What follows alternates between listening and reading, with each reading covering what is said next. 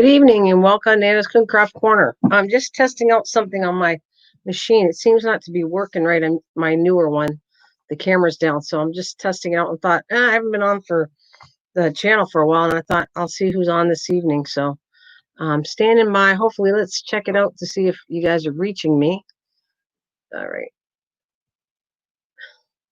And of course, I got my kitty cats coming to join me. Let's see. Now I'm using StreamYard because I'm having an issue with my other stuff. So let's my other computer somehow the new computer went down, so I don't know what's going on. All right.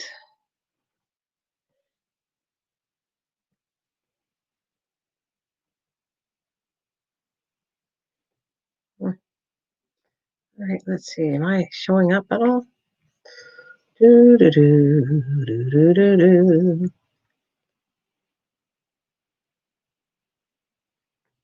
Okay, I'm on. That's cool.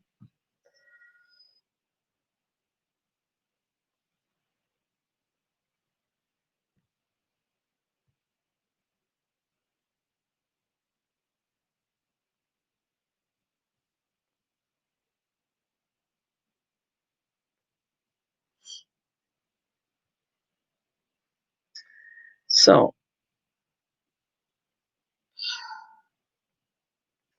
I am just going to look around and check my mail out while waiting to see if this looks like it's going live. So let's see.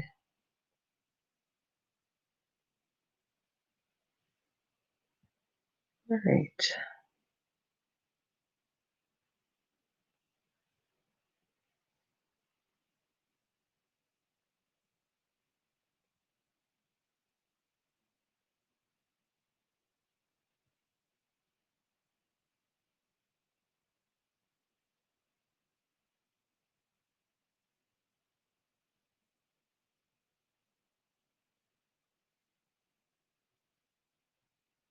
Hello, welcome. Well, hello. Hey, Grandma. I'm a grandma now. I was your mom. Now I'm your grandma. Where have you been? I've been looking for you. I was on earlier. And hello, NJ Lawn and Hedge Cutting. How are you? How are you doing this fine evening? No crafting today, just a little bit of chat today. But I will be coming back doing my normal routine here of videos and chatting. So it's been a while. Yeah, where you been hiding? I was on this morning. I didn't see you, little troublemaker grandma. I can tell you're like in a good mood today, young man. Young man, are you up late or what time is it? Thank you for the thumbs up. Like I said, I'm testing the camera. I wanted to do a different way, but today I'm going to just do a StreamYard just to chat instead. Yeah, because I don't normally like StreamYard, but my camera went down on my other computer, so I'm just fooling around and seeing what's going on. If this older one will work for me. That's what I'm doing.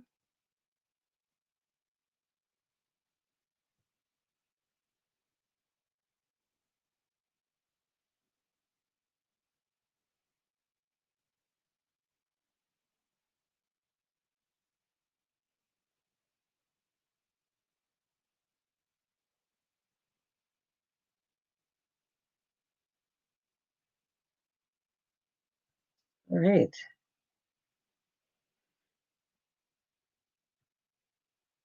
Hey, you want to come and chat? Passion, are you in the mood to talk? This is just a chat one. You know, I don't normally love StreamYard, but I have such an issue with my camera. I think I got to get it repaired, and I don't know if I can. I'm going to test this out. Maybe tomorrow I'll test actually the camera. There you guys are. Hey, Rachel. Hey, Mike. Passion. If you guys want to come up here, you know how often I rarely do a StreamYard, but I am definitely having a lot of trouble with cameras. So, Mike, it's good to see you. You guys want to come up and chat? It's a chat time tonight. I'm not going to do anything more than that. I don't have anything planned. I still have to do a lot of cleaning and stuff, but I wanted to see if my old computer would work on a StreamYard or actually opening it up to the camera part of it. So I kind of was testing it, and it's not a strong computer, So I thought, ooh, I don't know if it's going to work well. 10 a.m. here in Australia. So anybody want to come and join me? Because it's a chatting time, and we'll chat about anything, cooking, crafting, whatever you want to chat about. It's good to see Mike. I haven't seen Mike to talk to Mike for ages. Like to see what's going on with all you guys. So I'm going to send you an invite, and if anybody wants to come, you're invited. Oh, you can't? That's okay. I'll put it right here. And, well, you can listen to me chat to myself or everybody else. You're watching TV. Well, you should have been here with me this morning, David. I'm giving you heck on that. I missed you this morning before my camera went out. It was the last thing I could do. So I can use my OBS now, but I can't use a camera. I'm not sure what's going on with that. So that's what I'm going to say. I know. Yes, you want to come up? NJ Lawn and Hedging Cutting. I never talked to you before.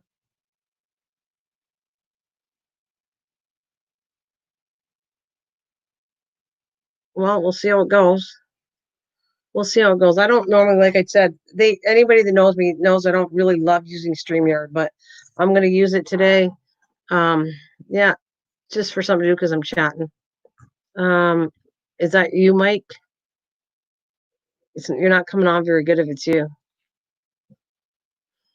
Yeah, I don't see anything. All right. Oh, okay. Let's see. There you go. All right. Bring you up, Mike, first. Hi. How's it going? Can't hear you. Is your TV plugged in? Try something. I'm plugged in the. Oh, that's not going to work. Can't hear you. Ah, there we go, Mike. Is your TV plugged in? No, I just unplugged it. I realized what I did. I'm trying. Oh, that's not going to work. Can't hear you. Ah, there we go, Mike. Is your TV plugged in? No, I just don't. Oh, mercy. Holy. All right, we have NJ. I've never had NJ Lawn. So, hello? Hello, Nana. Oh my God, that's right. Nick, it's good to see you. I keep forgetting you're that lawn. You switched your name again. So, hi, how are you? No, that's my new channel. Are you totally going on that channel now? I use it mostly, yeah. Yeah. Oh, well, it's good to see both of you. I haven't been a streamer for ages. Hello, Tanya.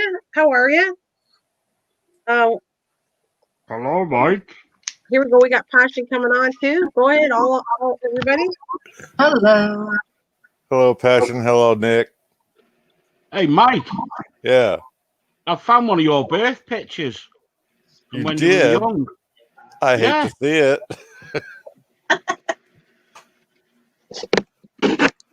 There you go. No, that was my brother. You got the wrong one. Oh, that one must be you, then. There you go. Yeah, they didn't name them very well back in those days. I know. Hello, Passion. Hello, how are you doing? Tired. Tired? I am too. So. Well, we finally got the heat here, so our gardens are starting to grow. I'm sick and tired of it bloody raining. I know that's what it's been around here, nothing but clouds and mist and everything else. And my poor tomato plant's just sitting there about 2 inches high. Well, now it's growing. We got a little bit of rain earlier today, so I don't have to water. Yay.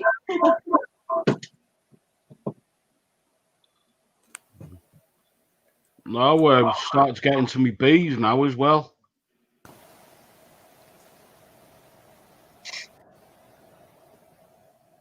Oops.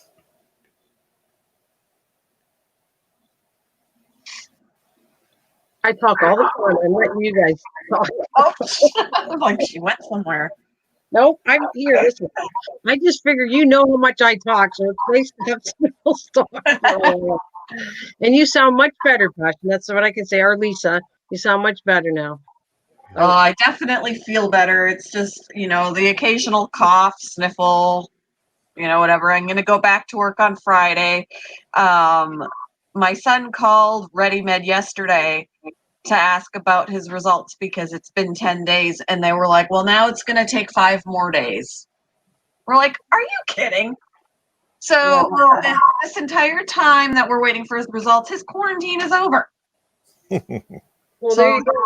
Even if he had it, he's good, right? Yeah, I mean, he got it before I did, so he's feeling better too. He's just got, the remnants of a cough like I do. So he's going to go back to work in a couple of days. I'm going to go back to work, and I guess we'll just who cares what his results were, because it's been long enough already. Well, that's good though. It would make me feel good that apparently 2 weeks is a thing, and if you don't have it in 2 weeks, and that means you don't have it, so that's great. Well, other people get it in different ways, but I mean, we both had the cough, the sore throat, the congestion, a headache, a fever, that kind of thing, and then it just gets better, and then it went away. But other people can get it much worse, but we're healthy otherwise, so that's helpful. You guys, just he never comes up here. Will is here. I can see him in the waiting room. Hi, Will. And I know it's you. You put your camera on. Here's Will. Hi, Will. Let's bring you up here. I'm trying to bring you up because there should be 6. Well, how come it's not letting me bring you up? You can have 6 people right up here. Yeah, you can. It's not letting me bring Will up. Not to stream. Okay, oh, there he is. Okay. Whoa! Hey! Thank you very much. How y'all Hi, doing? Will. How you doing? Oh, rocking and rolling. Had to get up in the morning, help the sweet. Oh. Don't say meow. Oh, sorry about my hair there. It's a little I got the chia pet going up on there again. Oh, great. Sweet. How was Mike and NJ? I keep saying NJ in passion. Good to see you. I'm Good fine. to see you. I got my iPad Air finally working. This tablet took forever to find out it was not accepting StreamYard for a while.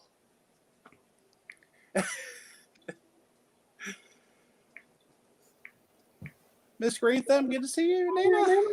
Yeah, Will, we don't talk very often. You're always hearing me, but I have seen you. I saw you on Mike WTF Mike's channel one time up there, so I knew what you looked like and everything. But you're one of the nicest guys. You never say anything mean. I have to tell you that. Thank you so much. I was always brought up, being nice to others. You come to honey high. How's that go again? The phrase, I miss my papa. He would always. Well, it's really scary, actually, Mike. My papa was mowing the yard on his tractor and accidentally hit a hornet's nest in the tree one time. Oh. And of course, my papa, being the kind of guy that, I'm okay, I'm not hurt at all, he actually was hurt and did not like to go to the hospital. Hmm. My mom's and she's been in the hospital maybe twice in her life. I pretty much, being a nurse for animals is totally different than, I check my blood pressure all the time, and it was really good. I'm pretty much, out of 1 to 10, is the volume okay? I'm actually using the speakers on I got the iPad Air 2 when it came out, and they don't make them anymore. It's really weird. It's like a flagship model, pretty much.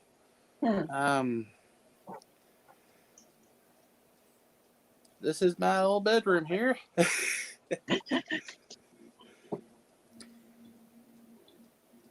Hope everyone's having a wonderful, blessed evening. I am. I'm with you guys. I'm not too bad. I'm still breathing. That's all that matters.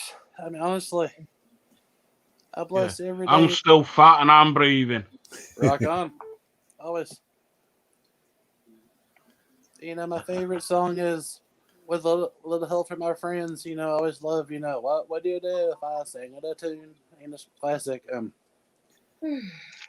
always, I miss our band. You know, my dad has Parkinson's really bad, and I Mm. told my dad.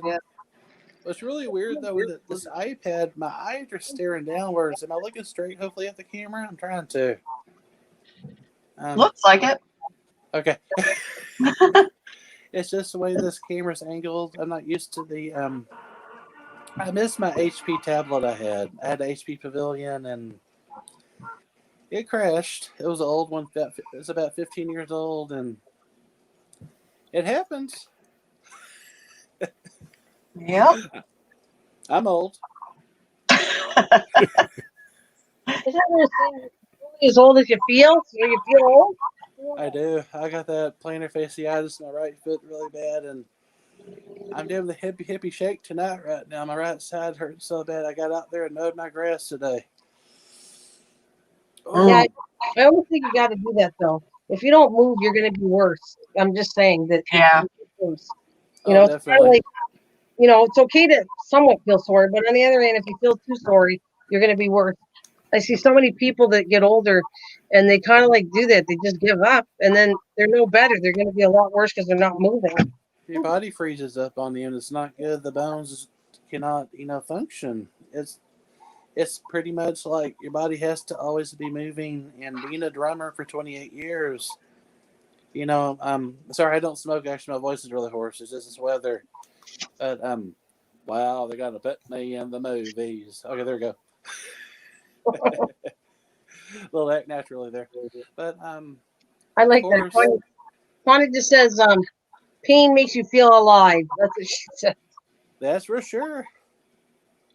Last night I had a Charlie horse. I was jumping around like Fred Flintstone going bowling. And I remember Fred Flintstone. That's an old classic. For the Flintstones actually was not really meant to be for kids. The show. I can believe that. It was a Winston cigarette. Oh, so say no. It was a commercial for 1942. Huh. Hey, Barney. Yeah, but that. Yeah, I just figured that was the error. They advertise those on everything, so that it almost surprises me. It was originally made just for adults. I know. And they made the Flintstones original later on, like Wilma. I love John Candy. I love John Candy, of course. John Candy's my favorite, but John Goodman. Wow, he lost a lot of weight. He did. He almost looks sickly though, because Yes, I feel like he must have lost it really fast. I know. I loved him so much. He's like a big teddy bear to me. John Candy. I love John Candy. Yeah. And I heard he was a very kind, loving teddy bear guy. Yeah, he was Canadian, I believe. Yep. Yeah. He's from Canada. Oh, And Canada. I love Canada. I love the group. I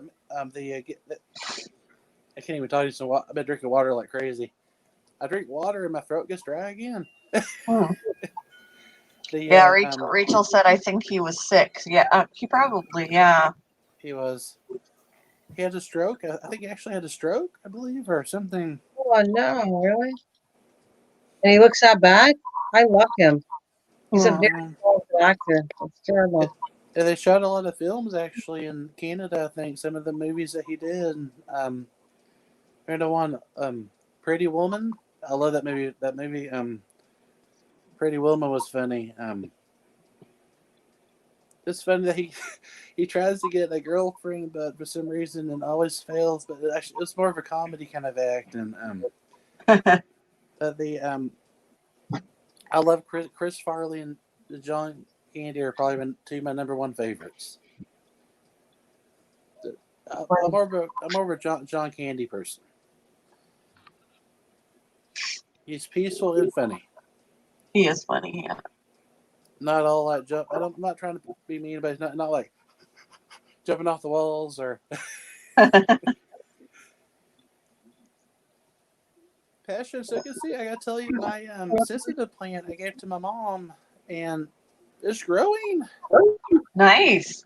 I have to replant because they were doing good, and then all of a sudden they just were like, they hit a point where they weren't happy. So, They're very- thanks a lot, Kitty. She just Oh, knocked a no. whole bunch of stuff down. What happened? To Mike saying, yes, Mike, I have creeping Charlie, if that helps you out. Oh, I gotta guess. I believe that was Shadow. No, that's not. No, you're innocent. No, he's being a really good boy. No, that's Josh's cat she's talking about. Not. Yep, that was Okay. my cat. Cats are very Come on. curious. No, Shadow's a good boy, and he had to come out in the garage. He likes staying with us, so he came out, and he's pretty happy. He's all like vegetating now. He was going.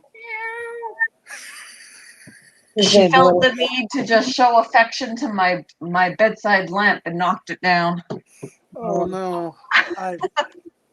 My mom has it on. My mom has my grandmother's lamp. It has like seashells in there, like a seashell lamp. Ooh. And sorry, I look so tired. Actually, I've been getting to bed so early at night. But what's really bad is I say I'm going to go to bed early, then I'm up like at 3:00 a.m. I cannot go back to bed. Weird. I have insomnia. Yeah, I struggle with that on occasion too. And there's times that my husband will wake up and he'll be like, "Why are you awake?" And I'm like, "I can't sleep." I got the funniest story actually. My papa used to have salami and cheese in the fridge when I was at the coast, and I would fake sleepwalking on purpose. I don't know what happened. Down the stairs, I guess he was around the corner with his belt in his hand. it. What are you doing, Will? Oh, great. I love my papa. You know what? I was about 7 years old actually, but he really was a good discipline. He would never hurt a soul. He loved his family so much, but what's really scary actually later on, I did start sleepwalking. Hmm. That was the scary part actually. I used to do that too. I did that too. Well, I used to sleep off when I was younger. When I was a kid, yeah, I did. I even carried on a conversation with my dad once. Apparently, he told me about it, and I don't recall it at all. It's scary. I mean, I believe they were my best conversations when I was like that.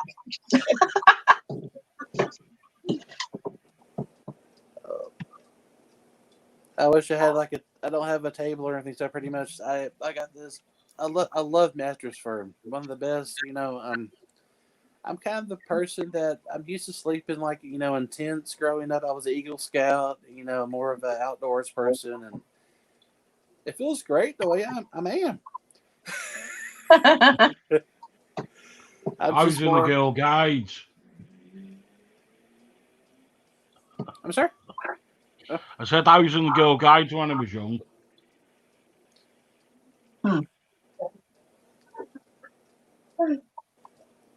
I wish I wasn't deaf in my left ear. I said he was in the Girl Guides when he was young. Oh, definitely. I remember one time in school, I had so many, being a drummer. I was actually in the jazz band. I played for a lot. I played drums for a lot of the plays, and someone asked me when we mic the drums, with microphones. I cannot hear what the audience hears. It's totally dead for me.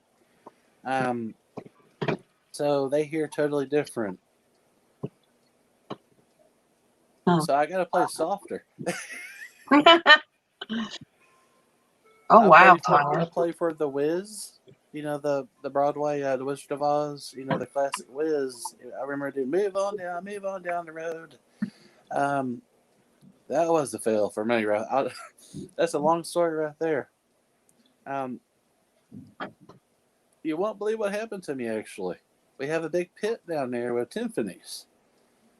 I was about 10 years old. My friend said, "Will, I dare you to jump down there in one of those timpanis."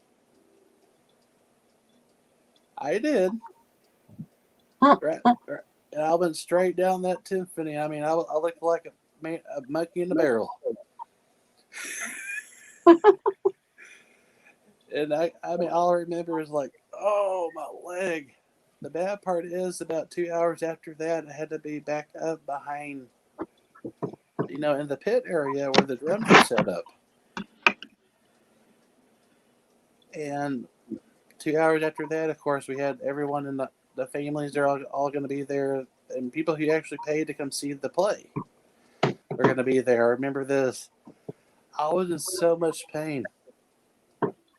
I never gave up. I kept going. I played, move on down the road. I mean, I just kept going.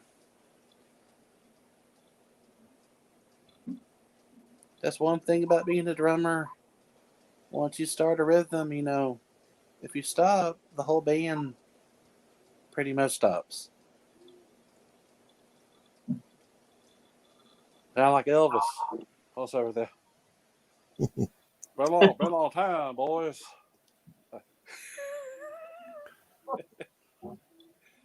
Oh, ouch. I Yeah, my think we friend could make actually. a horror film out of that. What you just said.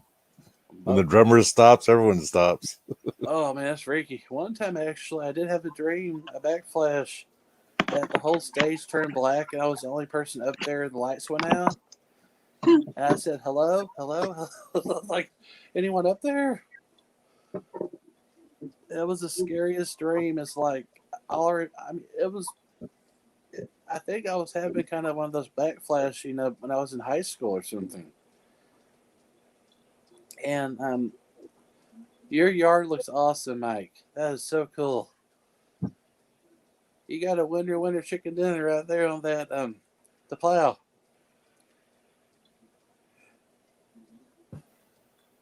Mike? Uh-oh. Yeah.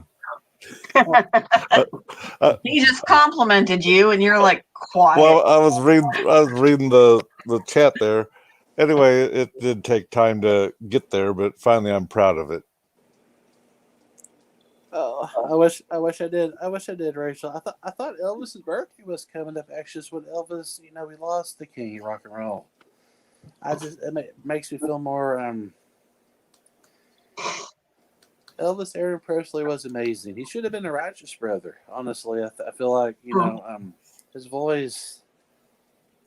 His voice would fit in with them, yeah. Oh yes, and I think Bill Medley is still singing today. Actually, he lost a Love and Feeling, that classic song. Unchained Melody was the last song, and he had like six concerts lined up after the last concert they did. And I don't like to say last. It just makes me feel just like, I think it was Unchained Melody, I believe. And eventually he said, I could tell when he got up off that bench, his body just, he was 47 years old. Not much older than me. Like, what in the world? Give me chills, sorry. I just love his music. It's like something about, a little less conversation, the classics.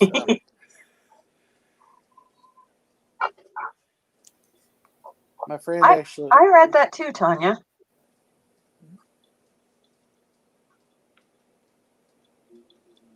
He was actually his twin brother was Jesse Garin Presley was.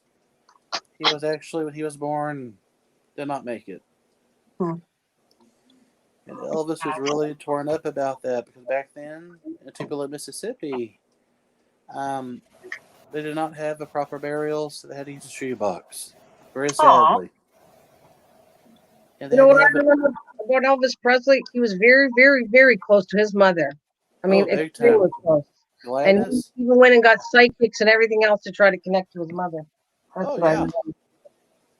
And he once said his mother's name, he would get really bad. I mean, he was that close. Gladys.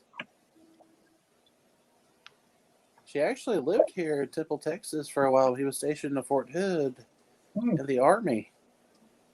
I remember that too. He was such a good-looking guy. He was very good looking and very talented.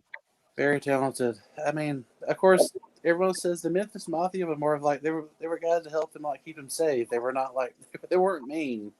They were just kind of funny, kind of. He wanted to actually join the Rat Pack to find out. Well, I was looking into that not that long ago, seriously, recently, and it was talking about people still believe he's alive, that he's hiding. Actually, he's a Baptist priest now, and they showed a picture. I was looking at it because he's hiding because he was wanted at that time by the mafia. So I'm just telling you that's what. And I saw pictures of the guy. His voice seems like it, but I don't know for sure. But they're saying it's him. They're saying he's a Baptist minister. Honestly, his music to me is always going to live on every day. Always. I feel like he's going to always be with us in our heart and mind. Buddy Holly also. I could find that stream. I'll send it to you so you can go take a look, because I'm just telling you they're saying that that's him. A lot of people have all kinds of stuff they say, but they're saying it sounds just like him. And then people even said, I met him. I know it's him. So I don't know where I found it. I was researching other things and I came upon it somehow. I heard also his father was not very supportive. Vernon Presley. I mean, I don't know if that's true or not. I mean, honestly, it may just been he may have been just not himself maybe that day, but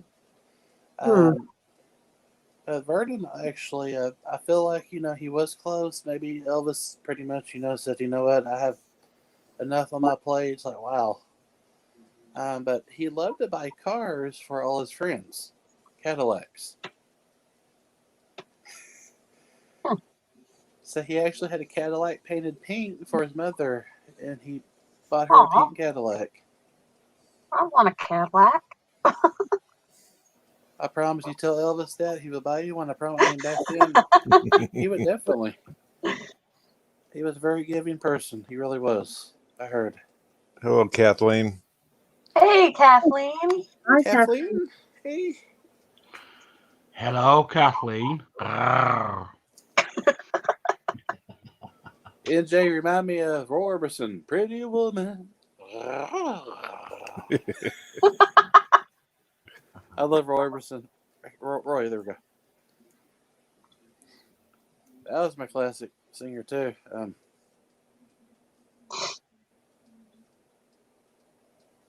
This, if you guys want to see it, is the clip. You can just look at it and talk. Is where I found the notes right here to say that he declines that he is, but people believe that that's him because it kind of looks like him. I guess he sings like him. Oh yes. And that's the link right there if you want to check it out. Well, they say that everybody has a look-alike out there. Maybe he does. Oh, I saw that. It gave me chills. Right? Does it look like him? Yes. Like the version of him? Apparently, I heard the voice. It sounds like him. I don't know. They're saying that. Plus, yes. you have to understand at the time the mob was looking for him, so things are quite possible that could have happened. I don't know that for a fact, but like Kenny Rogers. After you're going to hide and get the heck out of there. So, it's like kind of a Kenny Rogers and an Elvis kind of together in a way with a little bit kind of. I really do like Kenny Rogers. And a Wolfman Jack. Kind of a little bit. If you look at the Fu Manchu and the what do you do in 1962? And they got him singing. I just don't get a copyright, so you can always play him if you want. That's the part where they had him singing, and then they think he sounds like Elvis, and and I'm going to put it this way: if he was truly Elvis, I'm not sure, and he's hiding out all these years, he's going to come back and say, I'm Elvis. I don't think he would, because he's trying to hide out against. Right.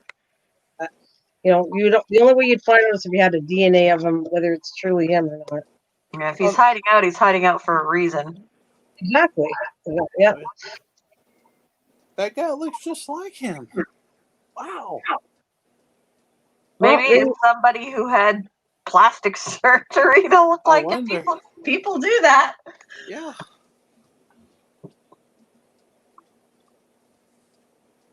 Although that would be kind of silly to have plastic surgery to look like someone only to say, I'm not him. I Yeah. know. Yeah. When I play drums, you know, I'm not Ringo Starr. I'm actually my own drummer. So what I want to be is my own self. Ringo turned 80 years old. It's like, what in the world? He doesn't look 80. Yeah, and if he was alive, he wouldn't come out now and say, "Hey, I've been alive all this time, right before he's getting ready to die of old age." Like, what would be the point? I know for a fact he's next to his mom and dad in Graceland with his brother. I've been there before. It's beautiful. Graceland actually was a family name. Graceland. Hmm. Elvis bought the rights actually to the name to find out for his property. And that's how they got the name Graceland. He had the money.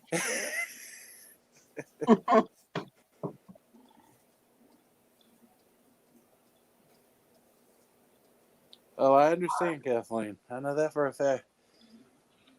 He actually sang in the choir when he was a little bitty kid at church. He was a very gospel singer, and every time he would do an Elvis song, at the end of every song, I heard he did a gospel tune. Probably way down. I mean, not way down. Why Me Lord was written by Chris Christopherson. What have I ever done? That song, you know. And another one is Me, My Bobby McGee. Busted flat in Baton Rouge, I hopped aboard the train.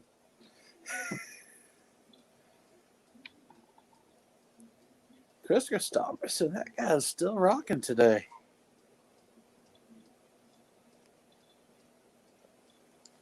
Have a blessed night, Tanya. Oh, good night, Tanya. Have a good night, Tanya. Stay Good night, safe. Tanya. Peace and love, always. Tanya, remember? Meow. Oh, great. Had to do a little meow there.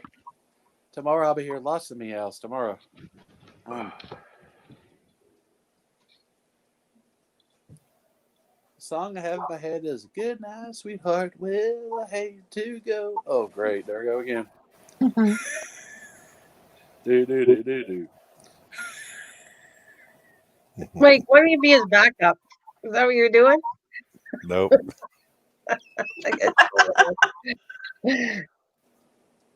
I saw the Platters, the Drifters, and the Coasters live a long time ago. Those guys are amazing. The Boardwalk, and I love the Guess Who, American Woman, for the Wolfman. I got to meet Randy Bachman, actually, about the Batman Turner Overdrive. Guess what song he wrote for his brother? You Ain't Seen Nothing Yet. He had a stuttering problem. So what happened? He said, "Well, I'm gonna write a song for my brother. I ain't seen nothing yet." That's how it happened right there. I saw them in concert, and it was not the same because recently, actually, the drummer was with them. It's interesting though because I guess without one of the original members, they cannot be called the Guess Who, of course, because the name. Wonderful Canadian band. I love them. I love Steppenwolf, John Kay, and Steppenwolf. Magic Carpet Ride. Born to Be Wild. One of my favorite songs. Snowblind Friend.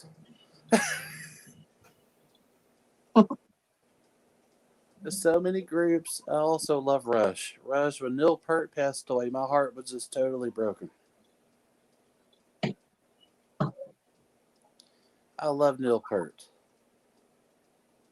And no one could ever replace that drummer.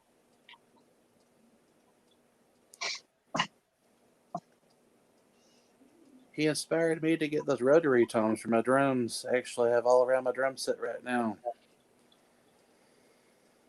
We should be watching you play there. You should be on your drum and go bam, bam, bam, bam, bam, bam. Copyright.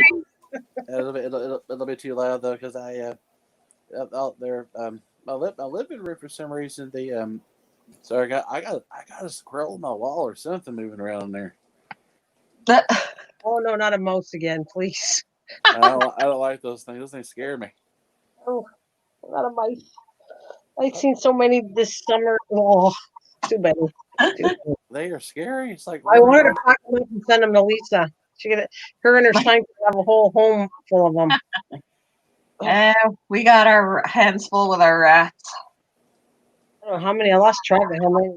David Rice likes the mice.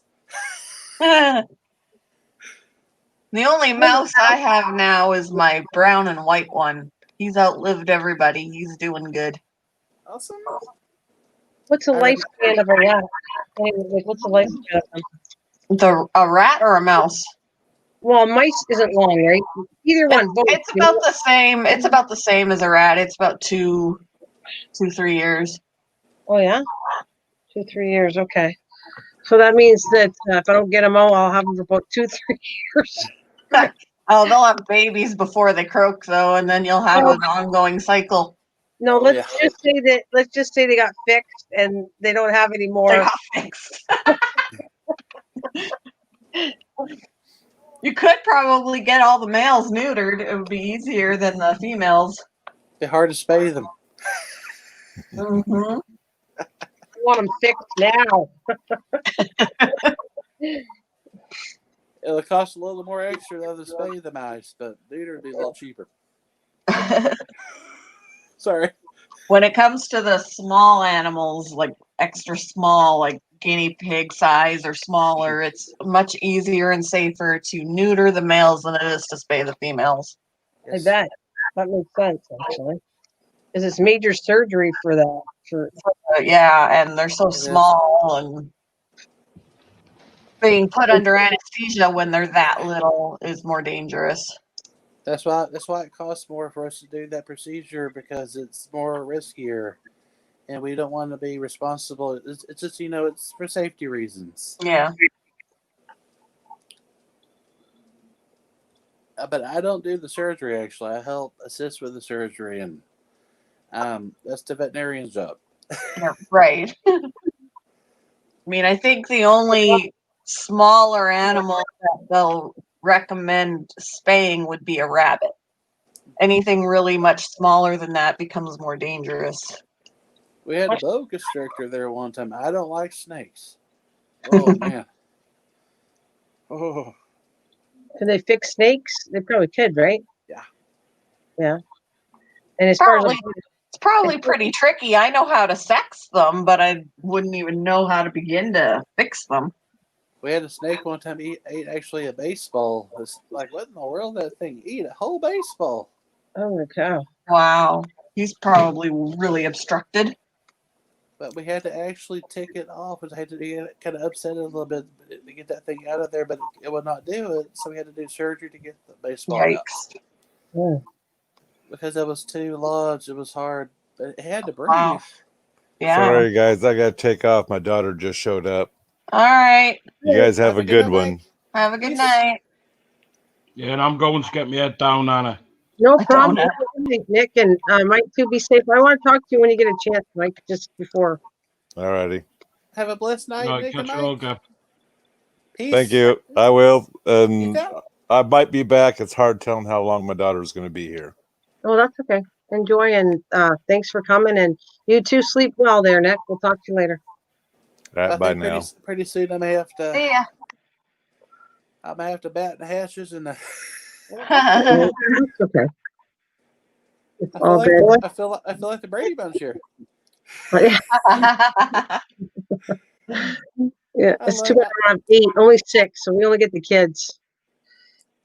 Did you ever watch that series? They redid the house. I don't know if you saw it on a channel where that the Brady Bunch house never really existed, right? It was a picture of the front of a house, and they teamed up and they went and you saw that one? They reconstructed the whole Brady Bunch house. It didn't seem the same though. It seemed like it's missing. You gotta have Mike and Carol Brady there. It Yeah, felt so weird. did, but it was so good. The gang did a really good job of taking a house that looked nothing like it and making it look like it. They did a really good job. Never had upstairs originally. They actually put upstairs. And I love in Greg Brady one episode, like I'm gonna sleep in the attic. Yeah, yeah. Marsha. That was definitely a good show. I loved watching it. I have the whole. My daughter bought it for Christmas. I have all the tapes on it. But you know that dad was never. He must have been sick in real life because at the very last show he was never aired on there. Huh. Yeah, the very last show. I was kind of disappointed about it because, and that was when I watched it when I was a young kid. Going, that's disappointing. He was on there the whole time, and now the very last show they wrote him out of the show. I don't want to say what he had actually, but he did have a type of Yeah, cancer. yeah, yeah. I figured that. That's why he was very sick. That's sad. Yeah, because But he was without him though. I mean, honestly, they're not the Brady Bunch. Mm-hmm. Well, you need the whole family. Yes, I agree, and even Alice is a big part of it too. Oh yeah, Ann B. Davis. She's actually married in San Antonio, Texas. She lived there. She did. Mm-hmm. Yes, Oh, ma'am. she was an amazing lady. I miss a lot of the actors. Those ones were real good actors, as far as I'm concerned. And I don't know. We don't know really how anybody is really as an actor. We put them as idols, which we really shouldn't, because you're going to find out that they're not the idol that you thought they were. They're just people like us. No, no, we're normal human beings. These are not normal people. I'm telling you, Passion. One time, I wanted to tell you stuff, but I was too afraid. Like Rachel knows about it. Mike got me into it, and I really wanted you involved in it, but I was afraid. You have so much stuff on your plate for me to tell you, and I really didn't want to depress you any more than sometimes you have issues with, because the stuff I found out lately, because I haven't been live streaming. I've been doing a lot of research on all this stuff. It's kind of scary. It really is. I got to meet Ann B. Davis before. Actually, she was at a meet and greet in San Antonio. They have the Riverwalk, and about a month after that, she passed away. Oh, yeah, that's too bad. So, who would you say, both of you, since we're talking about the acting part, who would you say was your favorite actor of all? And it's really, for me, it's hard to tell because I have so many people that I actually liked. But from like ones TV, that aren't around now, or no, it doesn't really matter. It could be somebody from the past. Yeah, it doesn't John really matter. Candy. Your number one, John Candy, for sure. Yeah. I don't know. It's kind of hard to say. I really enjoyed Lucille Ball. Definitely, I'm That's with a you. very good one. Yes. I've got That's a all really of good one. I've got the DVD series of I Love Lucy. Oh, God, that was fun. And that was comedy. Really And you good know what's comedy. funny is I never watched a single episode until I was probably about 23 years old. I'm like, where was I? This like all my life before that. I had never watched it at all, and then it became one of my favorite series. Yeah, I Lucy, I'm believe that. home. Yeah. I did that to a lot of things. Like Elton John. I never appreciated his music until now. Like in my 50s, I think is when I really think, oh my God, his stuff is like ahead of time. It's really good stuff. But I was always afraid of drugs and all that growing up. I never touched anything like that. Me Really, I either. smoked marijuana maybe once or twice in my lifetime and thought this is not a big deal. And so I'm so you can see today our conversation. I wasn't mad at all today, but my conversation is deep on all that stuff, passion, because of what I grew up as a kid, and I see it and what kids should not have been around that I saw, and that's why I really am passionate about what's going on and people with making it legal to do marijuana. I'm not for it at all, to be honest with you, and I know that people used reasons and the medical reasons might be true, but when it comes to kids and you're popping that in them when they're little young, I don't agree with that at all. Yeah. Oh, I of don't. course. I guess Kids because shouldn't be. it gets an adult is different. Okay, I'm not saying I agree or not. If Oh you yeah. are an adult, you need medication and you think that you're in so much pain and this is going to help you with pain, I get it 100%. But when you're a child and you don't have a choice and you're pumping them in with this stuff, Sorry, I don't agree with that. And I don't care what person gets mad at me for it. You're already starting a drug issue with a child. That's where I'm researching, Passion. That's the stuff that I'm finding out about. All the stuff going on with kids is related to drugs, even a lot worse than drugs. But anyways, if I could tell you a name of one that would freak you out if you found out about what I'm talking about. And I just get more. Look at my dog's getting melted to me. she's like, get mad at me. Hey, what? Is it time to eat, Lacey? Look at actually get the back of my head. She's like, listen to her. What? Bella, do you hear Lacey? I'll let you two talk, and I'm gonna go give her. What's that? What do you want? She's trying to tell me something. Do you hear Lacey?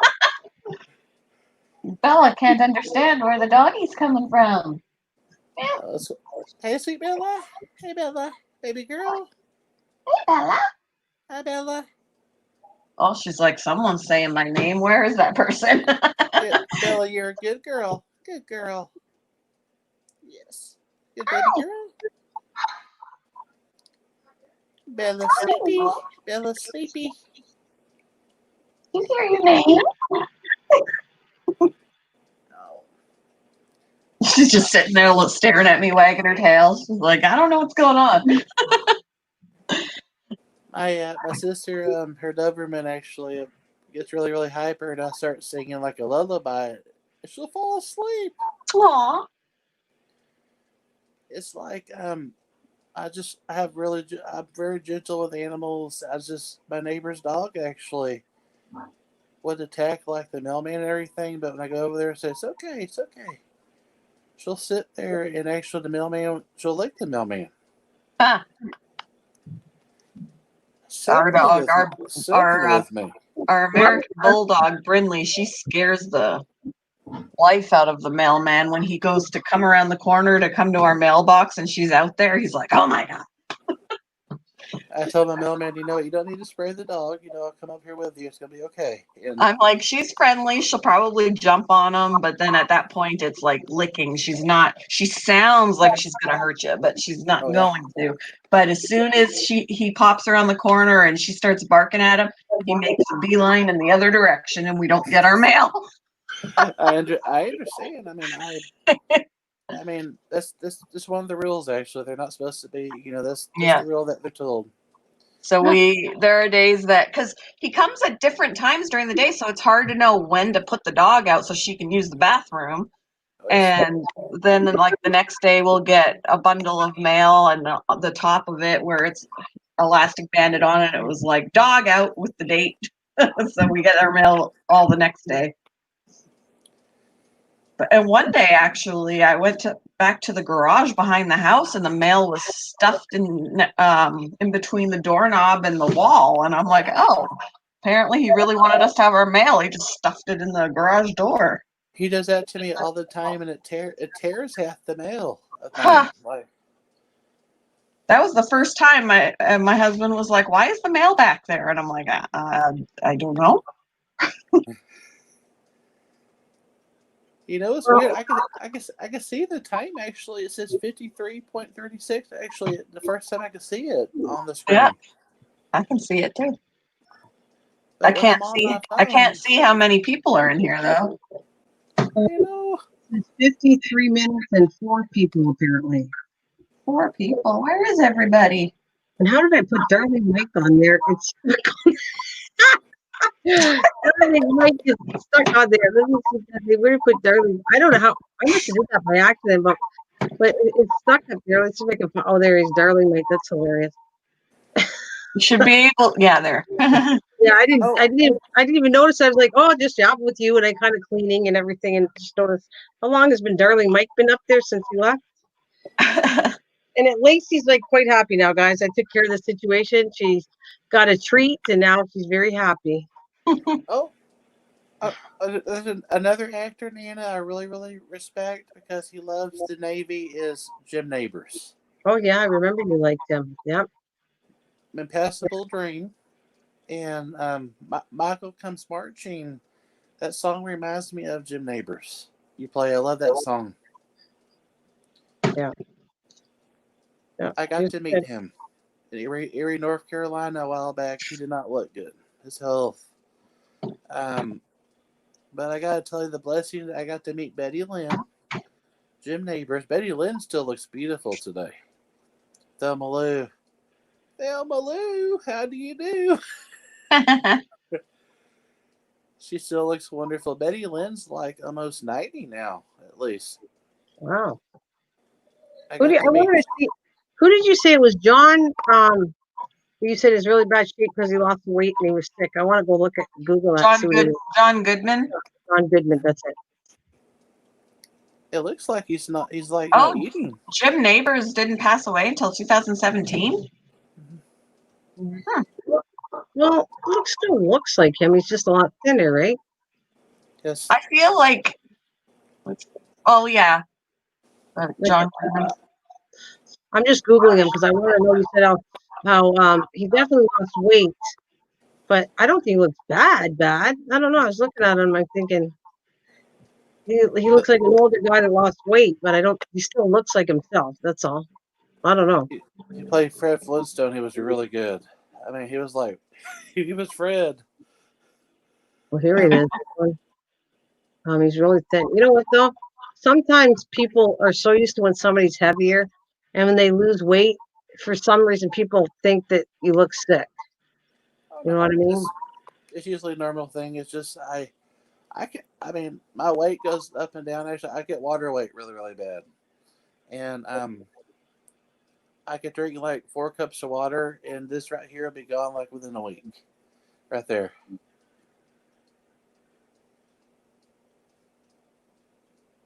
I take a water pill. It's in my blood pressure. I breathe really, really good. Actually, I wear a CPAP mask every night, and oxygen's perfect. It's 97, 99. I have everything from blood pressure, cuff, and everything. I check all my vital signs. They all checked out every day. Really good. Everyone says, "Will you check your own?" Yes, I do. I'm going to be healthy too, just like the animals. Oh, the lady that played Ellie Walker in the Andy Griffith Show is still alive too. I love Eleanor Donahue. Is one of my #1 favorites. It was a shame that she was only in it for, like at the very beginning, and then they decided that they didn't make a good couple, so they took her Father's out. Knows Best. She was on Father's Knows Best before Andy Griffith, I think. Little girl, Eleanor Donahue. Oh man. Funny that because that's who she played in it too, Eleanor. She was so pretty, and also what's the girl that was on Great Green Acres? She was like she was the lady painter was on there too. I loved her so much. Says howdy doody. She was saying I'm gonna date. She was gonna date Jim Neighbors on there. Oh, that was funny. A date for Gomer. That was so cute. And Gomer ran out the door to find out he was going to get her a flower corsage. But she thought that he ran out on her. I love Andy Griffith show. I'm gonna watch that show actually. If I didn't get up in the morning. I was watching it. It was recently, for a while. It was on Netflix, so I was constantly watching it. Like I would put it on Netflix when I went to bed, so I'd have something to listen to. And my husband never actually watched any of the episodes, but he could practically quote them because he hear them when he was going to sleep. But they just recently took the series off of Netflix, so I was like, dang it, now I gotta find something else to watch. I know. It's on Prime, Amazon Prime, I think. Is it? But not a lot of episodes though. It's more. I've been watching The Twilight Zone. Last night I watched the episode. It scared me pretty good. Yeah, that's an interesting That's series. Yeah, but Rod, it's kind of creepy when you think. I keep saying that when you watch movies that are like that, remember it came from somewhere. So how do you know some of this isn't real? Because someone has either extremely good imagination or they have seen things, and that's what brings them to storylines because they've been there. That's what makes it scary. I love Rod Sterling. Actually, Rod Sterling's a great producer, and he did all those himself. And what's really interesting, the Twilight Zone is like I can't get over. A lot of those are like it could really. It's like you could either, go that way or not do that. I think the right thing up there. It's a lot of mind thing. But I'm just saying that, like, I kept saying this because I'm 60 years old, okay? And when I go back to things, you guys weren't even born. I see things that were supposed to be, Star Trek that was futuristic. Yes. They exist now, by the way, 60 years later. Oh yeah. Something. So where did they get all the knowledge to have something that, flat screen TVs that did not exist, but way back when I was younger, I saw them. They were TVs that are on the wall and they were on shows, and that was futuristic. Microwaves. I could go on and on. The stuff you see now that were futuristic years ago. So it's kind of creepy in some sense. It's kind of scary. Well, it Always. reminds me of, because I was watching, since I've been quarantined, I've been watching my I Love Lucy videos, but they were mentioning, she said something about, she mentioned how many states there were, and she was wrong, and she goes, oh, I guess I forgot about Hawaii and Alaska. And at that point, they weren't part of that. So I was like, oh, that's weird. Right? Yeah. I got exposed. I don't know if you ever heard of Green Acres. Green Acres is a place to be. You Far got it. living. Yeah, it is. I Well, you I like that love one Green. too? Okay, so what makes me laugh was I don't know if you remember telling you a story here because I've said a lot and I don't know, but Green Acres was never. I watched it, but I never was a big fan or anything. So at Christmas time, my daughter and my mom buy me the same identical Green Acres videos, and I'm thinking, how did they think of the same identical gift? I never mentioned I like Green Acres. I don't know how they came to that conclusion. So I thought one was bad enough, but two of them, holy frick! I don't remember ever saying I was a fan of Green Acres. I kept one because actually, when I was in Arizona, I started watching at night, and it was making me laugh because it was reminding me of the gardening stuff I do and stuff. So I was getting a lot of Oh man. where he was growing on his balcony. He could grow all kinds of stuff. He had corn growing on the balcony. It was really funny actually, and I think, well, now I do get it. I like it. I always loved Zsa Zsa Labor. He played. She had a twin Oh, sister, Ava. yep, yep. I remember Um, that. I live there. I live there. Yeah, How about her? I love her. How about her hot cakes? She would make little bubbly yeah, hot cakes. yeah. She was funny. Yeah.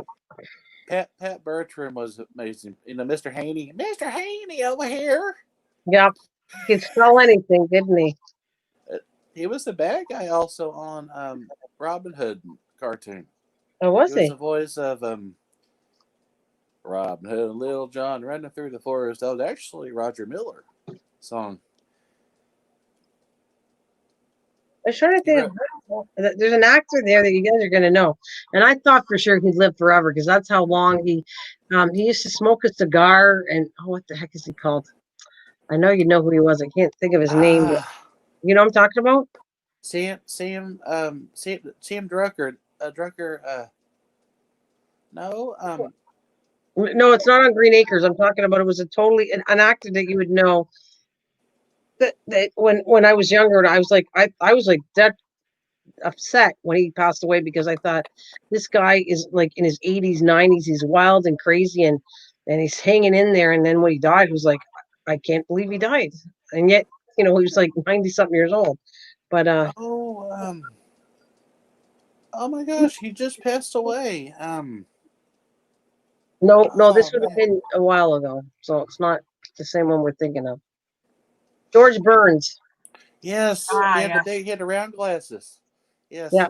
George Burns was you know, he always like a womanizer, but I don't think he really was, because he was very much in love with his wife. This was all acting when he was around women and all that, because his wife had died years before, and he was in love with her, and so he just they made him a play guy at whatever 89 years old.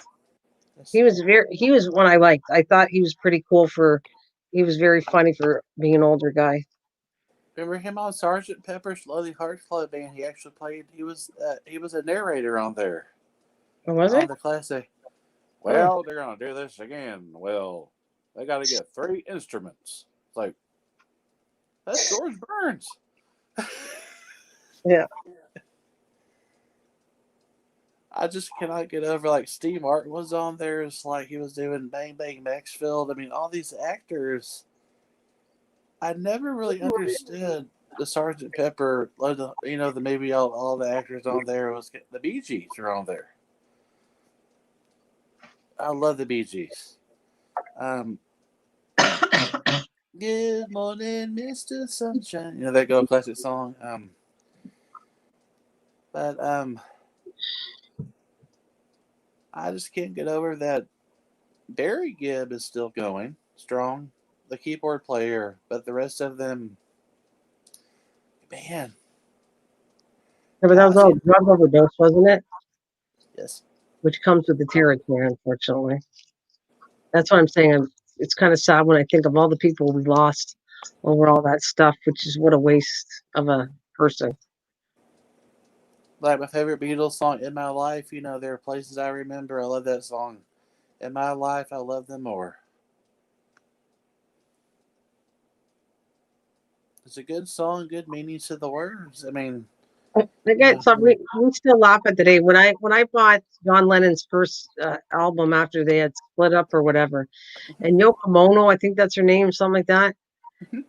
Oh my God, I was like, he really loved her. He had to, because her singing was like the worst I have ever heard, and I felt like I wasted my money buying that CD from John Lennon, because he only had a couple songs, and he loved his wife so much he let her sing most of that album, and it was horrible. It was like I was like, I spent this I much know. money as a kid, like, you know, as younger, I didn't have a lot of money, and I was looking so forward to his album, because he had 2 good songs, and the rest was his.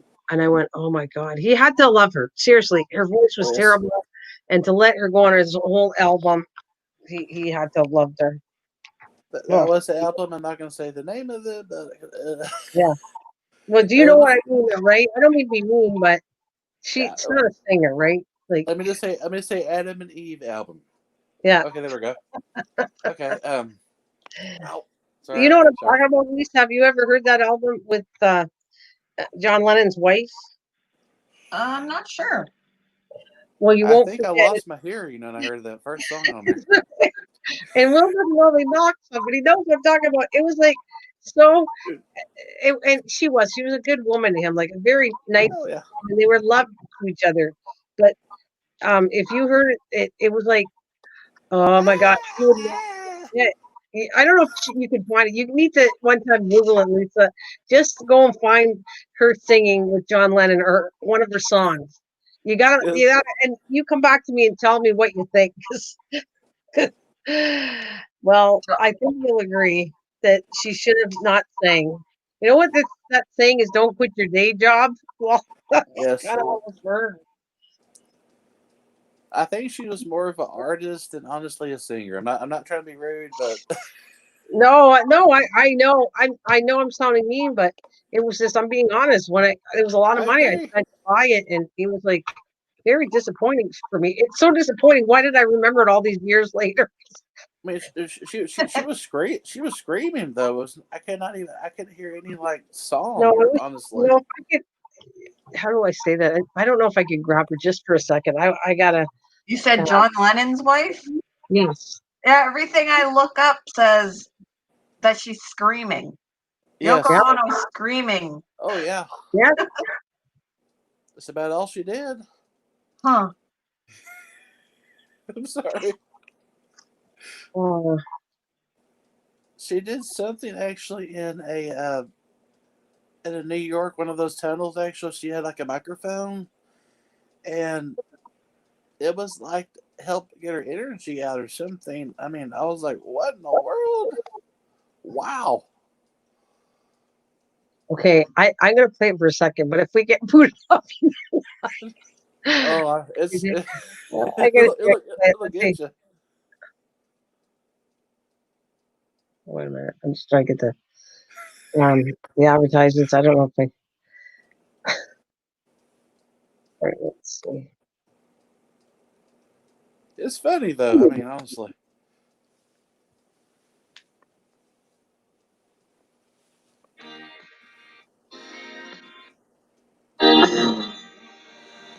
Oh, that's his song. Woman, I can hardly explain. The little boy inside the man, something like that. But anyway, yeah, that's not it. It's called the wedding album, but I can't give you that song because he's singing that one. That was a Plastic Ono band, yeah. They call it the Plastic Ono. You never got the plastic. So. I just listened to the one If you did listen to Yoko it, Ono screaming at art show. I don't even understand why. Like, why? It's I'd scary. be standing there laughing. that's how she sings. I'm just telling you, and I think she still sings. She And looks like she's having like a seizure in front of the microphone. I no, know. It's and it's just scary. that's why I kept telling you he was so in love with his wife because you Yes. would have to be to put that music on your album. I'm seriously. I mean, that could have wrecked him. It kind of did, and that. I'm embarrassed for her just watching this. And that was 9 years ago. I'm embarrassed for her 9 years too late. I mean, seriously, I don't know. It was just a lot of money wasted when I keep thinking about that, and it's sad. But I mean, there's a lot of singers that are put down and saying they don't sing right, but then you got her. She couldn't at all be singing at all. But anyways, It wasn't the White Album, actually, Passion. It was another album. I'm not going to say the name of it because just remember they're holding hands on there. He's trying to give you a hint to find it, but you're not gonna get the name out. Yeah, let's I'm watching this video of her doing this, and I'm trying to see the faces of the people in the background to get their reactions. It's kind of hard to tell because they're not in focus. Oh my gosh! you seriously, you need to hear it once, and you'll never forget it ever. She looks like she's in pain. I don't even have the sound on right now. I'm just watching her face. I know. It hurts. Like, it hurts just watching it. It hurts my voice.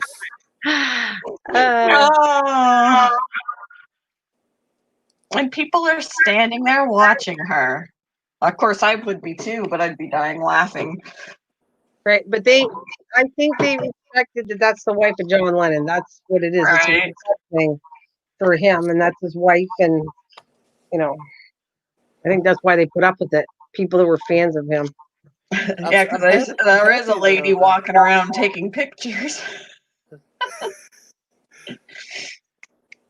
I'm just happy though that her son and Julian Lennon are now actually talking to each other. They were not talking for a while. John and Julian. Oh, John Jr. was not talking to. Isn't that his actual mom too? Yes. So Sean Lennon, her son Sean, he actually looks more like his father to me. I want to see what he looks like. So you're saying, what's his name? Sean Lennon? Yeah, Sean. Yes. Sean. Misha, hey. You morning, Misha? Evening. Hi, Misha. Morning. Oh, he kind of looks like him a little bit. He's a very attractive man, though. Young man. He's kind of been like has like a punk band, kind of like a punk rock kind of band. Oh yeah, he definitely. Oh, I can see the Oriental side of him a little bit in one picture when he was younger, but definitely you can see him looking a lot like John, like her too. He's a good-looking man. Yeah, I'm reading the comments. I'm reading the comments on YouTube in the video I just watched. Someone said my parents took away my cell phone because they thought I was laughing at porn. So some of these comments are so mean. Lisa, you can. Hi, Lisa. How are you? Hi, Lisa. Hey, Lisa. So you can tell it's Will and Passion and obviously me, and you are welcome to come up. May I join you? Yeah, absolutely, Lisa. Sure you can. Here.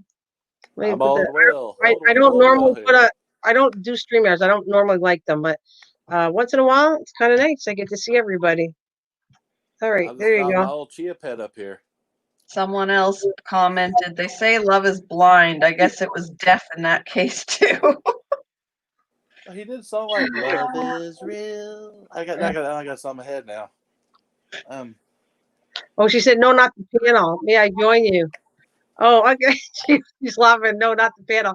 My eyes started burning. You can jump in there. I'm sweaty. Okay, Lisa. No. Oh, you don't have to have you don't have to understand. have the camera on. We don't.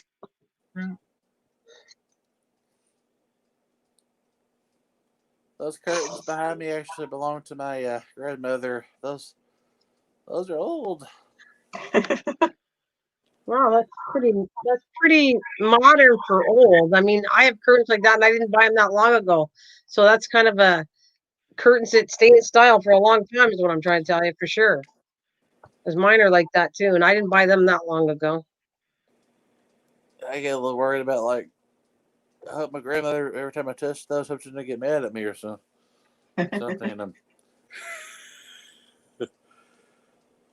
Oh my God, it's 111 degrees. Are you kidding me? Is that hear the squirrels? No wonder you can be up here guilt-free for sweating because of that temperature. Lisa, don't worry, Lisa. Come up there. I gotta tell you, I look terrible too. Don't worry, it's all groovy. I look terrible too, which is why my camera ain't on. I'm just an old chap from England, mate. I feel like But it's definitely not 111 here. It is 72 right now. It's okay. It's 80. I'll be 84 tomorrow. So she said 80. I don't know what her temperature is tomorrow. I hope it's 3 days. It was really so hot. Right now it is 72. What's tomorrow supposed to be? You got 72? Yeah, it's 72 right now. We did have rain a little bit ago, so it cooled it off. Tomorrow's looks like there's a high of, well, it was a high of 86 today. It's a high of 82 tomorrow. It's going to rain again tomorrow. That she's 80. Pretty close. It says 77 degrees right now. And tomorrow it's supposed to be raining. Yeah, thunderstorms tomorrow at 82. And it's all 80s this week. Great. 80s and high humidity. Love it. Looks like we're going to have some more thunderstorms tonight. And that's actually not good for the plants because that's almost way too much water. It's like extremely too much water. It's going to drown the poor thing. Ugh. I don't know. I'm sorry sometimes if I'm ever busy, but I try to be as much as I can. I love everyone here. Hey, Misha. Yeah, Mike said that his daughter was there. He's going to come back when she leaves if we're still on. I'm so blessed to be here. Oh, she wants to know. Lisa said, remind me where you all are. I'm in Canada. I'm in Indiana. I'm from Temple, Texas. The hot state She said here. she's from Seattle, Washington. Seattle. So does it rain a lot there in Seattle?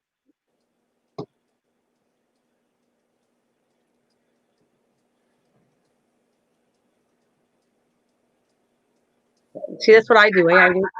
Sometimes it goes quiet because you're just waiting for the answer. It takes a couple minutes. Yeah, waiting for the answer.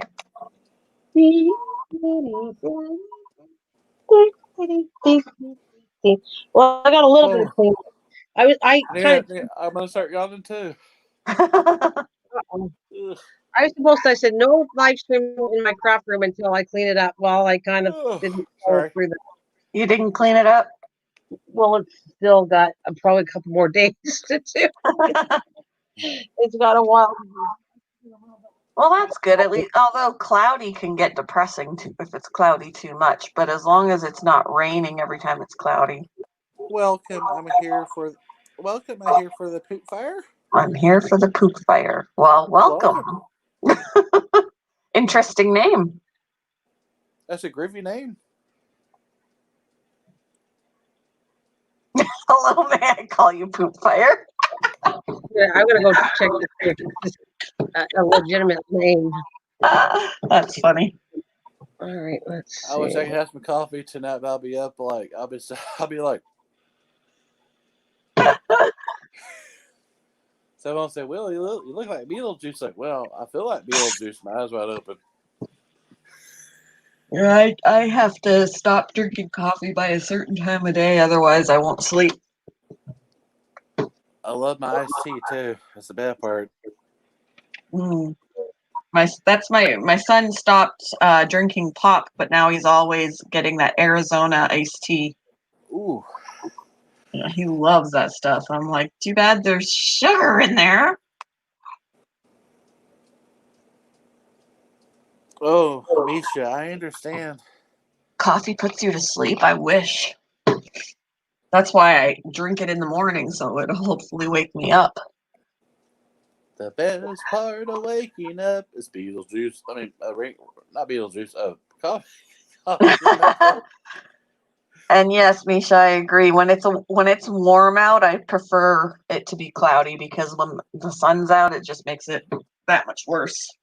So when I transplant things outside in the garden, I wait until like 9 o'clock because then the sun's gone down. And I was still the other day when I planted some things outside, I was still sweating and the sun was down. And then I came back in and stood in front of the AC. AC/DC, I love AC/DC. You know, in 1966, AC/DC, Malcolm Angus's brother, George Young, was with the Easy Beats. Huh. Where'd Nana go? It's my stream now. Where's Nana? Nana, where'd you go? I love chicken. I love liver. Meow, I mix, stuck my meow, head mix, in the meow, freezer. deliver. My husband told me to do that the other day, Lisa. He told me to stick my head in the freezer. I was like, that would felt good yesterday. Oh.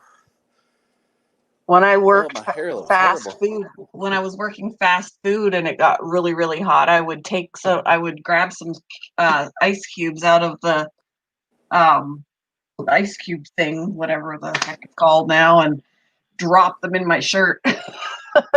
Oh, I gotta tell you, anything with ice cubes feels so good, but during the cold days, whoo.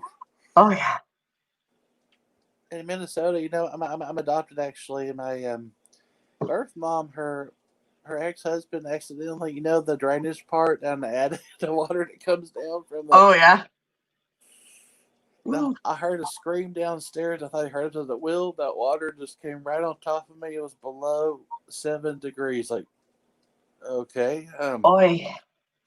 Yikes. I brought like hot towels down there quick. He almost got hypothermia. Put your undergarments. That's not a bad idea. David. Put on some nice cool clothes in the heat of the summer. I like to. Whereas the opposite way in the winter, I like to keep my clothes warm. I got booted off my own live stream. I was like, it's my stream now. Nana's gone. I thought the whole thing shut off, and I went.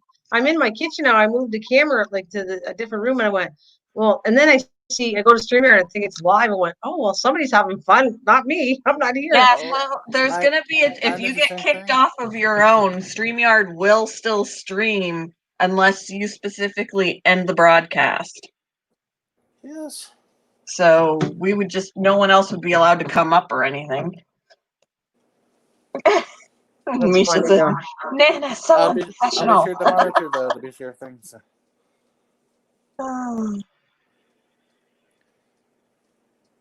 You know, it's where I took my nighttime meds and I'm still wide awake. It's weird.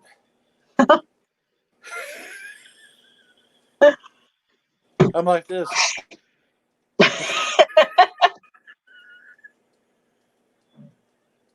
Oh, shoot.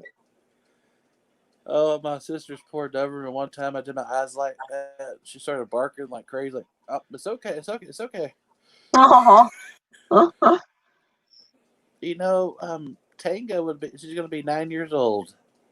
And she loves my little nephew. And the bad part is Tango's health's not very good.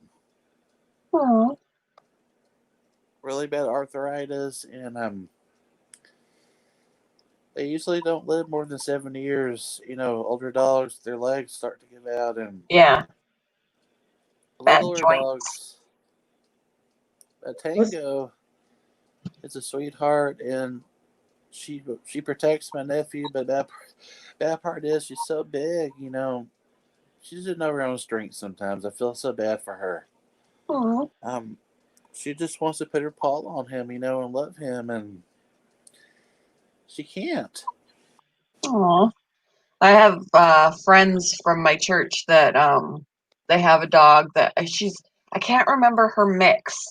I can't remember what mix of breeds she is, but she's probably about 6 or 7 years old, and she's got arthritis so bad. I mean, she's a happy dog. When I go over there, she is so happy. She's in good spirits. So they're not putting her down or anything. She just can't walk. She scoots around on the floor. She basically has a bed in the living room that she's always on, and when I come over, she'll scoot like she pulls herself off of the bed and across the floor. She just scoots across the floor to come and see me, and she's the cutest little thing, and they have to literally like pick her up and take her outside so that she can Precious. use the bathroom. But oh, she's so cute. I just feel so bad for her that her legs are so gnarled up she can't even stand up. I mean, always the blessing is, though, I mean, as long as she has love in the family, you know, people taking care of her, it's all that matters. Yeah.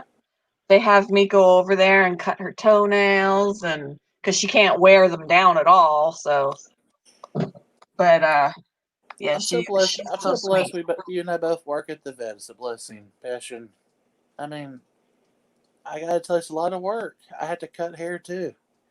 Um, I'm okay. I gotta get my arm all. Oh, my arm fell asleep. Sorry.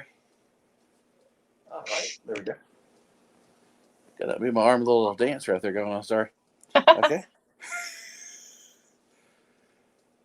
Well, as long as you're comfy there, buddy. I always think these memory foam pillows actually feel good. Under the head, yeah, but not on the arm. No.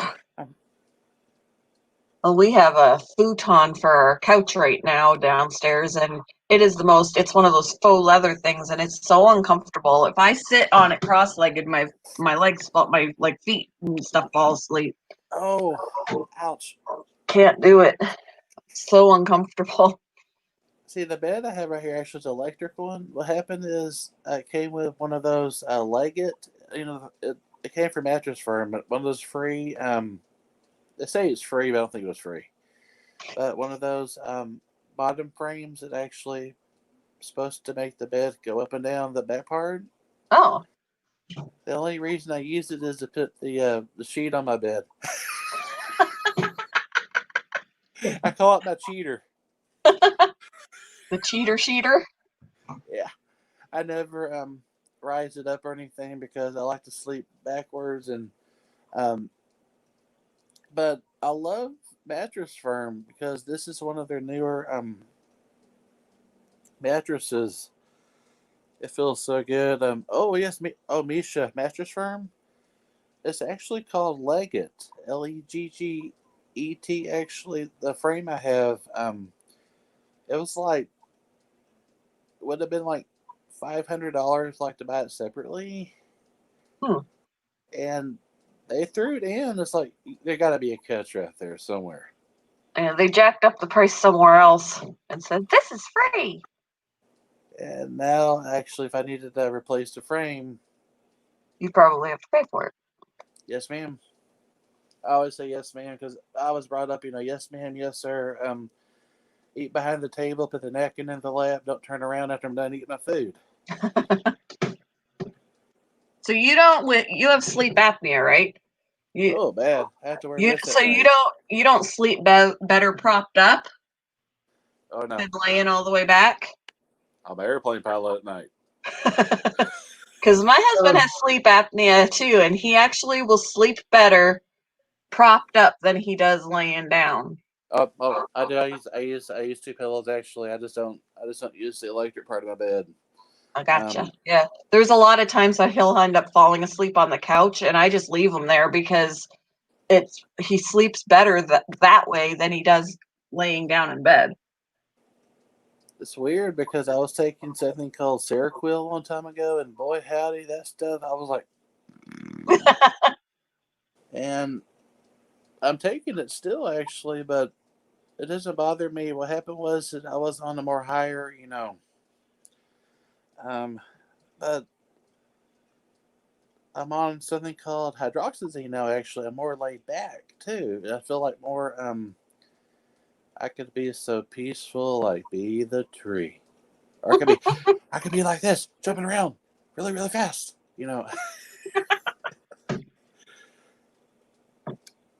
I love Bob Ross. Bob Ross always been my number one favorite. I love Bob Ross too. I've got a shirt. Got a shirt with his face on it, and I've had a lot of people comment on it. It's a tie-dyed shirt, and then it's got his face on it, and then it says, "No mistakes, just happy accidents." I always remember. What was his wife's name? He was very, very wealthy. He never faked anything. Mm-hmm. I was all real. And he was an animal lover like crazy too, and Yeah, like Grizzly Adams. every now and then he'd have a guest animals on there. He had baby squirrels once that he was raising. They were orphaned or something, I guess, and he was raising baby squirrels. Hey, Christian. Kristen, Are you talking about Bob Ross the painter, right? That's who we're talking about? Yeah. Oh my God, he's excellent. Oh God, we used to watch him when I was younger. Yeah. And he apparently hated his hairdo, but he kept it because that's what everybody expected him. Like that was his trademark. So as much as he wanted to cut his hair, he didn't, because he probably would have upset everybody. Oh, that was nice. That was nice of him, though, to do that. But he cares a lot about. He's a Mr. Rogers of painting to me. Yes. He was from Canada, wasn't he? I don't know.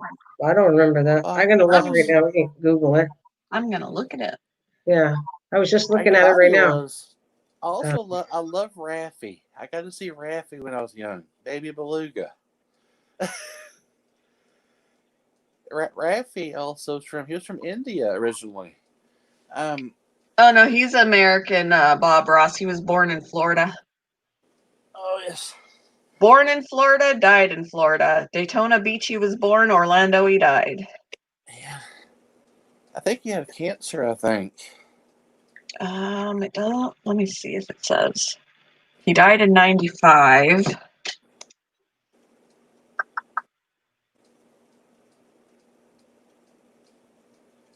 It doesn't say how he died. At least in this part that I'm looking at. Well, they just got Canada's first ever Bob Ross exhibition has landed in British Columbia. This is dated July 13th, 2020. So there's an exhibition for him showing in Canada. And he painted a lot of wintry scenes, but obviously he was born in Florida, died in Florida, he lived in Florida, but I guess he said people asked him, how do you paint such realistic snowy scenes? But he told everybody in one of his episodes he had lived in Alaska for a while. He probably was inspired by living different places and sitting around outdoors, even if it's cold. I mean, they will. Famous painters will go.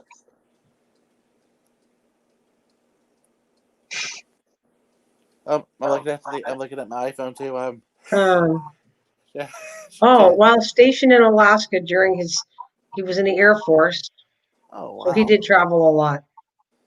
I want to see if I did he travel a lot? So while stationed in Alaska during his stint in the Air Force, Boston indulged his creative side by painting his non-iconic landscapes onto golden pens, which he sold for $25 a piece. Hmm. Wow. Oh wow! Today they can fetch for $7,500 on eBay. Wow. I would never sell one of his artworks. I would just cherish it, and keep it forever. The show was canceled in 1994 so that he could focus on his health. He was diagnosed with lymphoma around the same time and died from lymphoma at the age of 52, July 4th. He died July 4th? July 4th, 1995.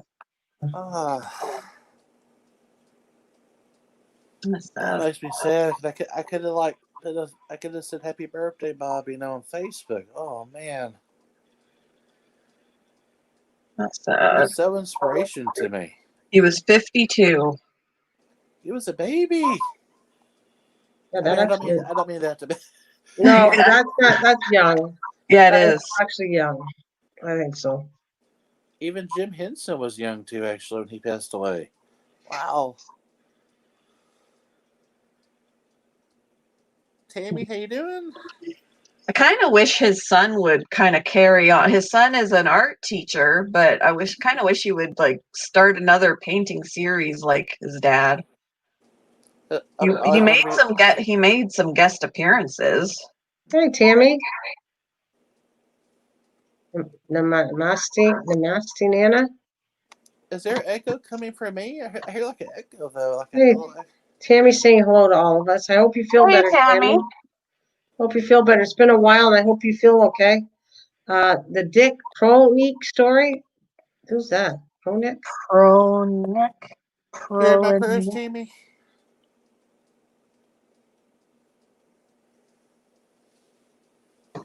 Ooh.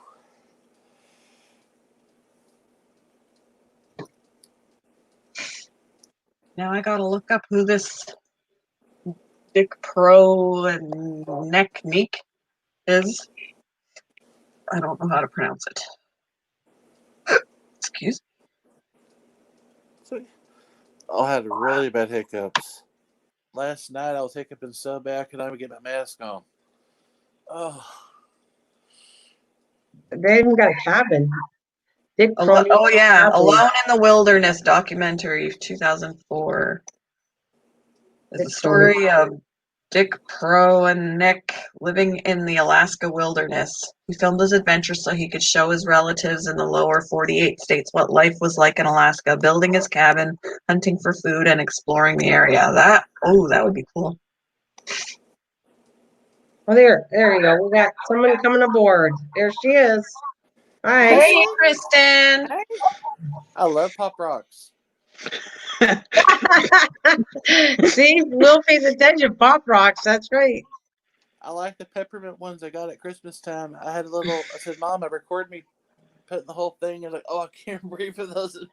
I ate too many really quick. How you doing? I'm doing okay. A little tired, a little sleepy, but oh well. I got up at 6 or 8 in the morning. Join the group of us sleepy people. I'm trying to get sleepy here. I was getting sleepy earlier, so now that I'm actually talking to people, I'm a little more awake. But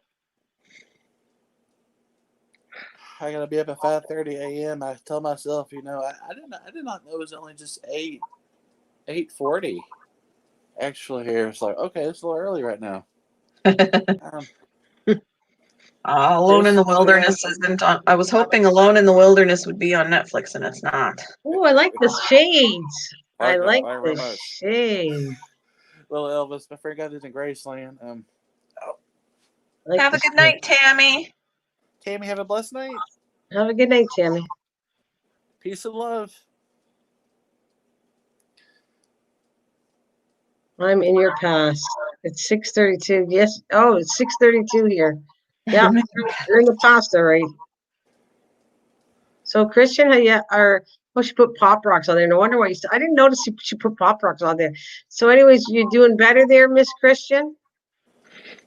Yeah, after we talked earlier, I am. Well, that's good. You just, like I said, keep safe.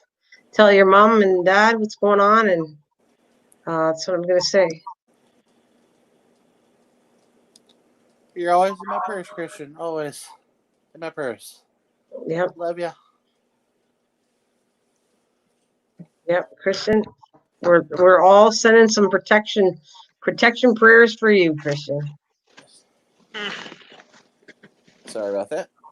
I'm being lazy here. I know. I almost feel like laying on a bed too. Hey, If I lay down, I'm gonna go to sleep. And I'm then just you gotta keep me. lazy like a cat. I can't go to bed until after. I usually go to bed at 1 something in the morning, but I'm getting tired. I had to wait until after 11. I bet anything at 3:00 a.m. I'm gonna be probably wide awake. I should not say that to myself. Don't jinx yourself. Yeah. I've been watching a series. I don't know if you heard me about Zac Efron. You know who he is, right? Zac Efron. Yeah. And I know that we talk sometimes. You guys watch this. I give you an idea of this Netflix, and then you kind of watch it or not. But he does this series on different. He was going to different countries. I guess it was done in 2018, but premiered on 2020. Went to different countries to see what they're doing and how they live, and how, as North America, you can bring it back to the States, like why we aren't doing this stuff that they're doing. It was really, really cool how they run like electricity and water and just different ideas that really, and the waste of food that we all do, because there's so much waste of food in North America. It's crazy. Oh, yes. So anyways, and the reason I thought about this is one of them even cooked with poop. Believe it or not, that's they don't have things, so they recycle even cow's poop or sheep poop to cook food. Yeah, for the stoves. Yes. Yeah. So I just found it. That was another one. If you guys get interested, it's only one season though he did, but I hope he does another one because I really did enjoy. It was funny, but it was like really made you aware of what's going on and how we could change things differently for us. Yeah, methane gas. Yeah. Yes. It was really cool, though. Honestly, they went to France and they went to England, and then they go to these other countries where there's a country where they're living, Sidonia. I don't know if it's called Sidonia. It's something like that, where the people are living to be 100 and some 5, 10 years old, Whoa. and they're doing surveys. Like they have doctors there figuring out it's what they eat, and Yes. and you know what? I hate to tell you, but most people think high protein is supposed to be a good thing, but apparently they don't eat high protein. They eat less protein, and carbs is what they live on. And it's really interesting to see what we're told to do, and we're listening too much to the TV and what's said, and it's not always right, I guess is what I'm trying to say. It was really good stuff, though. Yes, I have actually heard about that.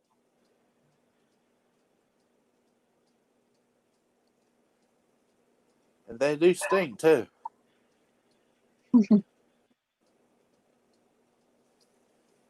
Okay. Sorry. I don't want to live that long. Well, Lisa, honestly, these people are enjoying life. They're not. People think that you don't want to live that long because of medical issues. But if you really paid attention to this, they're in actually quite decent shape for their age, probably better than I am or you are. I'm at 40 and 50 years old. So it's not like they're living in pain. They're living a really good, healthy life. Seriously. Yeah, but Lisa, you have to check it out. I'm just saying that it's a very good series, and I don't gain anything by promoting something I watch. I just think it's, there's so much yucky stuff on TV, and Yeah. that this was such a cool, Will, you like watching the refreshing things that make you laugh and I something love cool. history and I love real comedy like about real life too. Things Yeah. happening. And Zac Efron, he's on tour with, what are they called? Oh, it's a guy that I forget. He believes in yoga, and the guy that's with he's very physically. Oh, I gotta just Google it. That's gonna drive me crazy now. I'm blank. No, we're gonna figure it out. I'm gonna figure it out. Zac Efron. I hate when that happens. I do it all the time. You know that. Oh God, it's irritating. I call them brain farts. Zac Efron. Oh, yeah. Zac Efron is learning about climate change, but not quite enough. Actually, they have there. Who's he with though? Zac Efron.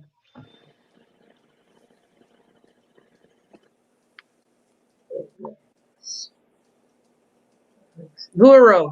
That's the guy. His friend he met several years ago, a guru. And a guru it lives a very healthy yoga kind of life. Very and anyways, he's traveling and doing the stuff with this particular guy. But the sad part was when he was doing it, that was 2018 and they had fires going on in California. Forest fires, if you remember that. Well, anyways, his house burnt down while he was doing filming with Zach in different countries.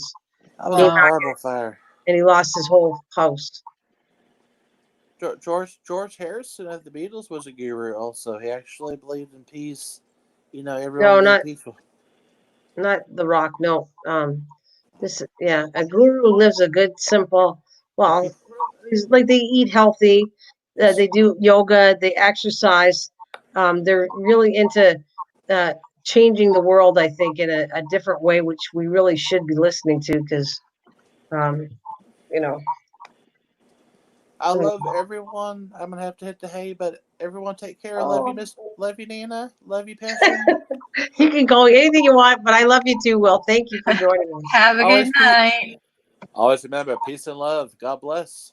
You too. Peace and love. Meow. Y'all take care. Bye-bye. Bye.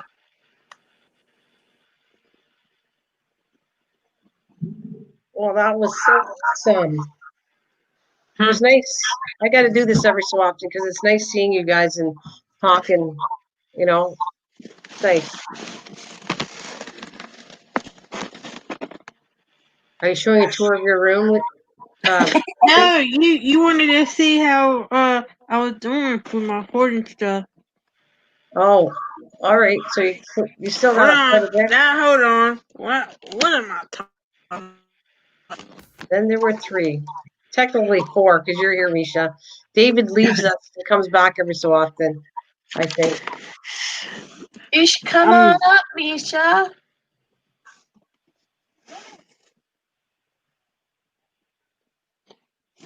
That's pretty good in there. Here, I'm just gonna put her up there to show if she wants to show us. Oh, sorry. Is that the garbage to get out or what? No. That's actually what I is keeping. It's like not that much anymore. But I still got to work on this area. In the area is garbage. If you were talking about that, and then I worked a lot in here. Okay. Well, I'm working on a craft room, but you get a little more than me. Yeah. So is there piles that you're getting rid of to help yourself with your cleanup? Yeah, like 7 bags I told you. And I just did another one the other day, I do believe. So that's 8 in total. So basically, almost 8. That's the stuff I'm keeping to do my craft stuff with. So I think I'm doing pretty good. Lisa says, Ashton, how are you and your son feeling? Wow. Yep, I answered. We're both doing better. Just remnant of a cough and some sniffles, and otherwise we feel fine. His dad, not my husband. My husband's still okay. He stayed away from us like crazy. I kind of miss my husband. Can't even hug him, but he's fine. He's out of town this week, but my ex was sick with the same thing at the same time we were. And now he's feeling better, but now his daughter, my son's adopted sister, she's sick with it now. apparently. His dad texted me earlier and said she's coming down with it. So hopefully she'll be all right. She's 6. She's 6 years old. Oh, poor baby. Well, I don't know. I wish I could get, because everyone seemed getting sick. It's not the flu, but you get tested. It's not that. So something's weird here in Denmark. Although when they test you for the flu, they're really only testing you for the flus that are more prominent for the year, like the ones that they have the vaccines for. So they're not technically testing for every flu. Like it doesn't cover every flu. So, okay, maybe he got tested for influenza B and was negative for that, but he might have a different, who knows? I don't know. I don't know. Yeah, no, we're glad you're feeling better, and wondering if, it was interesting asking you how you felt, because if to find out you didn't, well, you don't have it apparently, and it sounds like you didn't have it, because I'm just thinking, would you have been a lot worse? I'm not wishing you on this. I'm just saying the people that died from this must have been in really, really bad shape. Yeah. I'm hearing that the one person that said they had it and they got out over it. It was a channel. I don't know the person, but they said, just take care, stay away, use the mask, because they were so sick that they were on a respirator for 2 days. Yeah, I've seen some people that are on my friend list on Facebook. They're talking about how it affected them and how sick they got, and yeah. So I think it really does determine how healthy you were beforehand. If you had anything chronic going on before that, that will end up contributing to it to make it worse. Well, I agree. But the guy that said it, he was the talking said I was in really good shape and I had to be on a ventilator. So the guy said he had no medical issues and it was in good shape that got it. So I don't know. I'm only going by what somebody said. I thank God nobody that I know has it. I don't know anybody has it, and I'm happy. Yeah. Well, they said they would tell you what, like the website would say what the classic symptoms are. And pretty much every symptom we had was on the list. We just didn't end up having any trouble breathing or anything aside from what trouble you would normally have when you're congested. But when my son got sick first, my husband was just like, make sure you tell us, if you get to the point where you're struggling to breathe, because then we're going to have to do something about it. Well, David, I was using my real name, but I decided to change it because, I don't know. I just wanted to. It's no. Mike kept on giving me that whatever. Mike or whoever started gave me this nickname. Yes, it was a few. Actually, it was between Kathleen, Mike, and we joked about how you'd come in and out of the room. So then they nicknamed you Pop Rocks because you would come in for a second and you'd be gone, and I'll be back again, and then you left again, and you go back again. So that's what the name was between. I guess our conversation was between Mike and Kathleen. That's how you started Pop Rocks, and she got a kick out of it. So that's kind of how she keeps it, because she gets a kick out of it when people call her Pop Rock. It's cute. Yeah, it's not like insulting her. She handled it quite well. No, she didn't get insulted by it at all. I remember saying somebody telling her about Pop Rocks. No, I like it. I don't mind Mike calling me Pop Rocks. I don't mind being called that. Like, I used to like the candy, so pretty much. Don't get me started on that. I used to like the candy. Don't start me on that stuff. Amisha when she said that, remember every live stream I had to have a bag and going, oh, I'm going to have the strawberry one. And I just love it. I remember when I was a kid and I'd have my allowance, my change in my pocket, and after school I'd go to the corner store and get me some. I'd always have to go and get the candy, Pop Rocks, and like other things, other types of candy. Get Pop Rocks. You know what made me laugh? You go, when I was a kid, I just did it this year at 60. But you know what? I don't care. And actually, I felt so what was it? What I was talking about, we can all act like a kid. Is if you're having fun and you want to act like a kid, no matter how old you are, I think Yeah, it's for good. sure. It's fun, right? But then Yeah. we're backed up by the Bible. The Bible says you can be kid-like. So hey, I'm following the Bible. That's There is nothing wrong with being a kid at heart. It keeps you young. But David, we don't want to know that you were in the shower. I'm just saying.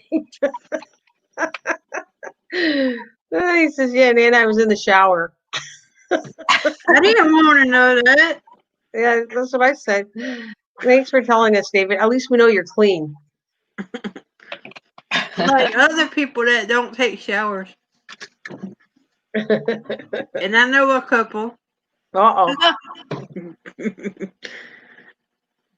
Oh no, Lisa, the ice cream man drove by the dog park tonight and I didn't have any money. Ah! Oh, that sucks. Is there any oranges left, or are you eating them all in front of me? I just wonder, like, stock God, he's taking a knife and leaving a whole bunch of peels. What is that for me? I get the peels? Oh, okay. I've got half an orange in the fridge. That's hilarious. He says, I just want you eating two peels as we're talking here. We left all the peels on the counter. Although the orange isn't for any of us in the family, they're for the cockroaches. Oh, I put them in the tank for the cockroaches. They love it. oh. Well, I guess yeah. It's kind of like you feed them, and then they get fed to somebody else. It's the chain of. Oh, I couldn't do it. I'm just telling you, I'm stronger. They are Madagascar hissing cockroaches are not. You would never find them as Oh, I forgot. That's your good. That's your bigger ones. I'm talking about the ones that you feed. Oh, those ones. Okay, I get it. Yeah, the Madagascar hissing cockroaches are not household pests. You would never find them as a household pest. The only time you'll find them in anyone's home is as a pet. As a pet. Yes, they thrive actually on living outdoors. They would live in rotting logs, under leaf litter, stuff like that. They prefer like fruits and Sorry, Lisa's making me laugh. She goes, nothing like a healthy roach. They're happy roaches. I should come on the panel with my phone and I could put you right up. Like, I won't put the camera on. Put you right up to the tank and touch the male, and you can listen to them hiss. If you'd like to show your male cockroaches, I'm sure. It's up to you. Absolutely. Actually, I could probably just carry the tank over here and touch them. You'd probably still hear him. Yay! He gets annoyed very easy. I touch him and he rears his butt up in the air and hisses. Oh, heck no. Lisa's going, oh, heck no. Congratulations on Demi, Rachel. She won the game. Yay! Congratulations, Demi, for winning the game. Good job. I did notice how creeped out people get, because I did put up an informational thing about the hissing cockroach and I only had like one view. I think it was me because I watched it for your sake, but it was like probably one of those oohs went in my mind. I think the only thing that I forgot to put in that video was their lifespan. I was like, I forgot to say what their lifespan was, dang it. I'm gonna bring the tank over here. Light. Because they don't need a lot of fancy stuff in here. They've got a food dish, a water dish, a box to hide in, their substrate, and an orange. A piece of an orange. Let's see. I don't know if you'll be able to hear him or not. I gotta find him first. There he is. Hello. No, you're not gonna hiss? Of course, because I got... There, did you hear? Nope. Let me see. Oh. I'm practically picking him up and he's just like hissing just a little bit. He's like... He doesn't... Come on. He is hissing, but not very loudly. Oh, yeah. Let me see if I can... I'm gonna take the... They're in an egg carton thing right now. Well, he is under pressure. Yeah. He's under pressure, so, men don't perform well under pressure. Just say it. All right, I've got the whole egg carton out. I've got the male and female on it. Here, I can actually... Hello. Oh, you can't see me. Hello. There you are. Oh, look at, okay. You're just hanging out here. Where's the, there we go. Oh, wait. Let me throw you a big. I'm sorry. Here, I'm gonna grab you a big. They're just hanging on right now. So this right here is the male that I'm trying to get to hiss. That's the female. How can you tell just the shape of it? He's smaller, but he has, they have horns, like little bumps on up near the front of their heads, and the female's is more rounded, and his is more protruding. So are you trying to have babies or something? They'll hopefully at some point they'll have babies. Oh, you do? Yeah. There, he just hissed. Come Yeah. on, hiss, hiss. Come on, dude. The other day when I was touching him, every time I touched him, he would hiss. Come on, hiss, hiss. He's just gripping the. He doesn't want. I'm trying to shove him. Lisa goes through going, no, you're freaking them out. They're not looking.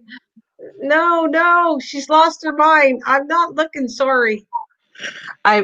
He's just walking away. He's not as annoyed right now. Oh well, it's not working.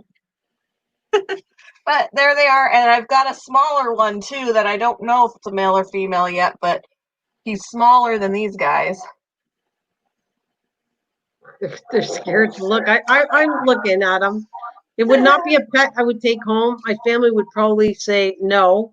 But hey, to each his own. Some people might like that. They don't bite. Like I could totally, if he would not grip the carton there, I could have him walk into my hand and he won't bite me. They don't bite. So I think that's I think they want to see your gecko better than that. It's not being very popular. Anybody want to see the cockroach again?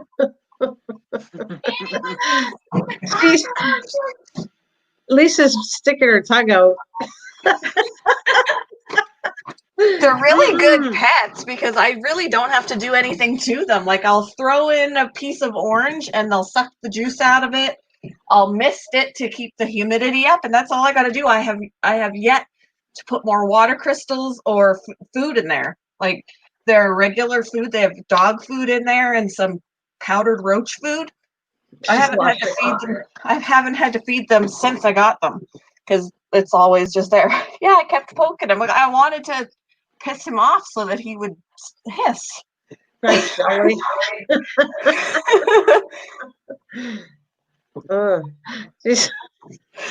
That's too funny. If you watch my last roach video where I was talking about them, he was hissing up a storm when I touched him. And the female hissed once. They slightly sound a little bit different when they hiss. They actually can tell each in the wild or whatever, when they live in their colonies, they can tell each other apart by their hisses. Okay, so she's gonna make babies. Anybody want one? She's gonna be selling cockroaches. And they are live bearers too. Like she will carry eggs and basically give birth to like a yellow sack. And then the sack pops open and little baby roaches are there. They're born live. They're just a lighter color and tiny. Look at me like, oh boy. Oh, please pick me. And I should be able to catch it. Like if she does give birth, they don't do it apparently from the guy that gave me these roaches. They give birth in the open. They don't hide to give birth. She'll be probably on the top of the container, on top of the carton, and give birth to that thing, that sack on there. So I'd be able to see that. And then it would break open and out would come the babies. Yeah, but are they like dating now? Did the two connect? Did they have a hot date or something? I don't know. They spend a lot of time together. He's younger than she is. Like she's bigger than he is, so he's a little younger. I don't know if he's interested yet.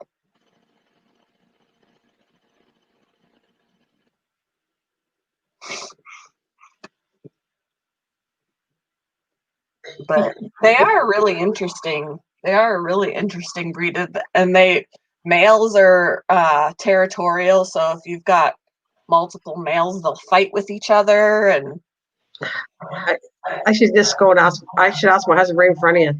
Hey, Pasha's got some cockroaches. You want some? Madagascar hissing cockroaches. They're really cool. And they're Is she a unlike roach or other, a like, cougar? That's funny. dubia roaches, which is what a lot of people use to feed their reptiles. They cannot climb slippery surfaces, but Madagascar hissing cockroaches can. So these guys can climb the glass if they really wanted to. I've never seen them do it, but there is still Vaseline smeared on the side of the tank because that will keep them from getting out. Oh. Because once they climb the side of the tank, once they hit that Vaseline, the petroleum jelly or whatever you want to call it, they won't be able to get any traction. So that's always good, which is helpful for when you're cleaning it out or whatever. If they start to run around and climb up the side of the tank, they can't escape while you're busy cleaning it out.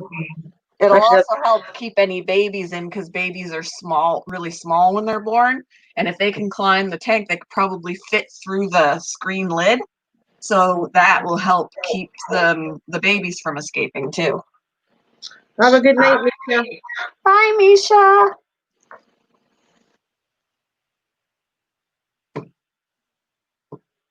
Is she a roach or a cougar? Oh. But yeah, they're really interesting. Bye. I think my favorite thing was when the female came out when I put an orange slice in there, and she was totally like, I had a close up of her just sucking up that orange juice. She was chowing down on that orange slice. It was pretty cool. Just like I chow down on an orange. Yum. I like oranges.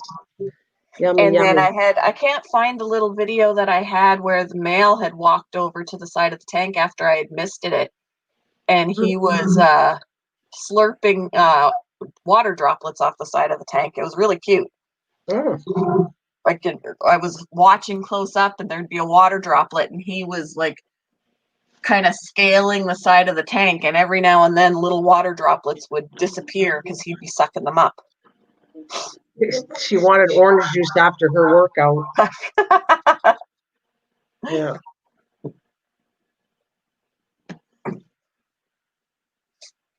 And I'm more apt to hold one of them than I am my spider, just because my spider has the ability to bite, whereas the cockroaches don't. So Cockroach cute in my days. I know I can't say cockroaches are cute in my days either. I don't know. no, the household pest ones, no, they're not cute. Nope. I think me and Lisa are like thinking, that wouldn't be our pet. I don't think I could adopt one. Oh, you're on your way home? Cool. I don't think I could adopt the cockroach. It would not, I never thought I'd see the day when I would either. I really didn't. So the spider is starting to bite now? No, I haven't tried to hold him, but he has the ability to bite. They're just his breed of spider. Even though he has the ability and he has venom, he's more docile, so he's not as likely to bite as some other ones that are a little bit more aggressive. He's more laid back, but if you startle him or if he thinks something about you is food, he may bite. So I just don't try really to pick him up because he can jump off my hand, and then I'd be like, great, now I gotta find him, and I don't want him to get hurt falling off either.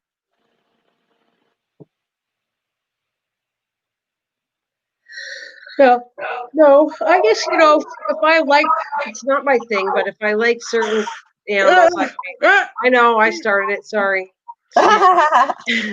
You know what I want, and even then I don't know if I want it anymore as a hedgehog, but I don't want to feed worms and all that to it, so I don't think I can do it. hedgehogs are insectivores, so they're gonna eat more insects like crickets, and they can eat crickets, they can eat mealworms, but they do have a hedgehog food where basically the food is gonna be like crushed up insects, and they're just in pellet form. Or like a kibble form or whatever. So that, I mean, they have a commercial food for hedgehogs. Although I've heard that cat food kibble is actually healthier for them than actual hedgehog food. Oh, congratulations, Demi. I heard you won. That's fantastic. Good for you, Demi. So that would, I wonder if I could have one walking around with the cats, because see, it probably could protect itself because, well, the cats are going to try to fool around with it, but their noses are going to get stung. He'd probably be too nervous to be roaming free because they're kind of shy.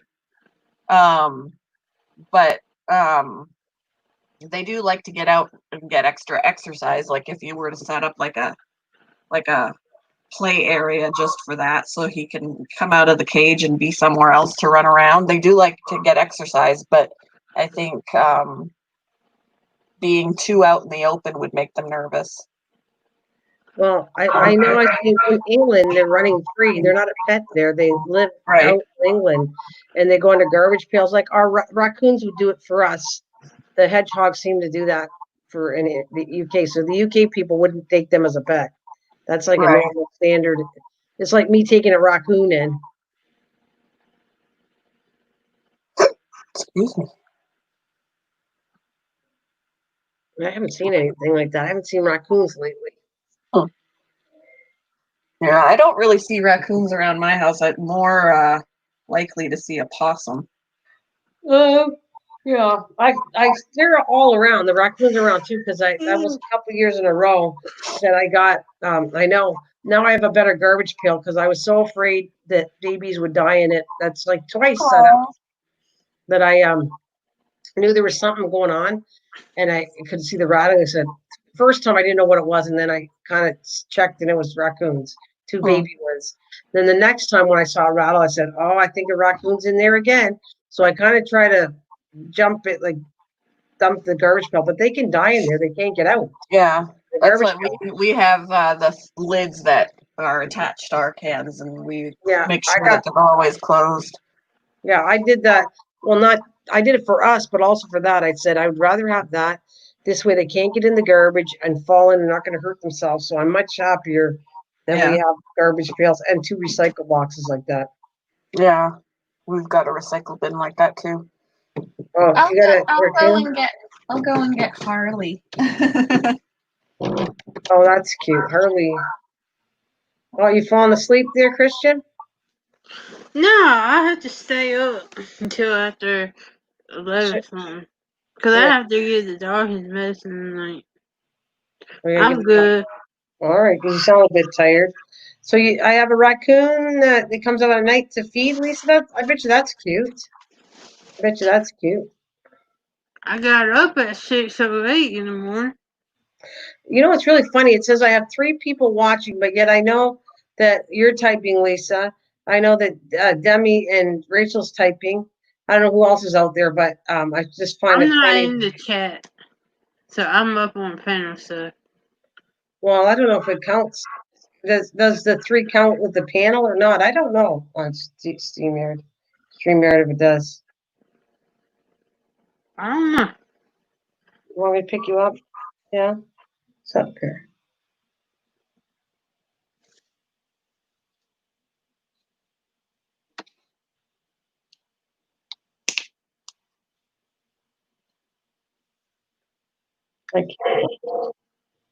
Look, my cat purring is crazy. Said my kitty cat Midnight is like crazy purring, wants to get picked up. Oh, I need an orange. That's why I feel like I'm in the mood for an orange. Is someone spying? Like who? Who's spying, Lisa? I don't know. This is the latest I think I've taught. I got to come back and do some crafting pretty soon, but I just refuse to craft until I clean up the mess I got. All right, I got Harley. I'm gonna weigh him. Let's see. Ask the roach.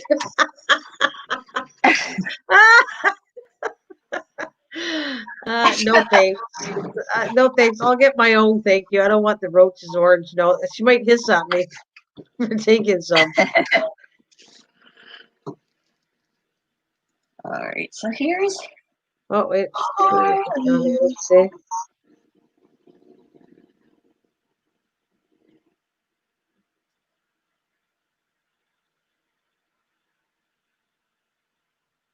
So we're gonna weigh him. I'm gonna weigh him. Turn this on. Come on. How much you weigh today? Over here. 13 grams. Look at you, fatso. 13 grams. What did he weigh? Let's see. 13 whole grams, dude. Oh, Let's see. I've been recording his weight. So what did I record last? this is probably a good idea. Eh? It's probably a good Yeah, idea. because if he's losing weight, then he's sick.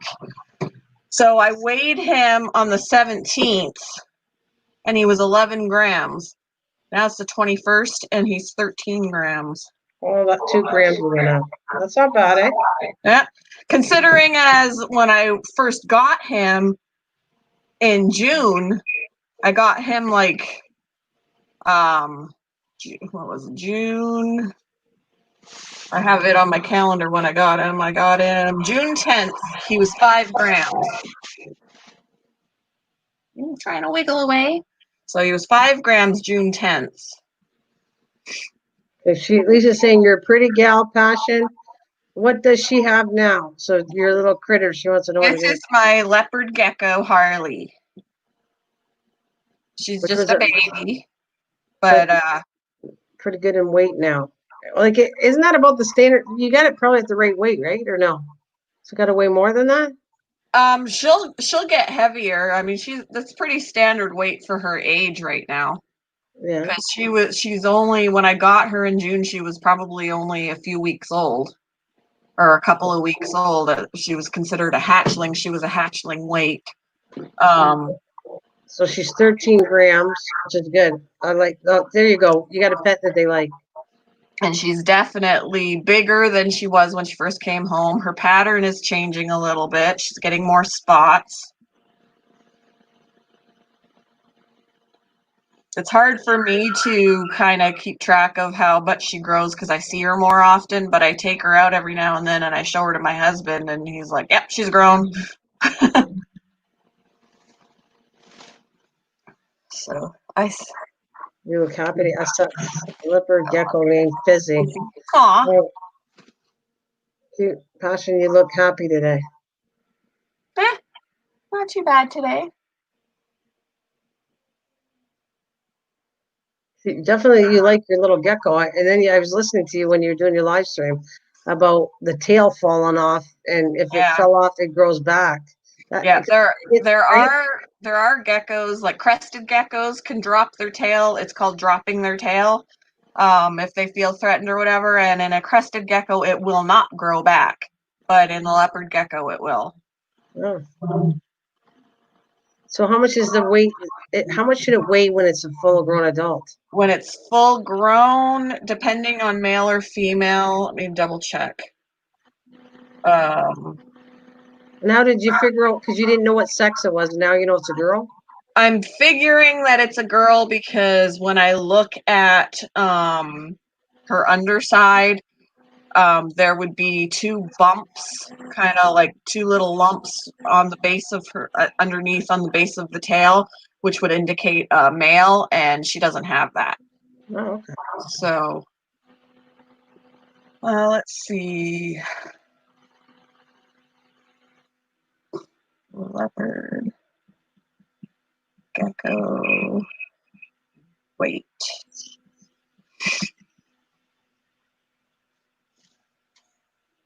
So an average adult weight is between 45 and 60 grams.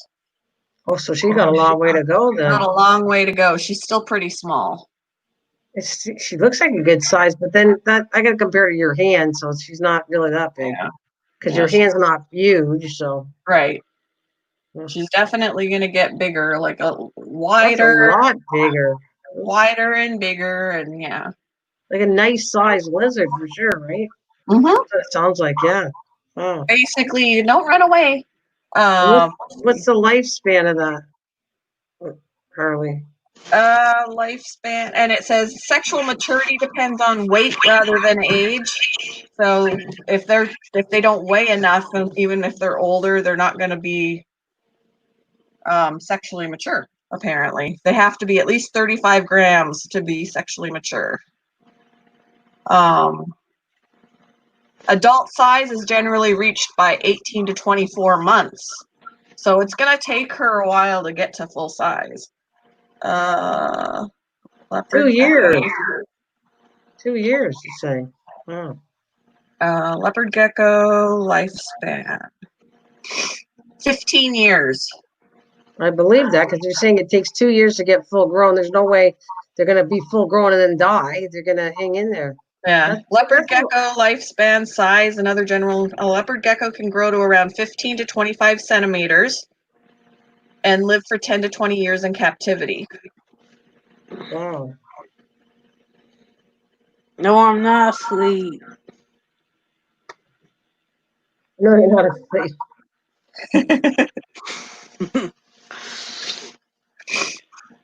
And they can live with other geckos. Let's see. Stop wiggling. She's trying to get away.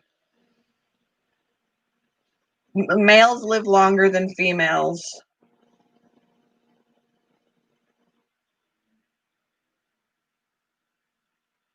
Leopard geckos do like to be touched and held when they get used to you. They can get stressed out if they're not, if you handle them too much. And I also read that they don't recognize you, like they won't recognize their owner. Like I walk up to the tank and she's like, "Oh yay, my owner's here." You know, they don't recognize their owner by sight. They'll recognize their owner by their smell. Oh.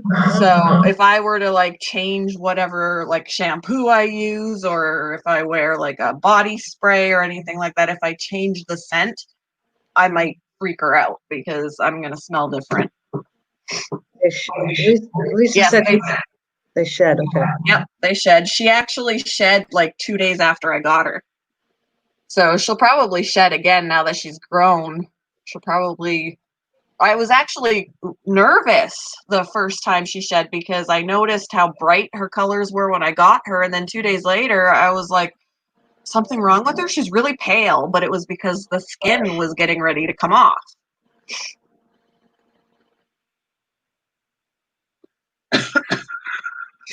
You really like her. She's beginning to be one of your favorite babies, isn't she?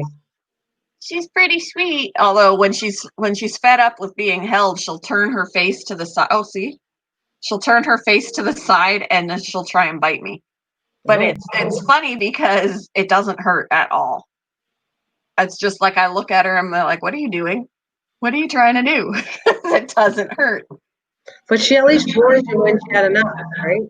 Yeah. I mean, right now she's even struggling a little bit. She wants to move around, but she'll relax after a while and just sit there because they do like warm. They do like it warm, and when she's in my hand like this, my hand is warm, so it actually is almost comfortable for them to be held like this because they like the warmth. They don't want to get cold. I just amazes me. How do you have so much time to? You're making your pets mad. How do you have so much time to? Every pet needs a love, so I don't know how you do it. Some of them don't like to have that much attention. Like my spider, he doesn't have a care. All he cares about is if I drop food in for him every few days and make sure that he has He doesn't care if I spend any time with him. I don't spend any time with him. I just make sure he's still alive, throw his water crystals in there, his crickets.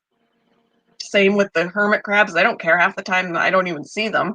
I've got 2 hermit crabs downstairs that I haven't seen in probably 3 months because they're just buried. They've buried themselves and they're not coming out. So there are at least some animals that I have that they don't necessarily care if I'm around. So they 3 months. What are they living off of for 3 months? The hermit crabs don't actually eat very much. So they would eat probably before they plan on burying themselves, because if they're molting, that can be a long process, and they'll just be down there basically hibernating and doing their molting process, and I can't dig them up. That's why I haven't seen them, because they've disappeared in there. They've done that for a reason. If I dig them up and they're in the process of molting, I can kill them. So I just have to leave them be, and they'll come up when they're ready to come up. Huh.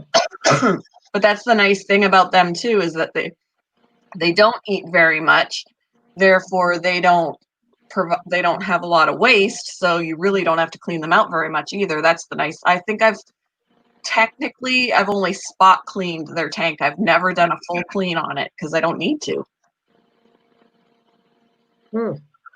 But I can't fully clean it. Even if I wanted to fully clean it like tomorrow, I wouldn't be able to, because 2 of them are buried. So I can only pretty much spot clean up the surface, because I can't risk digging anybody up. Well, I remember because you did this. When they molt, they come back a bigger size, so they need a bigger shell, don't they? Sometimes they'll move out of their shell, because the female that I caught on camera moving out of her shell, she hasn't molted, so she just felt the need to. I mean, she moved out of her shell, but then half an hour later moved back into it. So technically, she's still in her old shell, even though she already came out of it once. But you leave shells up there in case they feel like going into another one? Yeah, there's extra empty shells in there. Okay. Same with, I have a smaller tank up here next to the roach tank, and it's just a 5-gallon, and it's got 1 hermit crab in it because he's got a painted shell. I got him from the store. He was the only one in there with a painted shell, and a painted shell is toxic. So taking him home, it was keeping the other crabs safe at the store, because if he's going to soak in the salt water, all that paint on his shell is corroding off into the water that the other crabs are going to soak in, and then they're getting poisoned. So I took him home, and I won't put him in with mine until he moves out of that shell. But so far he's still in it. But at least he's only soaking in his own water. And then once he moves out, I've got like 3 or 4 shells in there that he can move into if he chooses to. And then once he moves out, I'll put him in with the other crabs. Well, that's good. But in the meantime, he's by himself because he insists on staying. It's a pretty shell, but painted shells they're popular with people, but they're a hermit crab doesn't care what their shell looks like. They're in it for comfort and for protection. We want to get pretty shells, and in the meantime, if we get painted ones, we're poisoning them. Right. Yeah. It's basically a slow death. Well, that's the sad part. They shouldn't be selling them. It's out for $1 and they don't care, and that's wrong. I wouldn't want to support somebody that does that. Yeah, and technically, a lot of people would be against even buying them from a pet store, because I look at it as they're out of there now and they're being taken care of properly, because the setup at a pet store is never the right way, and we end up losing hermit crabs at the store too. Some of them will die because it's not humid enough, there's not enough substrate, so many different things that are wrong with the setup. So I think of it as I'm giving them a better life. I've taken them home. But when people buy them, that just supply and demand, they're just going to get more. And the 99.9% of all hermit crabs are wild caught. So all of these crabs were taken out of their natural environment and put in pet stores, or some fairs will have them for prizes like they do with goldfish, stuff like that, when they could be living a great life in their natural habitat. Just where they can be living upwards to 30 years, but the majority of them die within a few months with people because they don't take care of them properly. You want to go? Look, she wants to go. Oh yeah, I can do that. Hi Nick, how are you? I hope you're doing well, Nick. I'll go and put her back. I'll show you the hermit crab though. When I put her back, I'll grab the painted hermit crab so you can see him. Kitty says, when you get a chance, Lisa, what's the easiest pet to the car of, in your opinion? What is the easiest pet to take care of, in your opinion? Oh, that all depends on the. It's hard to say. There are some that are equally easy. I feel like the hermit crabs are really easy as long as they have the proper environment. They're the least maintenance that I find, because I don't have to. Like I said, I've had mine since November. I think I've had mine since November, and I have yet to clean out the whole thing. And they're really cheap to feed because I get little containers of food, and you can provide them with other pieces of food from your, like what you would eat, depending on what it is. And they don't eat very much. I put non-perishable food in their dish probably a month ago, and it's still there. You don't have to feed them very much. They don't provide to take care of. It's just they don't live very long if they're not provided the proper environment. I'm getting an orange. And no, I don't want your animals orange. I'm getting my own. Hey, Rachel. Yeah, what I was just holding is a leopard gecko. I'm about to put her back though because she's getting impatient.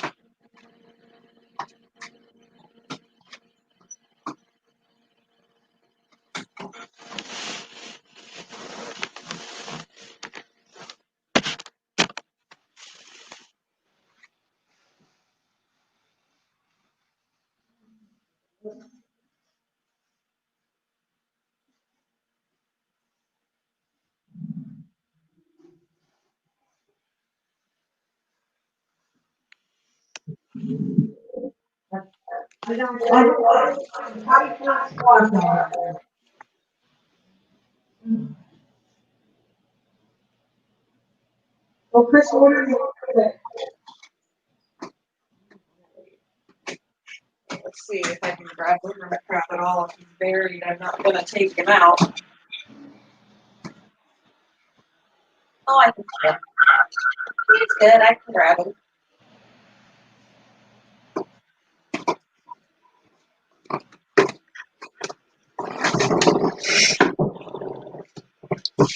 All right. So here's his shell. Let me put you back on here. Oh, that's a pretty shell, but I feel bad, like you said. Yeah. And you can see, like, on the underside where it's been chipping off. He's in there hiding. But yeah, this area here is where the paint is coming off. Oh yeah. So, and that'll happen because they soak in salt water, and the salt water is going to make the paint come off. I just don't like the fact that it's like hazardous to the poor thing. Yeah. Like, people think that when we say they're toxic that it's leaching into their shell, which it's not, but they soak in salt water, and as that chips off and sits in the water, they soak in that. They soak in that water, therefore the toxins from the paint is in the water that they're soaking in. So you want to get her a gecko, Rachel, or you want to get her a hermit crab?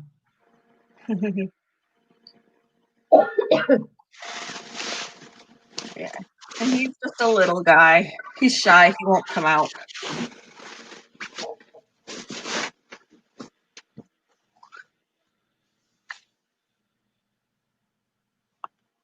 You gonna come out?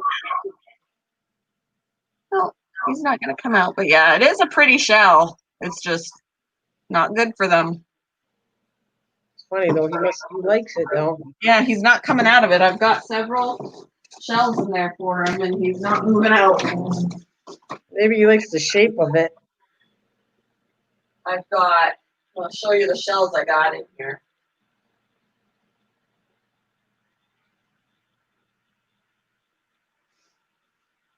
So here are his options. He's got this option. Oh, similar. Okay.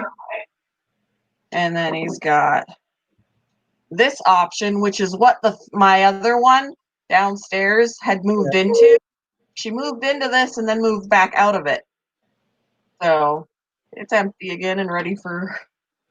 That's a nice size. And then this one. You're a hermit crab, are you, Lisa?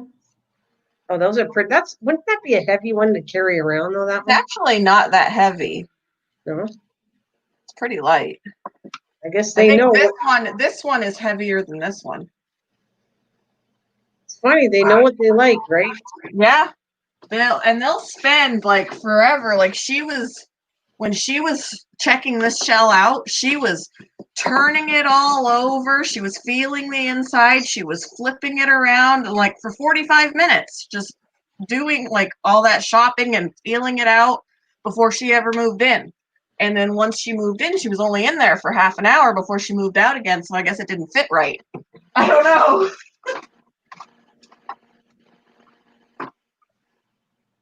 Well, they know it's like a hotel shell for crabs. Yeah.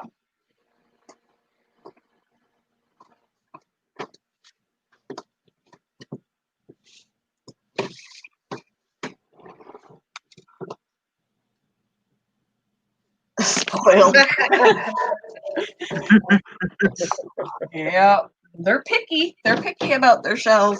But the thing is, in the wild, sometimes it's hard to find. Like they live in colonies, and a lot of them will move out of their shells around the same time. So like they'll kind of line up. If you ever you should look up on YouTube. There's a video I had seen where in the wild they actually will travel along in a line, and they'll do it by size too, because the front one, when he moves out, the one behind him, that shell that's in front of him is the perfect size for him. So when that one moves out into something bigger, the one behind him moves into his shell, and so on and so forth. That's hilarious. There are occasions where somebody will move out of their shell, and the one that's supposed to be moving in, he doesn't get to it before another one does, and then he's left. If he moves out to get into that shell and someone beats him to it, and then the next one behind him takes his shell, he's left without one. So he has to find something before he dies, which when they're desperate, they'll move into anything. They'll move into a tin can if they have to.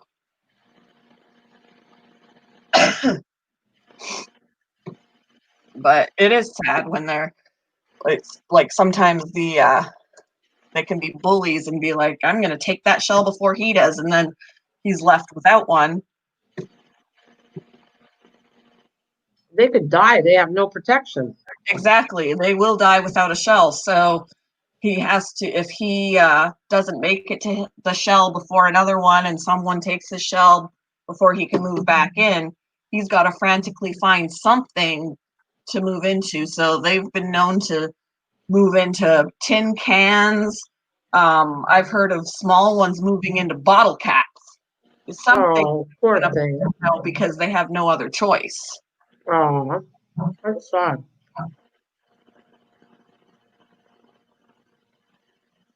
So, yeah. Like if I could, I'd buy a whole bunch of shells and just throw them out there. Right. Help yourself, buddy. Here's a whole bunch of shells for you. But the sad thing is, for captivity, it's easier to find smaller shells than it is larger ones. When my bigger ones get bigger, I'm going to have a hard time finding shells. I'm going to have to go on Amazon, and like some of the shells are like $20 for a shell. It's like, after really, well, how big they get? That big? They can get about maybe softball size. Not softball, baseball. That's pretty big. Yeah, they can get pretty big. And their lifespan is how long? They can live, well, in the wild, unless they're left without a shell, they can live 30 years. Oh, wow. Hermit crab. There are over 800 species of hermit crab, most of which possess an asymmetric abdomen concealed in a scavenged shell. And there are actually aquatic hermit crabs, but they're saltwater. We have aquatic hermit crabs that work too. They're tiny, but they pretty much look exactly the same. They just are aquatic. They're constantly in water, in salt water. I would totally get a couple, but they're saltwater, and I don't keep saltwater tanks. That's a lot of work too. Yeah. How big do hermit crabs get? Hermit crab species range in size and shape from species with a carapace only a few millimeters long to blah blah blah. They can approach the size. Some of them can approach the size of a coconut. Wow. You know, I wish I had the money. I'd go buy a bunch of shells and I'd buy all of them from the store and bring them back to where they're supposed to be. I would. I'd fight for they couldn't be in the pet stores anymore. Yeah. There isn't a lot of research published on hermit crabs, but a crab's life expectancies when in its natural habitat or when cared for properly can range between 15 to 50 years. Oh, wow. Some hermit crab owners even, whoops, what did I push? Ah, I was reading something and now it's gone.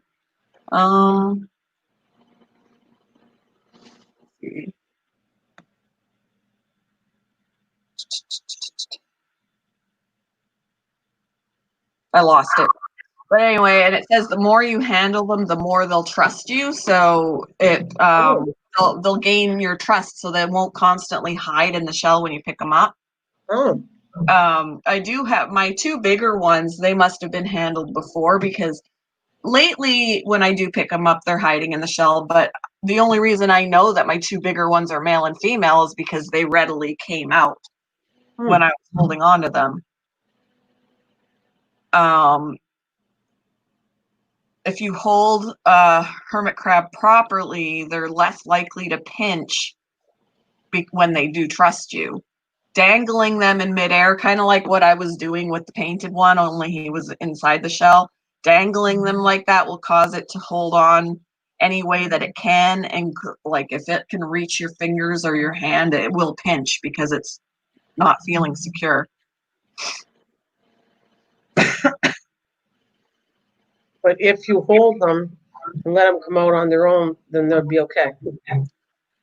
Yeah, I mean, they're still nervous. There was a crab at work a couple of weeks ago that I held onto, and I was able to tell what sex it was because it was comfortable enough to come out. And I found out it was a female, but any slight noise or movement, all of a sudden she just sucked herself right back into the shell. There were certain noises that made her nervous. My crab and I could stay home together. There was a lady that came in and she wanted to get a couple of hermit crabs for her daughter, and which is fine. They're great pets for kids as long as the kids understand don't go and be digging them up. Like I made sure to tell her, so just so you know, these crabs they bury themselves a lot, and if you can't find them, don't go digging through. If they're buried for a reason, and you're just gonna have to wait for them to come back. You know, that was the one thing about with a kid, they want to handle their pets, they want to look at them, and half the time these crabs are going to be missing. So I was like, you can't dig them up. So hopefully her mom was like, are you listening? You got to leave them alone. Yeah, I hope they don't. Yeah, I mean, when they're not buried, totally, you could pick them up and do whatever. But and they actually, you could take them out, put them in a little container with some shallow water and let them just soak for a little bit in fresh water. They like to do that too, as long as it's not too deep, because you don't want them to drown. You can do that and, you know, whatever, but as long as they're not buried. Oh, it's cute. You're kind of giving them a little bath. Yeah, they do get pretty dirty. So you take it in a little bit, and how much you're talking about, like a quarter of an inch, just a little bit of water that they can enjoy without filling up the whole shell where they drowned. Right. Yeah, something that they wouldn't be totally submerged. Don't make them crabby.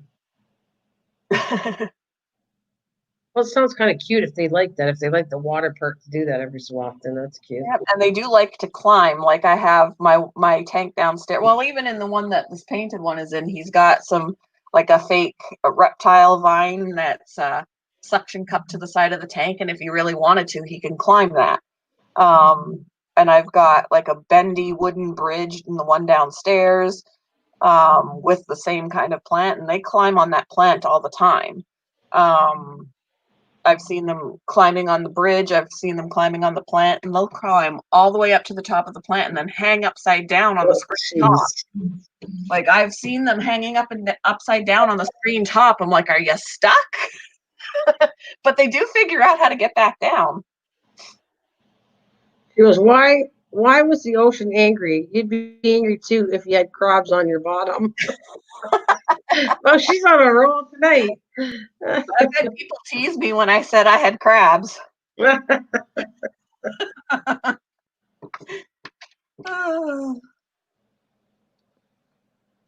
You were funny, Lisa. Very funny.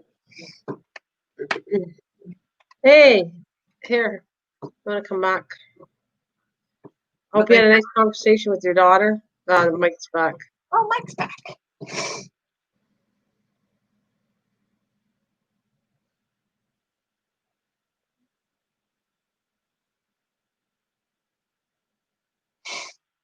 And I'm going to have to put my hamsters back together again because he did not get her pregnant yet. I'm like, oh. Oh my goodness. You're letting them do the nasty? I'm trying to breed hairless hamsters, and that won't work if he doesn't get her pregnant.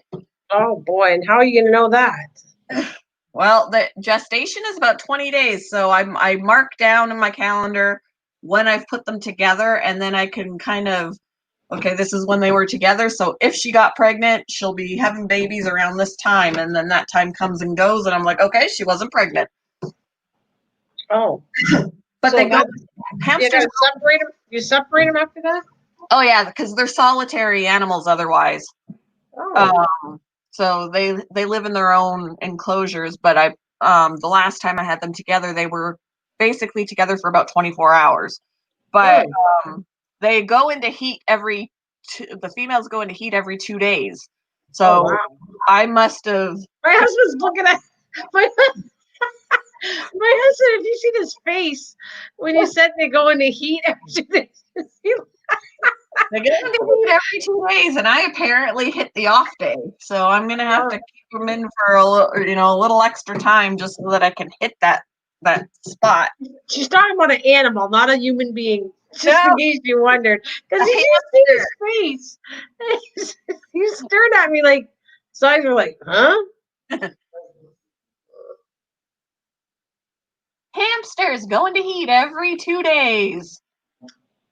Rats go into heat every 2 weeks. So just imagine I have 16 female rats. Every 2 weeks, one of them's in heat. So that little one can have, how many babies can it have? Just one, right? A hamster? Yeah. Oh no, they can have a few, can't they? They can have a few that we've had at work. They've had upwards to like 10 or 11 babies. Holy moly! Mm-hmm. Wow. They can have just a few, but they can get quite a few too. You got like you need a whole book for that. The last hamster at work that had babies, it was labeled, somebody sexed it wrong and wrote on the tank that it was a male, and I'm like, this is not a male, she's pregnant. 2 days after I pulled her and put her in the back room, she had 10 babies. Or no, not 10 babies. She had 8 babies. But she's like she was like a brown color, and all her babies are black and white. You're right, Lisa. Children, please leave. That's right. Great. So obviously all the babies favor the father because all her babies are black and white and she's brown.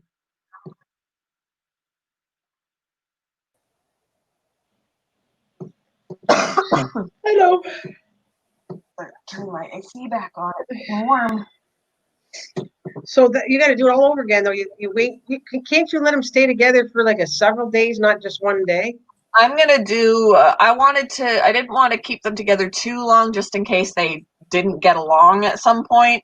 But they did really well for that 24 hours, so I'll probably try a couple more days, at like a little bit longer of a time. Like during the day, since they're nocturnal, during the day they were sleeping in separate corners. It was funny.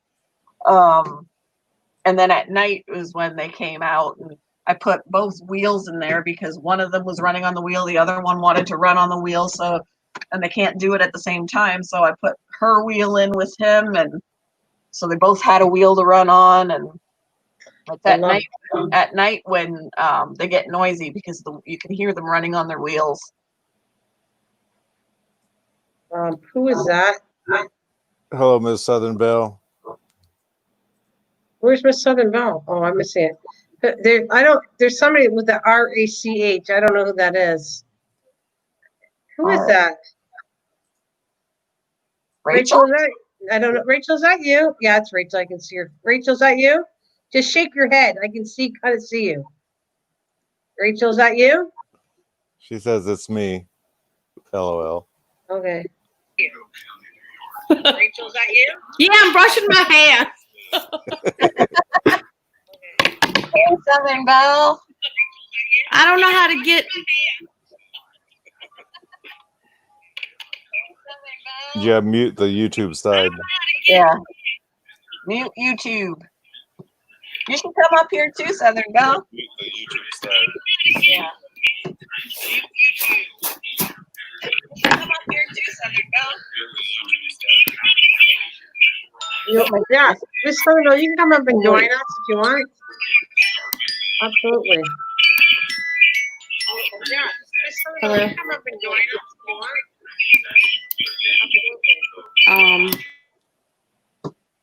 All right. That's better.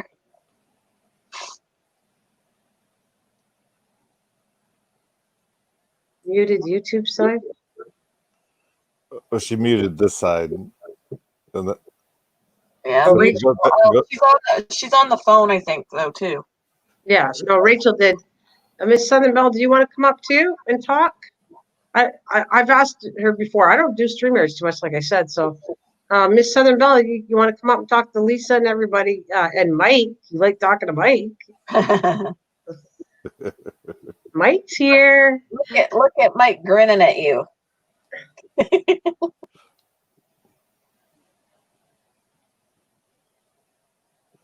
Well, anyways, how'd your conversation go with your daughter? Good? It went pretty good. We have some dates I gotta go to, and not women dates. My son, his birthday's coming up, so I'm supposed to go to his barbecue. I think I'll be feeling okay then. That'll be this next month. And my daughter, she wants to camp here with her new pop-up trailer, and so that'll be after the party. Oh, was it party at your house? No, at my son's house at the farm. Oh, but the pop-up trailer is gonna be. She's staying with you in the pop-up trailer. Right. Your place, okay.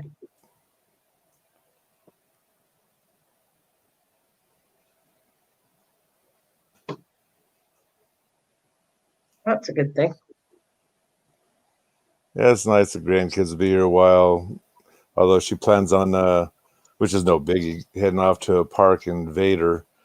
I didn't even know about this park, but I guess you can go there and there's water to play in and place to have a picnic and that kind of stuff. So Well, that's good. I like it. Your daughter's coming to stay, so she gets to see you, and then you get to see the grandkids, and And I think it's cute. And the pop-up tents are actually quite nice. I started out with that. Well, for a car, that's what you actually need because they're not meant to haul a trailer. Right. That's what you can get. Yep. Right.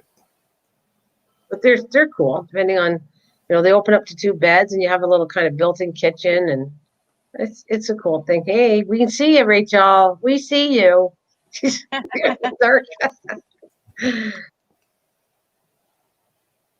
All right, and you said no thanks, not tonight. We got that. Okay, Miss Southern Belle. Hello, Linda. Hello, Linda. Hey, Linda.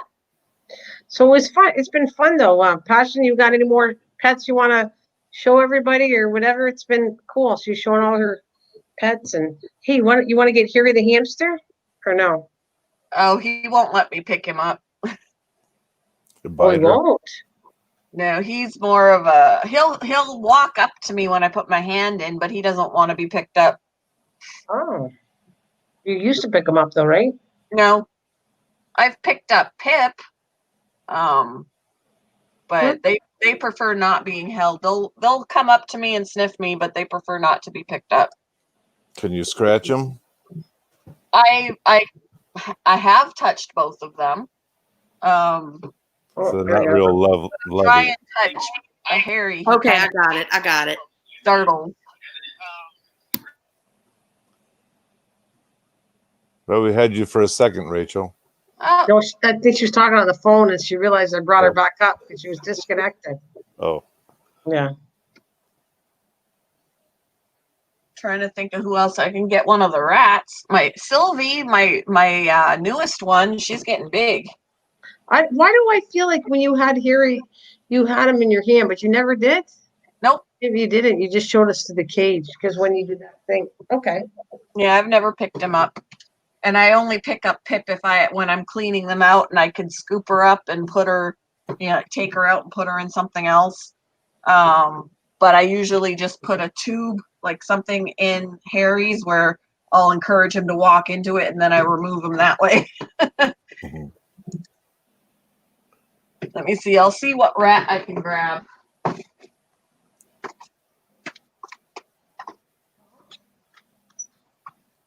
I'm making for supper tomorrow as a side dish. That's for you, Mike. What do you think I'm making? I could barely hear you. What are you having for a side dish? A patty pan squash. Oh, sweet. What are you having for a side dish? A patty pan squash. Rachel, we got the I'm back. We got the YouTube site open again. We can hear it echo. Rachel, we got the I'm back. On mine? Yeah. How you get it off? Well, if you want to turn the YouTube side off all the way so you don't see the chat. Otherwise, I don't know how to do that. Oh. On the web page that you have YouTube up on, you can mute the stream. On the web page that you have YouTube up on, you can mute the stream. Oh, okay. Yeah, what I said. Is it off? That sounds better. Okay, is it off now? There you go. You got her. Okay, I'm sorry. Here's Sylvie. She's like chilling. Hi, everybody. Hi, Rachel. Oh, look how cute. She is grown. She is so big compared to what she was when I brought her home. Now, how old is that one meaning how long have you had her? Oh, how long have I had her? This isn't the one that lost its tail. No. Yes. Yeah. I can't even remember. It's probably been a couple of months that I've had her. So she's probably about 3 months old. No. No. Go play. Totally like a silver color. She's our only one that's silver. It was a pretty color for what I I'm seeing never on saw the a rat camera. that was silver before. Yeah, she is pretty sweet. Say hello, Sylvie. Hence how she got her name, Sylvie. I thought they was just brown, black, and white. I know. I think she's nervous because she's trembling. There we go. She likes to be up on the shoulders and the back of the neck. So she'll just hang out. Great. Yeah, the man at the pet shows, he says that's the best thing to have is a rat because they're so smart and clean. Yeah, they're very clean. They're very smart. They love attention. I mean, I do have some that are more skittish because I have so many. It's hard to give them all quality time.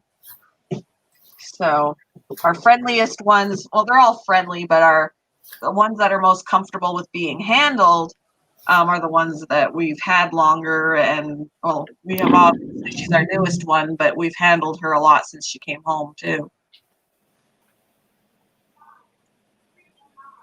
Let's see who else I can grab. I can grab my Lexi. I love my Lexi. Lexi's a year old.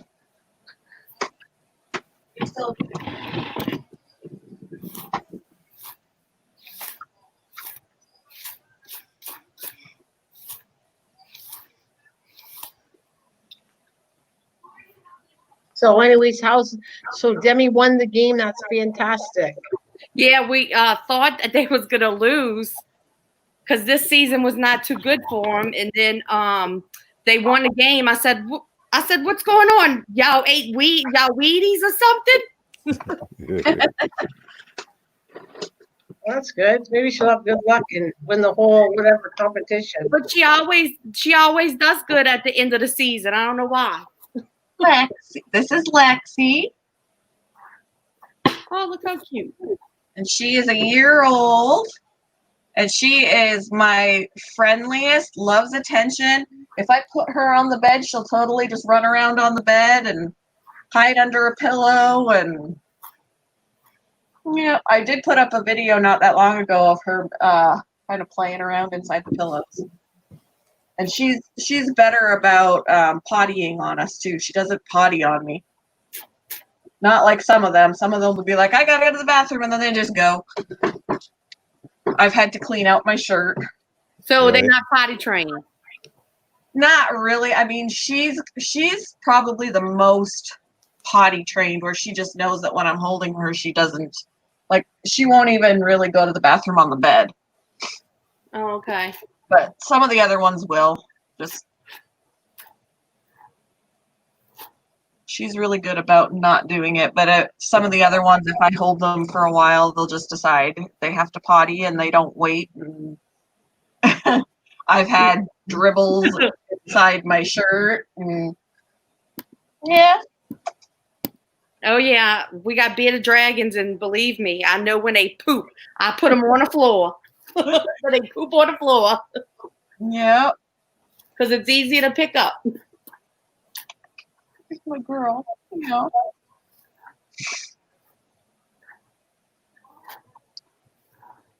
You remember Lexi? I still remember. It's hard to believe that she was smaller than Sylvie. Like the size Sylvie is now, she was smaller than Sylvie when I brought her home. She was just a tiny squirt, and I had given her a strawberry. It wasn't a very big strawberry, but it looked really big next to her. She was so little. Yes, work.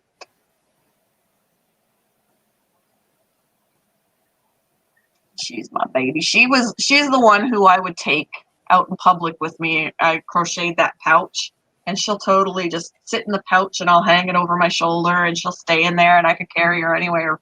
People wouldn't even know she was there. Oh, wow. Yeah. She's happy right now because she's grinding her teeth. I can hear her. Since she's right next to my ears, I can hear her grinding her teeth. So when they grind their teeth, that's when you know they're happy? They grind their teeth when they're stressed too, but Okay. I can tell by her body language that she's not stressed. So wow. it's a happy grinding. Oh. And if she grinds them extra hard, they do this thing called boggling, and her eyes would bulge. Hmm. Oh, wow. what she's doing with the grinding of the teeth is called bruxing, and when they brux really hard, their eyes will bulge, and that's called boggling, and that's when you know they're really happy. Oh wow. Yeah. Hi. She's a pretty good girl, aren't you? I remember her too when she was very, very tiny. We took her home. She was like tiny, tiny, tiny. Yep. You were a tiny girl, aren't you? You were. I don't know if I still have got a picture somewhere of how small she was. Might be on my Instagram.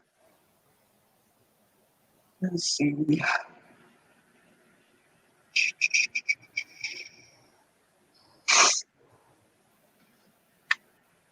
Bless you. She just sneezed.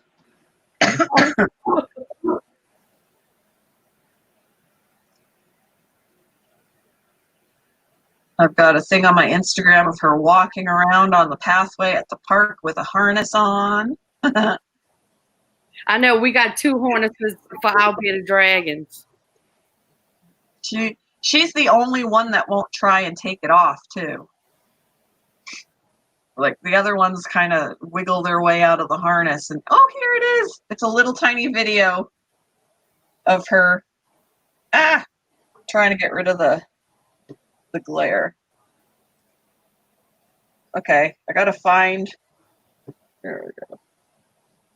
That's a small strawberry, and she's so little. I wish the camera would. It's all out. To her, it looks like a big straw, like, you know what I mean? Pretty big size. Yeah, but Tip the top of your phone back towards you, and it gets rid of the glare. There you go. Right there. There. Good.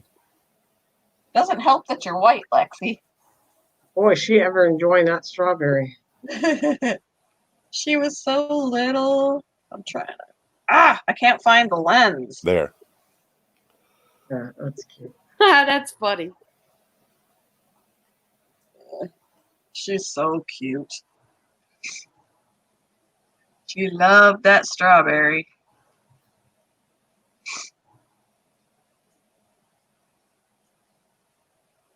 Yep. Like I said, I'm not into rats or mice, but you make it look cute. They make such great pets. You're just like a little dog in a rat body. You're a little dog in a rat body, huh? Maybe they would be okay if it wasn't for their tail, I guess. Maybe the tail's that makes it creepy. And that is what freaks a lot of people out, but it doesn't even freak me out anymore. It used to, but half the time when I'm holding them, I'll just constantly do this. I'll just like run my fingers down their tail. There is like peach fuzz hair on the tail, but it's naked like that because this is how they warm and cool themselves. This is like their heater AC. Oh. They regulate their body temperature with their tail. Okay. Look, she don't bite her. You thinking she's ready to chomp. You want to come back, Kristen? You can. She doesn't bite at all. No, if anything, what looks like she's nibbling on me is actually she's kissing me. No, but some will though, right? Well, some rats, some when they're nervous. If you scare them, they might. Or if they're like, if you put your fingers up to the cage, sometimes they'll nip at you, but they think you have food. So they're doing that mainly to see if you have food. One of them actually nipped me on my knuckle the other day. I put my knuckle up to the cage, and she just reached out and kind of nipped at me, and I was like, ah! She was like checking to see if I was offering food. So it wasn't out of aggression or anything. Yeah, Demi got bit already from our bearded dragons because I think they thought she had food, so that's why they bit her. Yeah. See, she just kissed my face. Yeah, thank you. Is a good girl? Oh, no problem, Kristen. Where are you going? Stuart Little. She is. She's great. Like I can take her anywhere. Yes, I can. And I've taken her a couple of times when I was off work before I was quarantined. On my day off, I would take her to the store with me and just walk around with her on my shoulder or in my little crocheted pouch or whatever. And so many people would stop. I was like educating people on rats because there would be people who would stop and think it was so cool. And they were like wanting to pet her. So I just kind of held her out like that. And she just walked over onto them. She's not shy. She just walked onto anybody. Do you mess with her more than the others, or? I've had her longer than the others, so yeah, I do. Okay. I do spend more time with her than I do any of the others. But I do try. My son too, since their cage is in his room, he does spend more time with the others than I do. But there's a lot of time that I'll go in there and I'll just take her out. I do have 2 boys that are downstairs that I'll spend time with because they're by themselves. Mm-hmm. I had the one, so I was like, I'm going to get another male so he has a friend because they're social. They don't like necessarily being alone. But I got the second male and put him in there, and the first male is beating him up. So now they're in 2 separate cages, and I'm like, well, this isn't what I planned. But I don't want to part with either of them because they're really sweet. And I didn't get either of them as babies. I got them already full grown. Oh, okay. So I have no idea how old they are. Look at a rat. They can't see you. Look at a rat. Look, there's a rat. Just 3 of them. I have actually a total of 18. Oh, 18. I'm sorry. I've got 2 boys and 16 girls. Oh my gosh. Yes. Oh, she's kissing my ear. Tickles. Rachel too. Some hissing Rachel.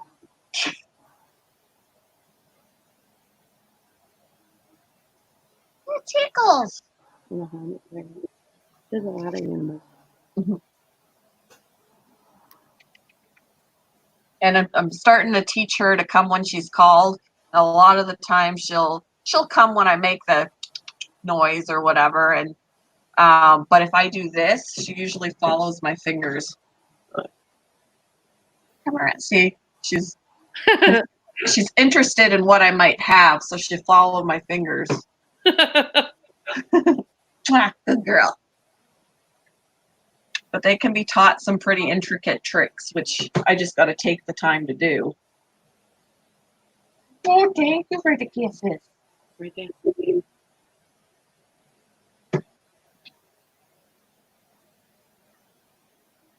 I think America's Got Talent had a rat. I did see some rats on America's Got Talent once, and she had like a obstacle course for her. Yeah, that's what it was. Yep. But I've seen there is a YouTuber that she has rats and she'll teach them tricks. They could play basketball and retrieving. She taught them to retrieve money out of her wallet. What? So like, wow. She puts her wallet out on the floor, has it open, and there's like a $1 bill in there, and she's, train them to go over, and they'll literally pull the money out and bring it to her. Great. So she trained them to be thieves. Yep.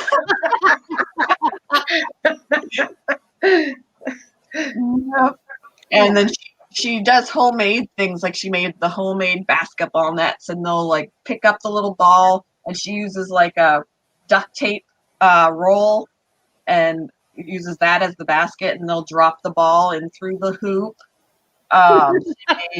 She made a homemade little tiny mailbox where it has a working door, like you pull it down and you put the letter inside and then shut it. So they know how to go over there, open the door, pull the letter out, shut the door, and walk back and give her the letter. It's pretty cool. Oh, wow. Caution is a woman in the shoe. That's what Lisa says. Yeah. So many pets, I don't know what to do. And I really don't. If you consider, if I didn't have 18 rats, I don't have as many pets as it sounds like. It's just the majority of them are rats. And what is your next pet that I know you're dying to get something else? I can't see that you wouldn't want it something else. Oh, I would love to have a hedgehog. I'd love for you to have one too. What else have I wanted? I've wanted. I can't talk when you're kissing me. There's so many. There's other ones that I wouldn't mind having, but I don't want to take the time to care for them. Like I wouldn't mind ferrets. Thank you. Yeah, but you said ferrets. Yeah. They said they don't live that long. Let me double check. And it depends. Like I've got to deal with that with the rats. Rats will only live 2 to 3 years, maybe four. I watch Animal Planet and National Geographic or whatever. Like the little what is it? Ferrets aren't too bad. They're 5 to 10 years. All of them, and they said they don't live that long. 5 to 10 years is what this says. Oh, really? They're in the weasel family.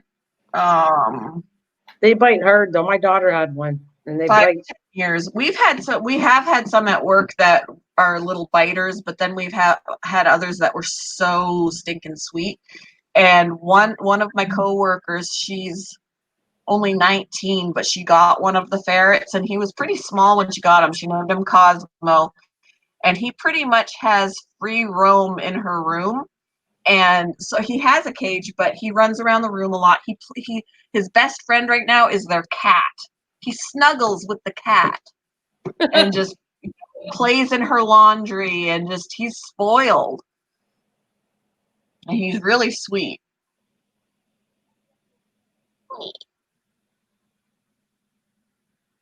Oh, every time she's kissing me. You're a good girl. Oh, yes.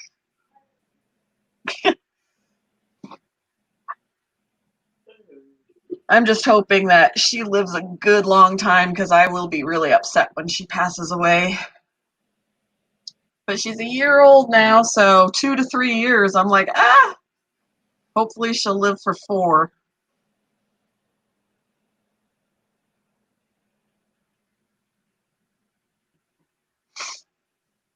Like I said, you're the only woman that has ever made me think a rat was cute. My mom actually, like, when we introduced her to the rats, she didn't want to touch them. She didn't want to hold them. She was just like, She had the mindset of they're vermin, they're pests, things like that. But I was like, yes, the ones in the wild, they are. Not a domesticated one, though. But now, by the time she had gone home from visiting, she pet her. She didn't hold her, but she did pet her.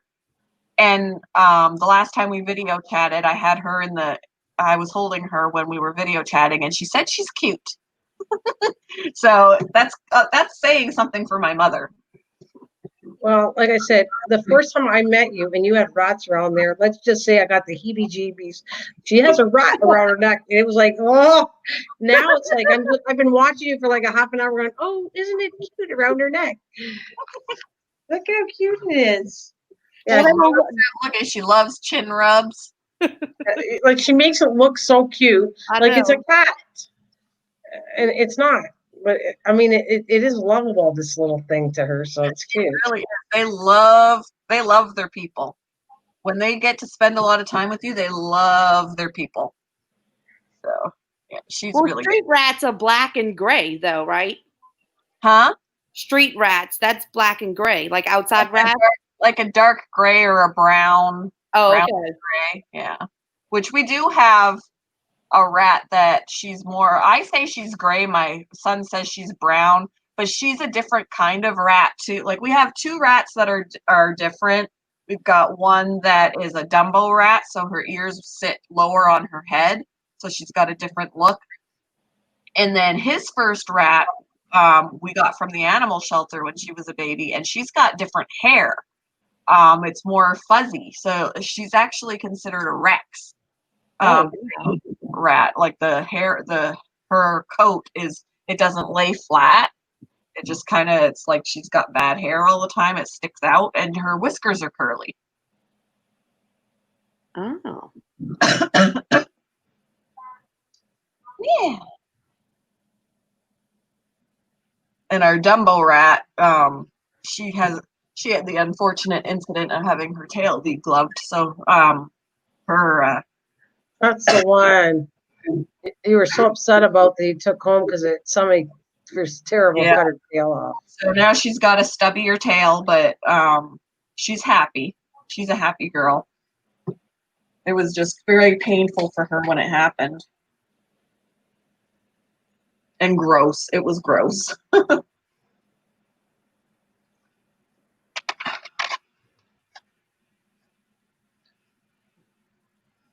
Yeah. What you doing? See, this whole time she hasn't pottied on me. If I was holding one of the other rats by now, somebody would have peed and pooped on me. Yes, a Dumbo rat. Have you never seen a Dumbo rat? I can get Clemency. He named her Clemency, which means forgiven. And he felt like that fit because, somebody picked her up by her tail and it was degloved. And this was terrible. Forgiveness. Named her Clemency. And I felt bad for the poor little rat too, myself. Yeah, it's painful, and she was so good. Even though she was in so much pain, she didn't try and bite. Because that whole end of her tail, like that much of her tail was just bone, like the skin just came right off. Aw. And she was eating profusely, and just all her bone at the end of her tail was exposed. Yeah, why don't you go get that one if you don't mind? We'd love to see her, please. I'll go get her. All right. I'm getting educated here. It's fun. Yeah, it's fun. She's going to show you the animals. Like I said, when I first met Lisa and I saw her with this rat around her neck, it kind of freaked me out because I'm not a rat person at all. And then now it's like I've known Lisa now for I'd say at least a year or so. Now I see it and it's like, oh, there's her little pet rat. And it's like not a big deal anymore. I always get educated on your channel. There's a lot. Mike, would you like to educate Rachel on something else, or did you leave the building? I left the building. I figured you were taking a little break. You're a little too quiet.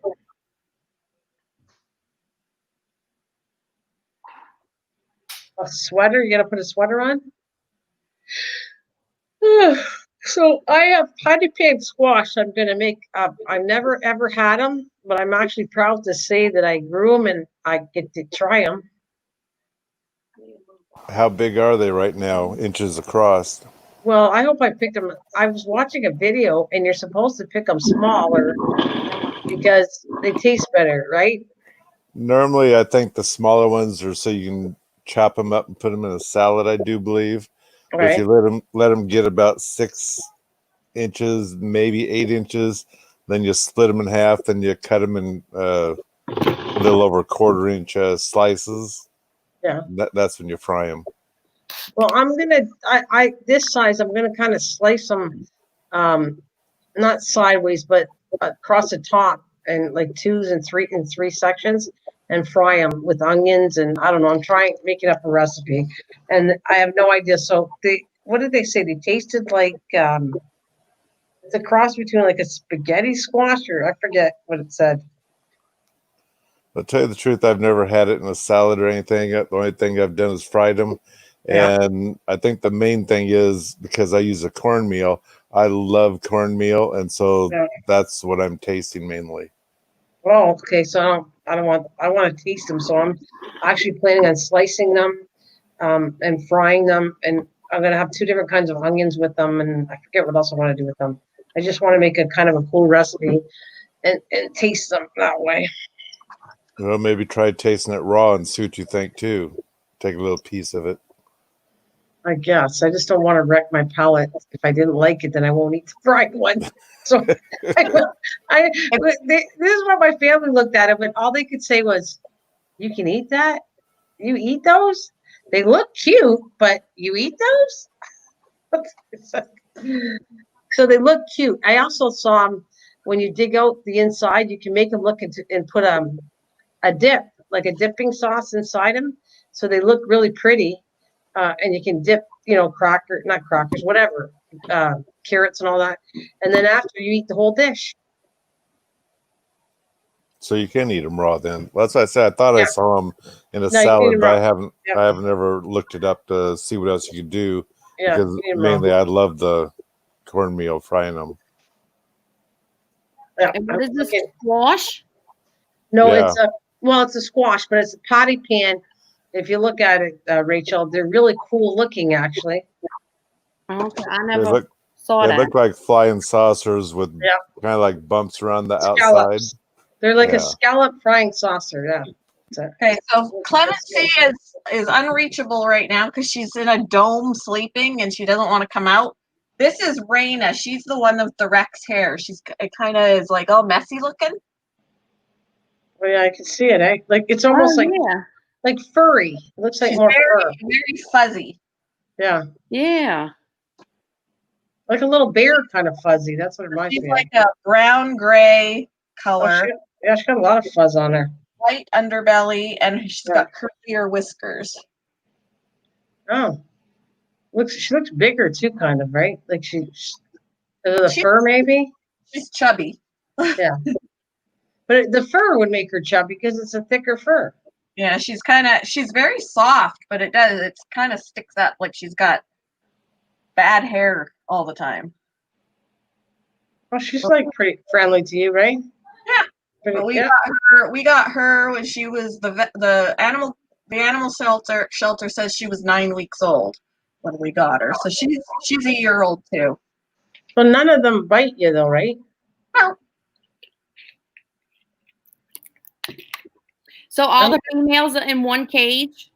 Yeah, they're all in one cage. It's a pretty big cage, and even though it's a big cage, they all sleep in a pile. Like they don't go in separate corners. Like those little domes, they're like little Sputniks hanging from the ceiling. That's where Clemency is right now, in there with somebody else. So like they're jam packed in there. And then when they're on a level, like earlier today when I went in there were 9 of them sleeping in a pile on one of the levels. So the dome is on top of something. It's not on the ground. Yeah, it's hanging from the ceiling of the cage. Oh, okay. And then they like sleeping together. They like being in crowds, don't they? Yeah, they like sleeping together. Yeah. They'll sleep on top of each other. Or... You want to go back? I'll try and get Clemency again. Let's see. Yeah, I think it's kind of. Listen to me sing. I think it's kind of cute. Right? It's kind of cute.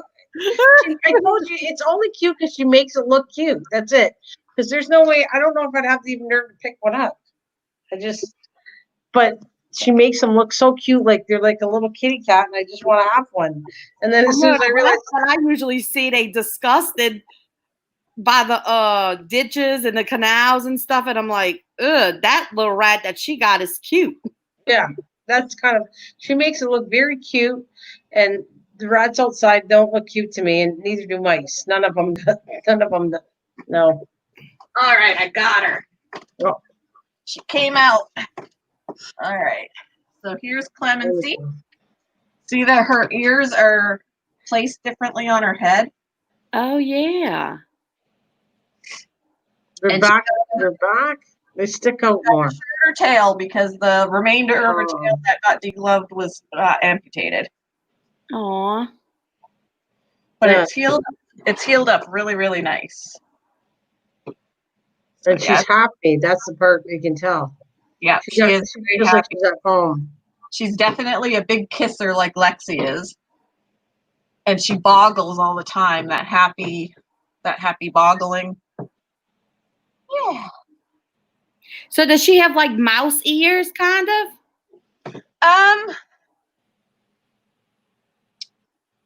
I guess, like, I think mice still have them higher up on their head. Oh, okay. Let me see if I can. The difference between Dumbo rat. I wish it was something other. Their ears are a little bigger, I guess, too, which is where the Dumbo part comes from. Difference between a Dumbo rat and a fancy rat. Most fancy rats, like the other rats, they have oval-shaped ears that point toward the ceiling when they're standing upright. And Dumbo rats have rounded, nearly circular ears that are set on the sides of their head. This means that it is possible for two rat parents with regular ears to have a baby rat with Dumbo ears. Oh, okay. Hey. And the lady that ended up picking her up by her tail, she felt so bad, she was in tears. And they had just been surrendered to us, so we didn't know if they were friendly, so that's why she picked her up that way. And she was like, had I known she was that friendly, I would have picked her up normally. And I'm like, well, even if they're very skittish, they're still not necessarily going to bite you. If you reach in and just grab at them, yeah, you're going to freak them out. But what I do, even with the ones at work that are our feeders, I'll put my hand in and just kind of pet them first. And like, I'm not a threat. Like, I'm not going to just reach in and grab, because then they get scared. So you never ever hold the rat by its tail, right? Because that's what's going to happen. And They'll if lose you're their gonna tail. if you're going to pick them up by the tail, you want to do it closer to the base. And she picked it up at the tip? Yeah, she picked it up basically where it was about that far up the tail. So the amount of the tail that degloved was where she'd held on. Oh. And degloved from that point all the way back. Baby, yeah. Which is a defense. It really hurts them, but it's a defense mechanism they have in the wild. If a predator was going after them and grabbed them by their tail, that's how they get away, is the skin comes off. Well, look at the cat behind you, Lisa. Yeah. Your cat behind, look what's he doing? She's looking at the cockroaches, apparently. Wait, the cat is okay with all the animals? Oh yeah, if she was on the bed right now and I put the rat down, she would probably back away. The cats seem to be intimidated by them. The rats don't care. They're like, "Who are you?" The cats are like, "Get away from me." But yeah, her little stubby tail. It's healed up really nice though. Yes, it has. Yeah, she can tell, because you can tell that she's very comfortable. You're even touching her tail, and yeah, she know they know that you helped them. That's what it is. They know. Girl. Yeah, they are very sweet. They're so sweet. And we do have two, because she was surrendered with two other rats, and we have the two rats that she was surrendered with too. Hi. So the people that take care of them in the shelter wouldn't go get them? These people, they wanted to rehome them, I guess, and rather than taking them to the shelter, they just brought them to us and asked if they could, they didn't sell them, they didn't get any money from them, they just left them with us, and we were going to try and adopt them out. But once she was degloved, we can't sell a rat like that. So one of the managers was like I wasn't at work when they were brought in, but one of my coworkers called me on the phone, and she was like, "Lisa, this just happened, and you need to come here." And it was my day off, but I was like rushed over and tried to bandage up her tail because she was just dripping blood. Oh, wait, where do you work at? I work at a pet store. Oh, okay. So I was trying to wrap up her tail and trying to do it without her, because every now and then when I would touch her a certain way, she'd squeal. So I knew she was hurting. It's a cat. Lisa, that cat is making me laugh, because he's so on the cockroaches. Like, if that was like snack, She likes to lay on top of it.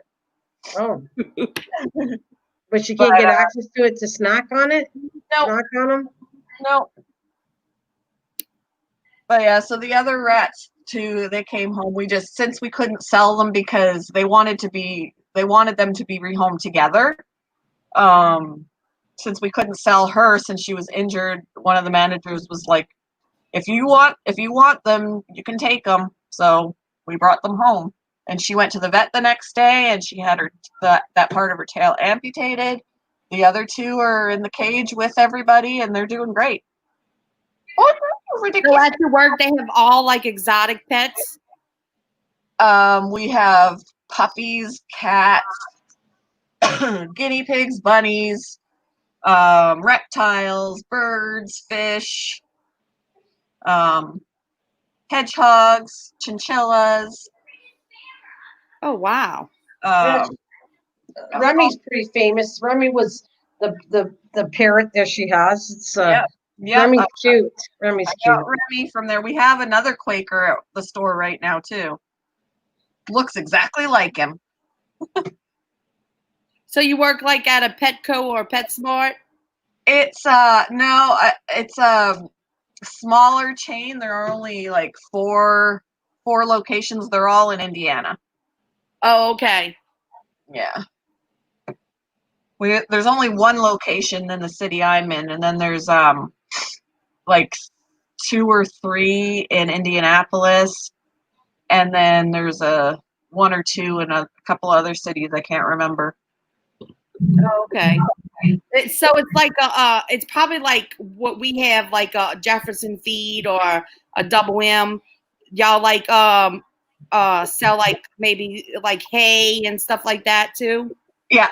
Dog food and all we don't have like farm type supply kind of hay, but we do have hay for like we sell rabbits and stuff. All the pet food for the pets that we have. Oh yeah, okay. So it's probably where it's like a place I get crickets from. Yes, we have crickets too, and other feeders. We have feeder fish. We have the crickets for feeders. We have mealworms for feeders, super worms. Yeah, she's having a bath. Is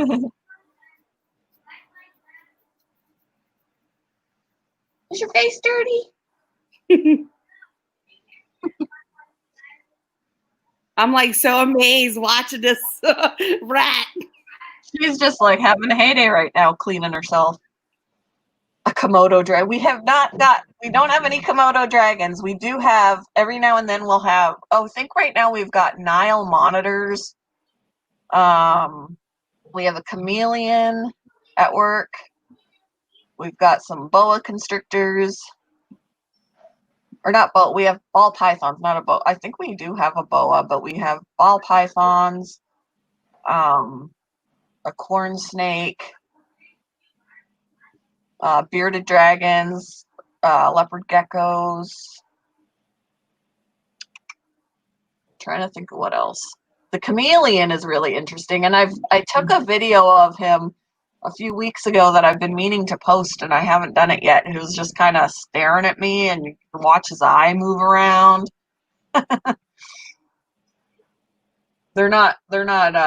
Chameleons are not a reptile to handle. It's more, set them all up and just watch him, kind of a pet. Hi. Oh, kiss. Thank you. Yeah, I saw when I was at the pets show, whatever. We saw like it was like a reddish one and a blue one. Bearded dragon or no, chameleon. Oh, chameleon. They were probably near that color then somewhere because they'll change their colors based on where they are if they feel threatened and want to hide. Yeah, like the red one was expensive and all. It was like, the different colors, just like a iguana. Like I've never seen a blue iguana, and some lady had a pretty blue iguana. It was like a real rare blue, she said. That's interesting. And I'm like, where did you get that at? I guess whoever made it, she said whoever made it, it just came out that bluish, you know. I didn't know they had different, like, I would consider that to be like a different morph. But I've never heard of that. You want to go back? Who else should I get? Roxy and Mara are her sisters that she got surrendered with.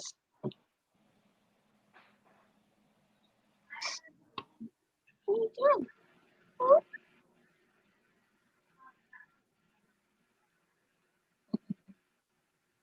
She likes to play in your hair, so like if my hair was down, she'd get all tangled up in it. Yeah. Little girl.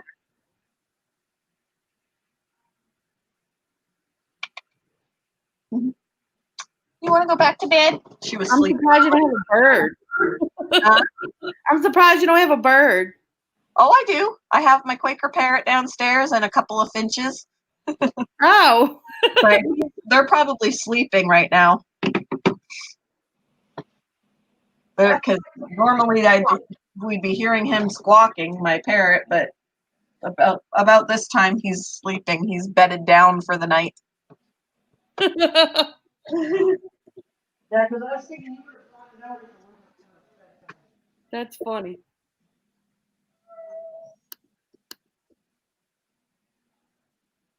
I feel like this is show and tell. I'm in a class with show and tell. I love it.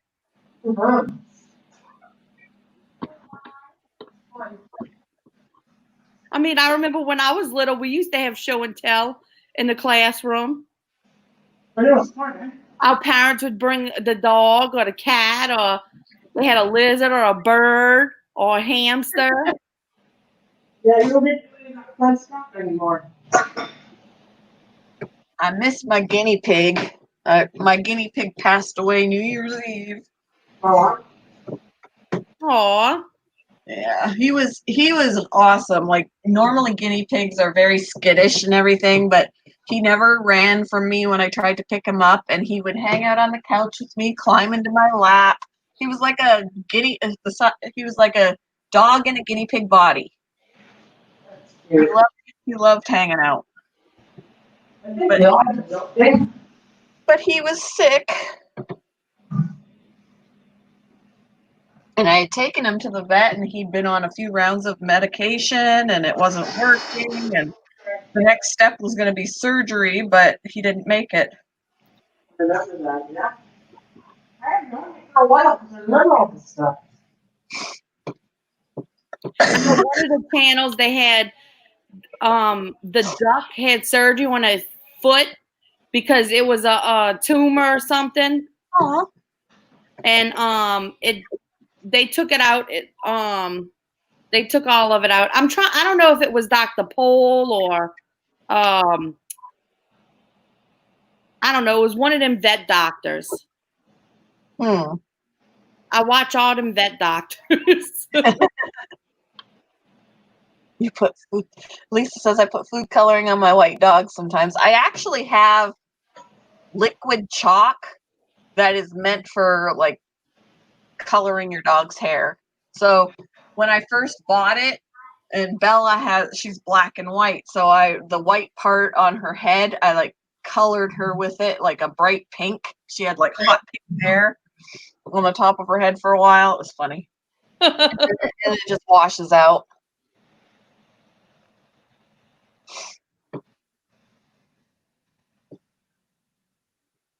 That's funny. Where'd Nana go? All right, here I was talking, but I don't think you guys can hear me when I'm not in front of the computer. Oh. I was talking, so I must have been talking to myself the whole time.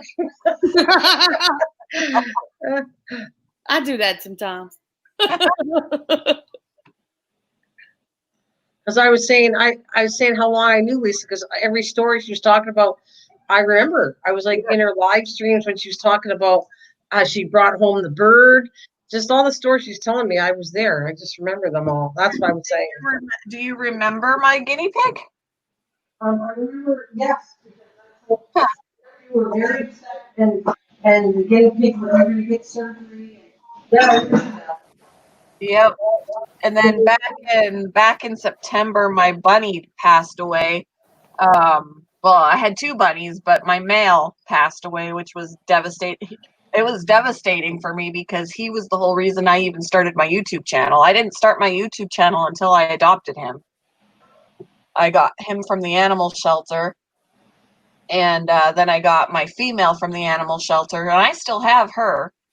But he passed away in September, which was sad. He got sick. He lost a lot of weight, and that's a telltale sign that something is wrong when they're losing weight for absolutely no reason. Like, he was skinny, and I don't know what the problem was. And I was gonna, try and fix it, but usually by that point, they're too far gone. I had a rabbit. It was a velvet black rabbit, and I called it Socks because it had white feet. Aww. White 4 feet. Aww. Yeah, my male rabbit was a lop. He was white with some brown on him, and his name was Milo. And then the rabbit I have now is black and white. She's mostly white, with black spots and stuff. And she's not a lop, but she's probably, I've had them for 2 years. Yeah, I've had her for 2 years, so she's almost 3. My rabbit died at 7 years old. Which is really good because they have a lifespan of 8 to 10 years. Oh, So really? 7 years old is really good. Yeah, that's what the vet said, that, usually, I mean, he would see rabbits that would die 5, Yeah, see, Milo passed away in September and he was only 3. So, yep. Or almost 3, because he was a year old when I adopted him. So yeah, and then in April was 2 years that I got them. So yeah, he was probably coming up on close to 3 years old. And she was 8 months old when I got her. So she's probably getting close to 3 years old now, since it was 2 years in April. Yeah, my rabbit died, what was it, before Katrina hit. It was was it before Katrina hit? Or was the year before? But it was in the summertime, and I was like, I know it was like kind of in the summertime. It must have died. I didn't get a what is it, necropsy or whatever? A necropsy, yeah. Necropsy, yeah. I didn't get one because I figured it was probably cancer. Yeah, definitely. They are prone to cancers. Yeah. And the fact that he made it to 7 years old, though, is really good. Because they'll start to show their age, with sore joints and things like that, too. Oh, yeah. I mean, I made sure the teeth was always, not or in the gone, like never grow. I make sure I had, wood all the time. Like the wooden carrots, I would make sure I would go buy so many wooden carrots and just throw it in there. Yep, definitely things to chew on. Oh yeah. That rabbit had a big old 3-story house. That rabbit was spoiled. Yeah, it's sad when animals, like, right now, I've got 4 animals buried in my backyard that have passed away. I've got 3 cats and my rabbit back there. Yeah, my rabbit's in the backyard buried. I called my dad and I said, my rabbit died. Socks died. And he came. He came and he hurried up and dug a hole. See, and we had talked about planning, like, you know, maybe in the future we'll move into a different house with a bigger yard or whatever. And I'm like, but at the same time, I have 4 of my beloved babies in my backyard, and I don't want to leave them. And then I have my cat in the backyard.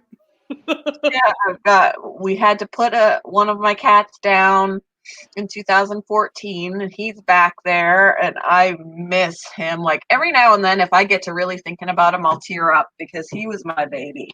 Yeah. And then our female, when she was 14, it's been 2 years now since she passed away. She's buried back there. And then our third cat, which ended up dying young. The other 2 we ended up putting down when they were older. My third cat died at home out of the blue when she was 5, and that was just That's young. yeah. I think it was in October she died. She just died in October. I was devastated. Oh wow, that's real young. Yeah, something was wrong. I don't know. Like, she was starting to act funny one day, and I was like, something's not right. And she didn't even make it through the night. It could have been anything. Yeah. Well, if you decide to move, go ahead and wait until nighttime like you're supposed to in a lantern, and you can go ahead and dig them up and get them ready to My go to the husband new. did say we can dig them up. I'm I like, was about to say, dig them up. I don't want to see them all decomposed. Ew.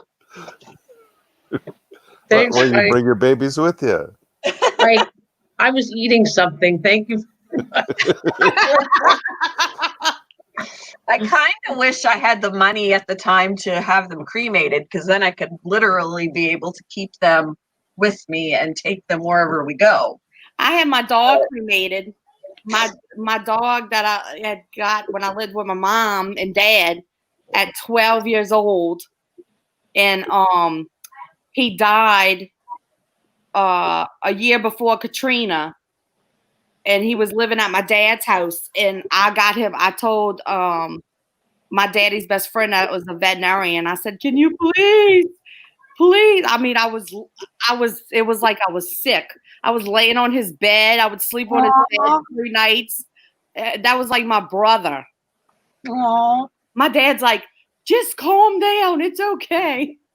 Yeah, I actually have a memory box for my first cat. That I've got like a piece of his hair, like I've got a lock of his hair, I've got his collar, I've got his name tag, a swatch of the blanket that I buried him in. It was the blanket I buried him in was one that I crocheted. It was my very first crocheted blanket, so it wasn't even. It wasn't the perfect blanket, but that's what I buried him in. So I kind of crocheted myself a little swatch out of the same yarn that I used for that blanket, and I have a swatch of the blanket in his memory box. I used one of those things that you can get from the store where you can do footprints or handprints of your baby. Yeah. I did a footprint of him. I did one of his footprints. I have his footprint, and I have the date on there when I took his footprint. Yeah, I've got a memory box for him. Yeah, he's up he's in a box where's he at? Up in a laundry room, up on a shelf. when actually, all of my animals that are buried in the backyard are buried in a crocheted blanket that I had made. I wrapped them in a crocheted blanket. But when he died, like after, I got like a what is it, a stone like for people? Yeah. I bought that for my dad, and my dad has that. That thing is heavy. It was like $500. Wow. Yeah. Well, it might have been 3 something. But it's like thick marble stone. and it's at my dad's house in the backyard. Nice. Because that was like my dad's son. Because he don't have a son. My dad spent a lot of money on that dog. Probably over $30,000 because he was sick. Aww. I need to get some good grave markers for them. Right now, I've basically got some sort of a rock or a brick marking their place so that I know where everybody is. Well, I saw like you could paint on like these rocks or whatever, these big stones, and you could paint their names if I mean if you could do it. I saw it on I don't know what it was. It was like some round stone, and they had it was in a garden, and it had all the kids' feet prints or whatever, and then it had the dog, and it was the dog, and it said Rib what was that dog's name? I don't know what the dog, and it was by the kids' handprints or feet prints or whatever. It was cute in the garden. That was cute.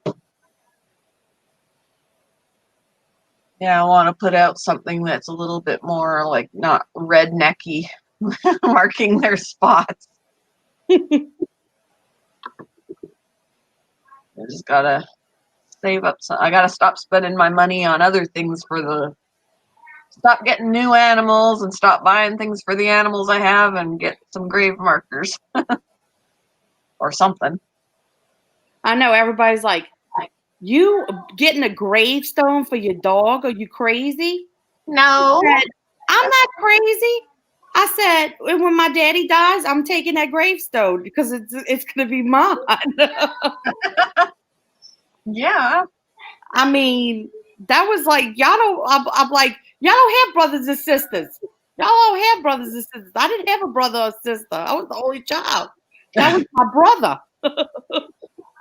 I wasn't an only child, but my pets are my kids. Yeah, it was my daddy's kid too.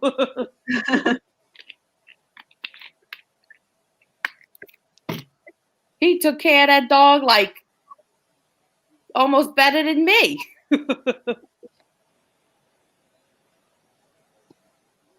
But I always took good care of my animals. When I had my 2 cats, I always took good care of them.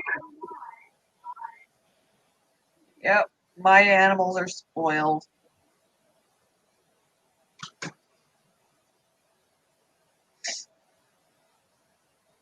Yeah, my bearded dragons, both of them have pools. That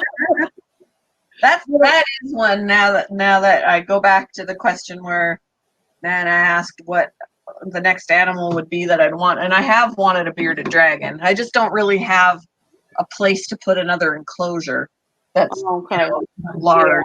Yeah. Running out of places to put things. Yeah, because my aquarium was on the floor, and then I had to get 2 big aquariums because I bought another one. So now I have them on this bookshelf that I bought at Target, and they discontinued the bookshelf, so I hurried up and bought them before they was discontinued. Because the real thick bookshelf. Because I'm like, if I buy a bookshelf, I don't know how to do woodwork. They can charge me an and arm if it's a good sturdy shelf, it's going to have to hold the weight of a bigger tank too. Yeah. These shelves are real good. Bye, bud. Have a good night. Bye, bud. And then I have like a little outside what is it? An indoor it's for like little animals that you could stick them inside and zip them, and you could let them play outside or whatever. Little pop-up little playpen type things. Yeah, and they stay outside and they sit there and they Yeah, I would totally do that with the rats so they can enjoy some time, but they like to chew and they probably chew their way out in no time.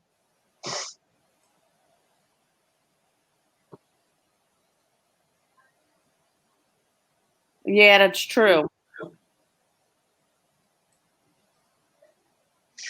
Unless you put like a metal, get one of the metal things or whatever, the metal cages.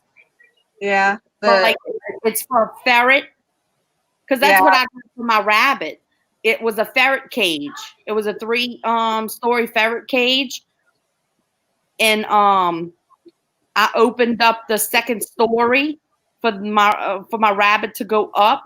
Like my daddy cut it to where the rabbit could go up to the second story and the third story. Yeah. It was a ferret's cage.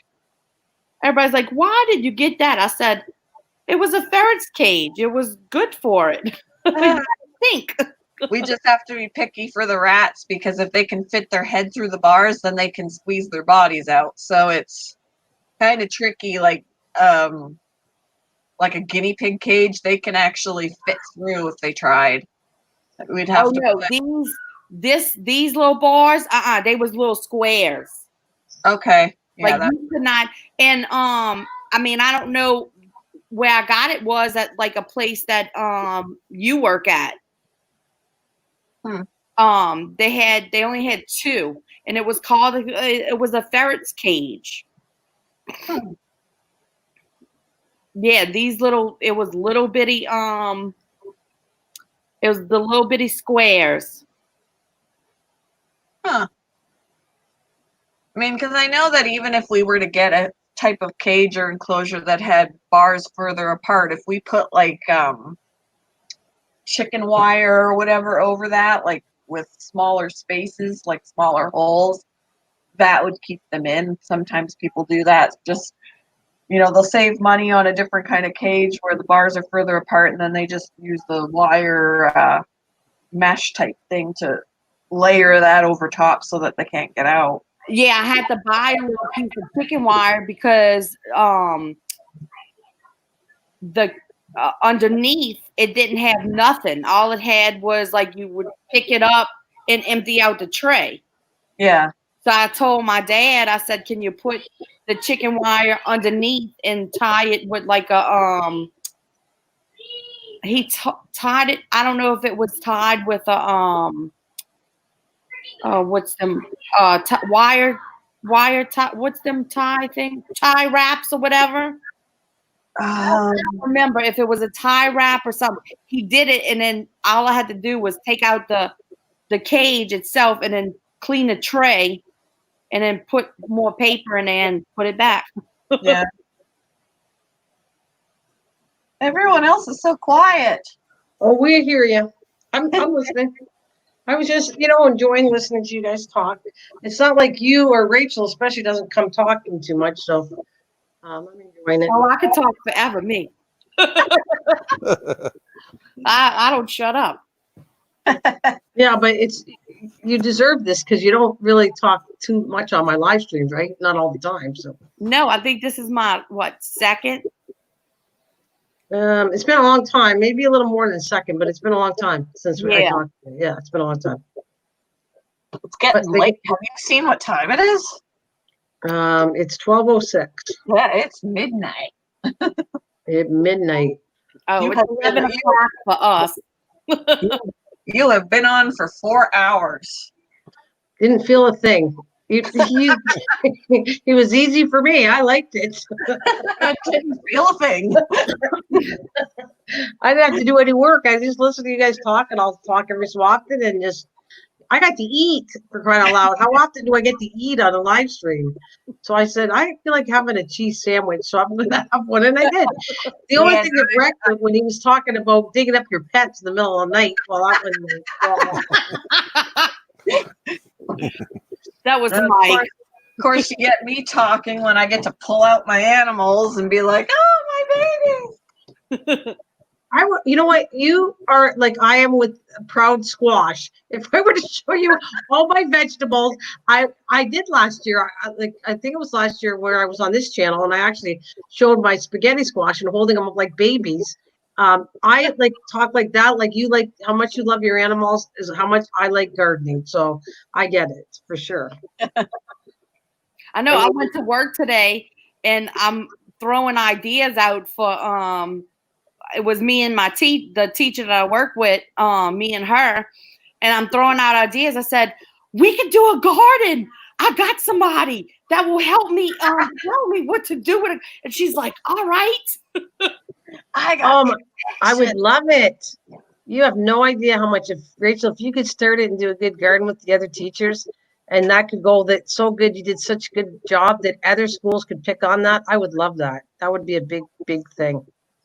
Very good. We can do a garden. Let's do a garden. Because she's like, we can do a lot of crafts with these kids and all of that. I said, I know somebody that knows how to do crafts too. She's like, how do you know all these people? I said, these are my YouTube friends. She's like, oh, Rachel. I said, I'm telling you, it's fun. Learn all kinds of stuff. And they're going, they're not real. They're on YouTube. They're just like fake people. They just talk a lot. I said, we going to the educator to pick out stuff because we're having first and second grade kids in our class, because we're special needed teachers, and I'm sitting there and I'm like, we can do a lot of stuff with these kids. We need colors, a lot of colors, and she's like, we need different colors. And you can do all kinds of cheap crafts too, right, Rachel? Oh, like, yes. Do some egg curts or whatever. Recycle. Show them how to recycle. Do recycle crafts. That's a really good one. You know, it doesn't cost a lot of money, and the kids could do some fun stuff with recycled projects. Even cans. I mean, you can do tons and tons of stuff that's cheap, free, and you're recycling the planet. It's gonna love you. Oh yeah, they would probably like that because it would probably get their attention instead of schoolwork. Well, if you do the right lid, like Mike got the can opener that where it won't hurt you at all. Like it's a top can opener, so trust me, it doesn't hurt. Imagine you could make them into little containers with animals. Like I'm just throwing an idea how I painted them. Only you want a skunk, so you paint them the can like a skunk color with a white belly, and then they could have little felt ears, and I could go on and on about kid stuff. Like oh yeah, I don't know. One of my kids did a can opener, but it's for your pencils. Oh. You put it in you put the pencils in a can opener.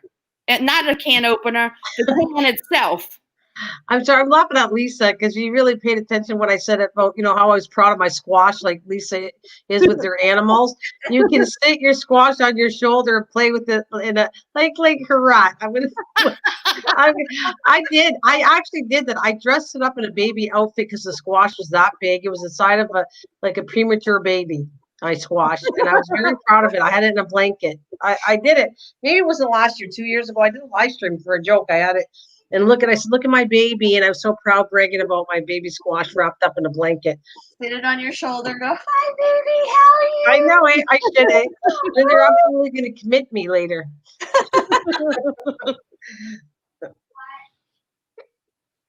Hey, Ashley, how are you doing, honey? Like, what's that? Like, what's that? That movie, Wallace Willis, the ball, and the man talked to the he was on a deserted island. Wilson, yeah. Was it a coconut or a ball? It was a soccer ball. Volleyball. Okay. It must have been a cartoon. I think I saw a cartoon with a coconut, and they had a coconut, and they was on a deserted island or whatever, and they dressed up the coconut. I said, "Oh, that was funny." I don't even know what cartoon it was. Well, I might have to do that with my potty pan squash. I'll dress it up in a little outfit, put a face on it. A little face on it. Well, they go to seed. They have to go really big, like really big, flat saucer. So, I'll just put a beard on it right here, and we'll call it Mike. They had a little skirt on it too. Mike, is it okay if I call? After all, the reason I grew Patty Pan is Mike had talked about it, and I said I never had it before, and so I think that's what made me get seeds and to grow it a while ago. I don't even think we have any of that down here. I had to, you know what? You believe it or not, my seeds, I couldn't get it. You have it in the States, but I couldn't get access to it. My seeds are from Poland. Oh, really? Yeah, I paid a few bucks for it because it's the only place I could find Patty Pan squash, and they came from Poland. So okay. I have international seeds. Some of these seeds are not. I couldn't get like Canada or United States. I had to get them from somewhere else because that's the only way I could get them. Yeah, because up north, they have different animals than we do. Yeah. I mean, y'all have moose and what's that? Oh shoot, I can't think of it. It's them big like I don't have moose where I live, but up northern, like Ontario and all of that. Yeah. Elk, buffaloes, and all of that. Like we don't have that down here. Like y'all don't have alligators. We got alligators. Thank goodness, no alligators. Yeah, I'm kind of happy about that one too, and I'm happy I don't have bears nearby. That we have bears, but black bears. Yeah, we have black bears. We have black bears. I'm trying to think what else we got. Well, coyotes is near my house. Like that's crazy. Coyotes are yeah, right we have where coyotes I live too. And then we got deer. We have deer. Yeah. It's kind of funny when you do the gardening, and I haven't seen them this year though. They haven't come out when I'm gardening. They'll just look and watch me garden, and then they walk by. Yeah, I was watching something on I don't know how they have them ads on what was it? I don't know if it was Instagram or Facebook. And the ads had the lady looking out the window, and all of a sudden she saw a deer in her backyard, like on a side. I guess But I have deer like that nearby. Honestly, if I had my fence open, they could come in my yard. So the deer is like nothing. It was making me laugh when we would go away, and my husband or the kids would be driving. Oh my God, look at a deer! And I'm thinking, why are you getting excited? Freaking have deer all the time here in our yard. Why? It's not that exciting seeing a deer to me. We see them all the time. Not that I don't think it's thrilling that you have deer wherever you travel, but I mean, I see it all the time. Like seriously, there's lots of deer here. It's still cool to see a deer, but I would be more excited to see a moose because they're harder to come across. Yep. Absolutely. I've seen a moose. You just don't want to see it by hitting it, because if you're going to hit it, you better be in a very big vehicle or you're dead. Yeah, that's absolutely true. They're huge. I seen, I think it was the whole family, but actually I didn't even tell that story because I didn't know much about moose. My husband said, better run, because we saw a mom moose and a baby moose, and they're very protective. And we were really close. You could see them close. And then he got me scared that the moms was going to come and get me because so I'm running like I'm like crazy. I don't want the freaking mom to run me over because I'm near the baby. That was like several years ago. And then I went, I could just kick you in the butt for what you did. You made me run like crazy for nothing. Yeah, but some of them mamas you got to watch because they'll come after you. Well, it's kind of true because a mom, in any form, a mother's protective in any kind of animal, a bear, anything, raccoons, anywhere. We're going to be, we have our nails out. Anybody come hurt our baby, we're going to it's gone off with your head. Yep. Especially, I'm protective of my kids that are at school. They're like, Miss Rachel, they're like, calm down. I said, no. I said, I'm here to protect y'all. That's true. A teacher should. Yeah. A teacher should be looking after the kids. Absolutely. I know. They just had something on the news about one of the middle schools got in jail. One of the teachers was in jail. I said, I said, y'all. I said, these people are sick. Yeah. See, I know I was trying to get, well, you know, me, you and Mike are on the thing, and I was trying to, if Tasha can handle it, I want to tell her some stuff, but I don't want you to get too over what I found out. That's all I'm going to say. Yeah. Well, I was looking, and a lot of people are aware of this stuff. Well, I don't know if a lot of people are aware of it, they're ignoring it or what, but some people have to wake up about it.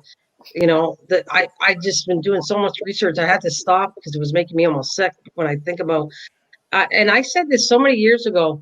I love animals. I would never hurt an animal, but sometimes I watch people and they're more compassionate with animals than a child, a human being, and that's the part where it really freaks me out. Where you don't want anything to happen to a pet, but yet a human being, a little kid, you have no you don't give a place there about. Oh yeah, I know. Something's wrong with that. Yeah.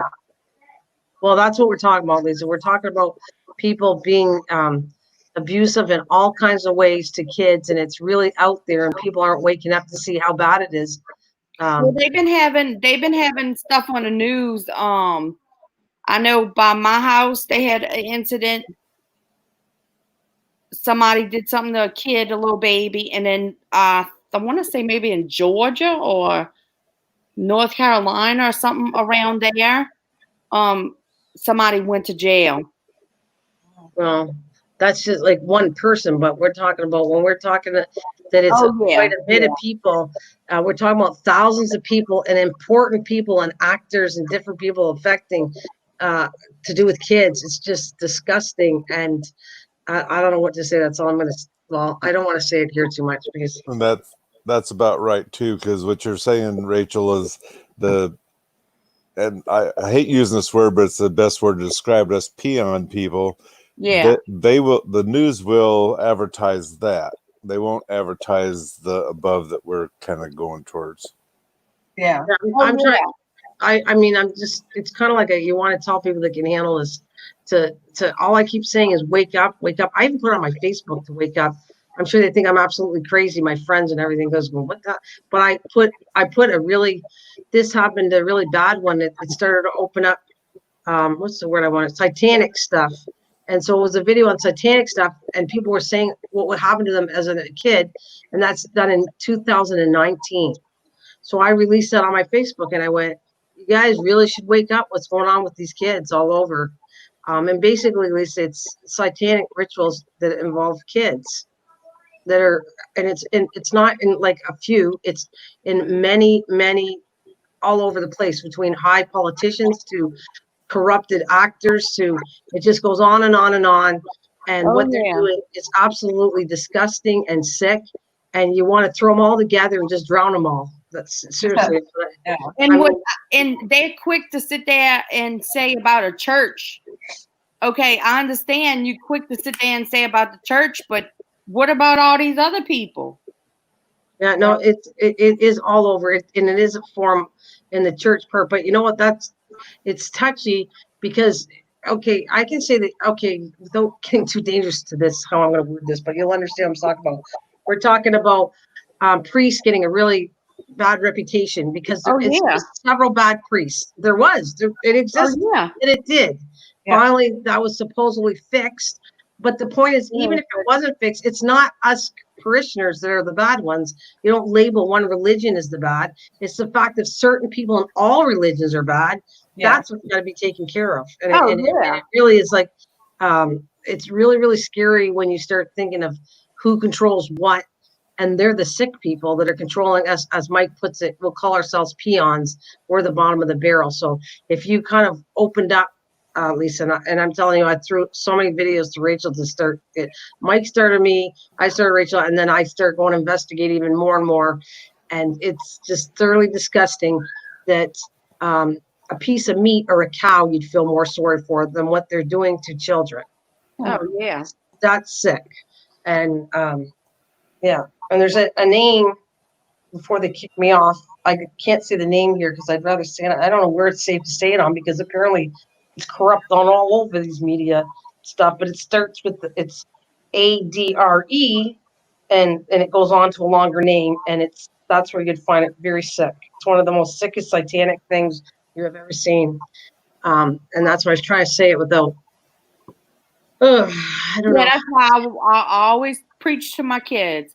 I'm like, I understand, y'all on the video games. I said, don't give nobody your phone number, nothing. Yeah. I said, just stick to the video games. If we outside by the park, I said, if you know the person, yeah, but sometimes, if they kind of iffy, and I tell them, I'm like, don't go to the bathroom with them, make sure they don't go in the stall with you, make sure they don't give you nothing to drink, you got to come ask me, but usually I know, most when they playing ball and stuff, usually I know most of the parents. Because we look after, all the kids, really. Yeah. And then when you think of it, it's Walt Disney World is the biggest satanic guy that owns Walt Disney World. And what is all about? Children. It's a big, I told my mom that, and my mom said thing. She thought it was Disneyland. No, it's Walt Disney World who own that would be considered both. It's the one in Florida and California, but Florida especially. And he ran both. I mean, he belongs to both. He's the title of it, and he was high up in the satanic thing. When you start researching who he was, he's very high in satanic stuff and rituals, what they do. And wouldn't it be ironic? All that stuff is to do with children and little kids. It's just disgusting when you start researching it all. Wow. Yeah, it's big. It's very big. Yeah, my cousin was putting something on Facebook about and people have to wake up. That's the he point said of, something about her husband was like, y'all people need to wake up and stuff because this is happening to all these kids and these kids don't deserve that, and y'all need to start the devil is just laughing and he's like enjoying all of this, and God's not right now. He's very, very upset, and because all these people are following the wrong, the wrong person. Yeah. it was sad because when I started looking at people that were abused, child abused, it falls all the way back to 20 years when I start looking at live, when I connect something that people are now, you're going to see things pointed out this year, 2020, all this crap, and all women abused. It's the kids are number one, and the women are for sure is number two in there. That all to do with like sexual abuse, and even gets worse. And the thing is, it's so much there. And now finally, thank God to some very strong people on here are fighting back and making a point of it. And it takes a lot of courage to do that. And me working at the public school system, and our system is like, it sucks. I mean, it's like all this, they don't want to do this paperwork. They don't want to do this paperwork. And if you see a sign or something and these kids calling out, crying for help, it's like the system, the law, what is it? The system don't want to do nothing about it. Because it's so much paperwork and so much paperwork. And I'm like, so what if it's paperwork? It's their life that you're saving. Yep. And that's why a lot of these kids are messed up in the first place. That's what I've said for like 6 years on here. It just comes to light that all I was trying to say when Mike brought this to my attention, all I did was there's things that were said that I have always said since I've been here before you all knew you. When I first started, I said I created this channel for children. Unfortunately, YouTube made it turn into an adult channel, which I never still wanted it to be that way. It wanted to be a safe place. Did I know all the crap? Did I really pay attention to it? No, it's not until it pointed out. Honestly, I know Mike doesn't want to take credit on this, but it's not until he said you really need to wake up in a nice way. He wasn't mean. You need to go do this. So he started my ball clicking. I couldn't even handle it. I said, this is too unreal to me. I want to get sick. It makes me vomit of the stuff that he pointed out to me, and then I started investigating on my own, which become a daily thing. Every day I look at videos on in regards to this, and then start researching of how these people complained about people being this way, actors and famous people, and nobody freaking wanted to listen. Now, all these years later, now 2020 is the year that everything's coming out, and now you're going to see something that they've been doing for years and years and getting away with it because, well, whatever you want to call it, the president, it's fine. He can have some credit on that, but it's many people that have shouted out about it. Like I said, people, there's so many things that are awareness. And then I got thinking of something else. Okay. When I was talking about promoting cystic fibrosis, which is a child disorder. Okay. Yes. If you, let's say we're talking about, it gets really creepy here, but if you got involved with, let's just say there's things that you used to see in movies that you don't think were real and they thought was fictional. It's not. It exists. So they've been we were talking about that over 10 years ago. They can actually clone somebody by now. They can clone people because they cloned it over 10, 15 years ago. I remember with it. I saw. So you can actually clone people. That does exist. Plus, and it's just scary. All the, you don't even know who's real anymore out there. Well, didn't they, wasn't Walt Disney in, like he was froze his body or something because he wanted to be cloned or something? It could, I don't know, because that's a long time ago when he died, but it's possible. It did exist a long time ago. So I don't know. There's so many things that we don't think are there, and are there. The government's hiding all kind of stuff. I know. The one that's the most sickeningest one is the drug I was talking to you about that I can't really say because it almost, when I first heard about it, then I started investigating more and it was I couldn't stop. It's almost like I got sidetracked. But the whole point is I didn't know all this stuff for 5-6 years when I did this YouTube thing, and kids come to constantly kids. My mom knows that, my family, protect the kids. I would always say that even when I wasn't on YouTube. And I didn't know why I was saying this. It was like, I have statues of kids. I have tons of stuff to do with kids, protecting kids. Now I just felt that I'm connected, that now I get it. I get why. It's kind of like seeing visions of the past to the future is how I'm connecting it now. And it's just totally disgusting. Oh, yeah. Well, I knew what was happening, but I didn't know, like, where, the celebrities and stuff, like, I was shocked. I was like, what? Are you serious? Yeah, but the thing is, the reason I think maybe we pick up on it because some of us were abused as a child. That's why we see that. That's why we're fighters on it. And we don't want to see any child go through it before. Like I was around, my father was that. So I'm just telling you. And I say, I was never abused as a child, so I wouldn't know, I wouldn't know nothing. I mean, I have friends that, was their husbands was abusive to them. And I'm sitting here and I'm like, why would you stay with him? And they like, you don't understand though. You don't understand. I said, well, I guess because I'm a strong-willed woman. And believe me, no man would not mess with me. No, that's the point though. I would think maybe that's the things that affected me as a child. I wouldn't put up with a man doing that. That's what I say that all the time. There is no way that I would put up with that crap, and I didn't. But I was affected as a child, and that's my point. To you affect a child in a certain way, they might not all react like me. To grow up and raise different kids, like good kids, and raise them proper. They could have went insane because of what somebody did to them as a child. It's all connected, and I've said that for years and years and years. Yeah, I didn't even know a man that got abused from his wife. That's beat you. He's like, no, I can see that. No, I can see that because I can see that if somebody was abused as a kid. I don't touch her at all. I'm like, I mean, they divorced now, but I'm like, are you serious? Like, she would literally hit him with a pan, all kind of stuff, and I'm like,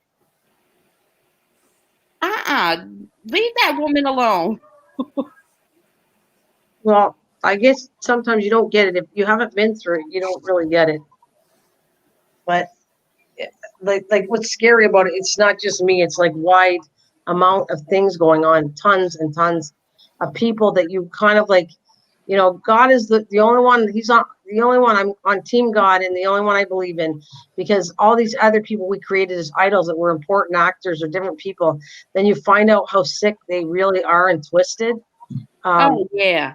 It actually, it took me a while to get past this. I'm way better and way stronger about it, but seriously, when Mr. Mike told me first about, he didn't mention particular people. Then when I started looking to and find out who's involved with this, I went, oh God, this is just sick.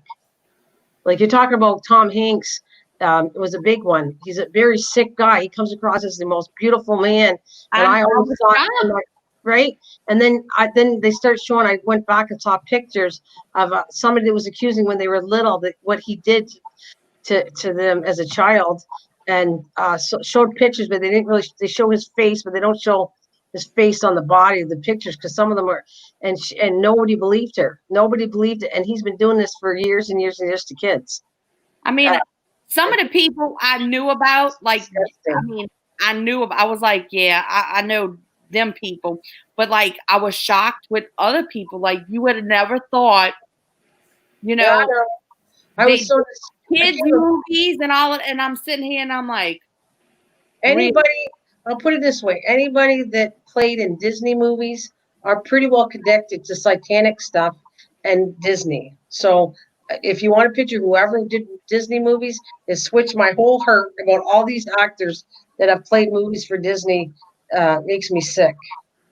Yeah, and I told my mom, my cousin works for Disney, and I'm sitting there and I'm like, and she's like, she went to college to be a what is it, like some kind of not a preacher, but like some kind of in a church or something like that. Well, I guess she couldn't really do anything, but she's going back to school and she's gonna work in the office in Disney. And I said, and my aunt's like a church person, and I'm like, does she know that, you know, Haley's going to be working at Disney, and does she know all this stuff going on? And my mom's like, yeah, she knows, but you know, she can't tell her anything because she's an adult now. And I'm like, but my cousin has a good head on her shoulder, and she's not stupid. So, you know, but still, I would, after what I heard about Disney, I'm kind of iffy to even go to Disney World to even support and to give the money to them. Oh, I don't want to go. I don't want to even watch movies. I've been trying to watch the right stuff and promote movies that I think would be good, because it's so touched by all these sick people. Lisa, I love it. No one ever listened to my truths. I don't know if that's said in the Bible or something, Lisa, but amen to you. Amen. Not that I meant to turn this downhill, but sorry, guys. But I'm sorry. I'm sorry, but I'm not sorry, because I just knew I have to get it out every so often. We're talking about like pets and dollar kids and fall. Well, it was really fun, but sometimes you got to go down the. Oh, and there's a show. It's called The Rabbit Hole. Well, there's my rabbit hole for you. Oh, actually, yeah. That show is called The Rabbit Hole. Boy, would enlighten you, a lot of you, but I don't know. Wait, is that the cooking show, or that's on YouTube? No, that's the one that I think I sent you to videos on it. Yeah, on YouTube. Okay, yeah. Yeah, that was like very informative about things. Which I still have doubts on stuff like that, because people could say things, type things, and it doesn't mean it's true. But well, that's one thing I felt after watching the latest video. I don't remember which one it was. That you have to watch these videos to get an understanding of what's going on, but you also have to realize that there's a chance that the dark side is doing some of these videos, and so you have to pay attention and accept in your mind what you feel might be right, because some of it does sound a little iffy, but some of it's very good information. Yeah, like it makes me wonder when they make movies and stuff. Like when they make movies, I mean, some of it's, not true, but like some of these movies that are coming out, all of a sudden, some of this stuff is happening. Right. And I'm sitting here and I'm like, really? Like, how did this director know that this was going to happen? Are they trying to like say, hello, people, Well, there was a video. Like I said, we're so far ahead, but there was a video out talking to the screenwriters, where they call them, and they did get their information from the dark side people, because that was another way of also getting them hung up a little bit more, because they're even more famous yet. Oh, okay. So all of that was true stuff going on, just that we didn't realize it when we watched the movie. Yes. Well, yeah. I'm going to say that. Yeah. When they have movies, I'm usually like, wow. I'm always thinking, I'm like, I wonder if that's going to happen. And now, years now, oh my God, this is really happening. Yeah, stuff outrageous you didn't think existed are coming true. That's what. Oh yeah. But I watched so many YouTube stuff was over and over and over about people being abused as kids, and over and over and over, and it goes back to so many years. People complaining about it, nobody doing anything about it. To now, things are slowly coming through, and people are finally getting believed. Well, the sad thing is that no one did anything about it, is because the higher ups had so much power that they were on the dark being side, squashed, and people were scared. Right. I'll be back in a second. I gotta move the sprinkler. Okay. We had rain. We didn't need no sprinkler. Well, it poured down over here. No, I had to rain, but it's supposed to pour. I wish I didn't water it too much. It's going to rain for the next few days. Oh, lots of rain. I guess I can clean my craft room then. I should have been working on it, and I did very little. Wait, art what she art said? Imitates life, or is it the other way around? Meaning the movies imitate what's going on in the movies, where you think it's fictional is actually real. Oh yeah. And that's what I've been saying. Yes. Yeah, that's what I've been saying all along. There's movies that are kind of scary that you look and thought way back when they were fictional, or something, something futuristic. But no, this couldn't happen. And then you find out, hello, yeah, all this. Like, don't you ever wonder? I always wondered, honestly. I was talking to my mom the other day, and when I was a young kid, watching all these futuristic movies, and I kept thinking, boy, that guy's got to be really smart. Like, where on earth did he get such an idea of flat screen TVs or whatever? I'm just using that as an example. Way back when I was a kid, where did they get these ideas? Well, do you ever think that maybe somewhere we're not the only ones on this planet? There's other people that come from other planets that might be here, and maybe they're passing on little cues way back when. I mean, I know that sounds doo-doo-doo crazy, but you don't know. Yeah. Yep. I mean, because there's no way that somebody's that intelligent or that creative to the designs that are coming through now. Like I said, the high tech stuff. I don't think there's anybody that's that so intelligent. Like, don't even start on sick ass Bill Gates. I don't. Him and his family. I can't even start on that part. That is, he's one of the sick ones too. Sick guy with money, and he even said it. They proved it on. Do you know that he made a statement to say that? Wait, Bill Gates is that Macintosh? No. Wait, Bill Gates owns Windows. He owns all kinds of stuff. Who's the one that died? I don't know what. I know Bill Gates' Windows, and there's a whole story on how he stole the thing. It was never his, and they did movies on it, but you never know. No, one of them died. Some guy that was a computer. Yeah, the guy that Apple. Yeah, what's his name? How come I can't remember it? It's not Bill Gates. It's No, but Bill Gates said something about, okay, because Bill he Gates is felt, still alive, right?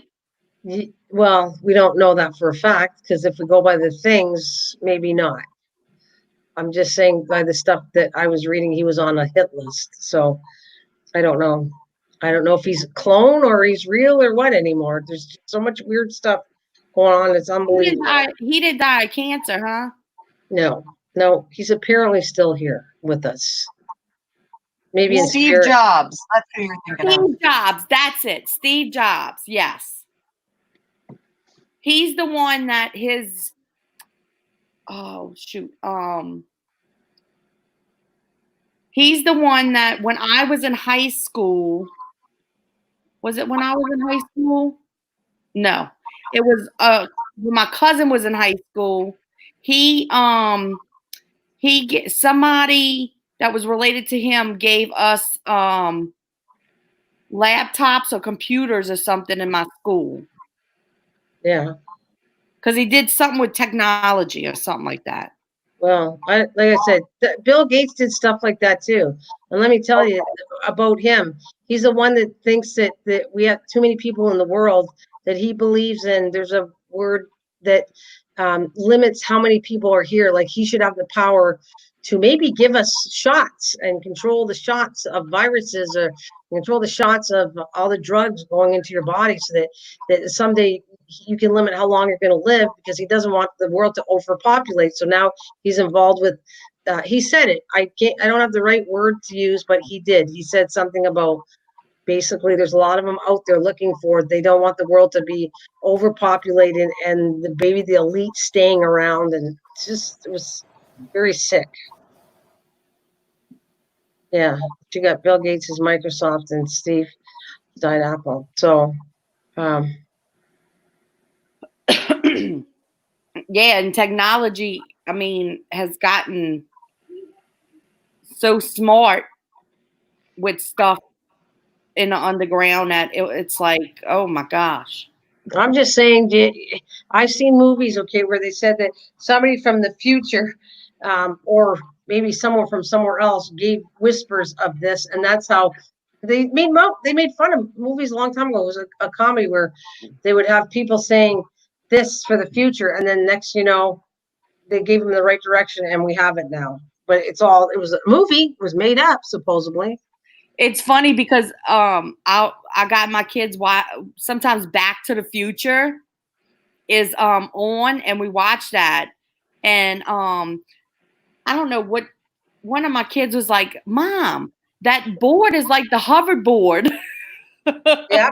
Yes, I'm just telling you. Yeah, it's kind of like the hoverboard. I said, they're like, how can that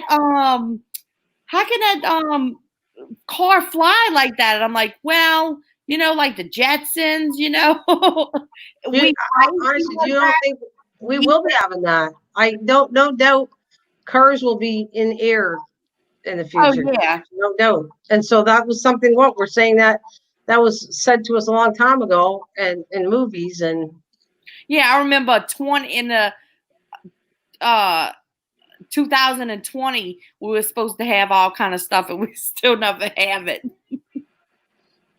But it's almost like it, Well, Bill lives 20 minutes from me. His daughter is good friends with my friend's daughter. Oh, well, I'm just telling you, he's on a list that's not a good list there, Lisa. Don't send him my way, though. I don't want him. Don't tell him you know me. Bill lives 20 minutes from me. His daughter is good friends with my friend's daughter. Huh? What Bill she's talking about? Bill Gates or Bill Clinton? Oh boy, I don't want to start anymore. Yeah, don't send him my way, Lisa. I'm just telling you. I don't want any of them. I think he's a scapegoat for what he has said, not the real enemy. I think he is an scapegoat for what he has said. I love Back to the Future. I watch that all the time.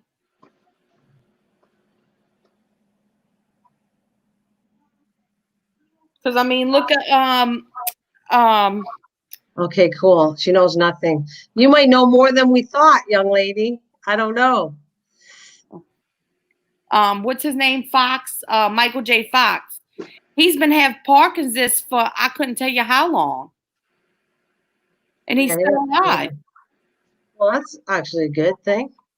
Yeah, because my granny, she died from Parkinson's disease. Well, I think it's a good thing, but the sad part is, I hate to say this, but there's probably cures out there, but with money. When you don't have money, you don't get the same treatment, right? So there could be something, some kind of cure to help with Parkinson's, but if you don't have the money, you're not going to ever see it. Yep. Hey, I don't know. Okay, good. Thank God, Lisa. I'm going to wipe my head. And yes, believe in God and Jesus. We're good. Hallelujah. Amen. For sure. Yeah. That's why I said, I was like promoting people that do religious channels. Amen to them. I mean, yes, because yeah.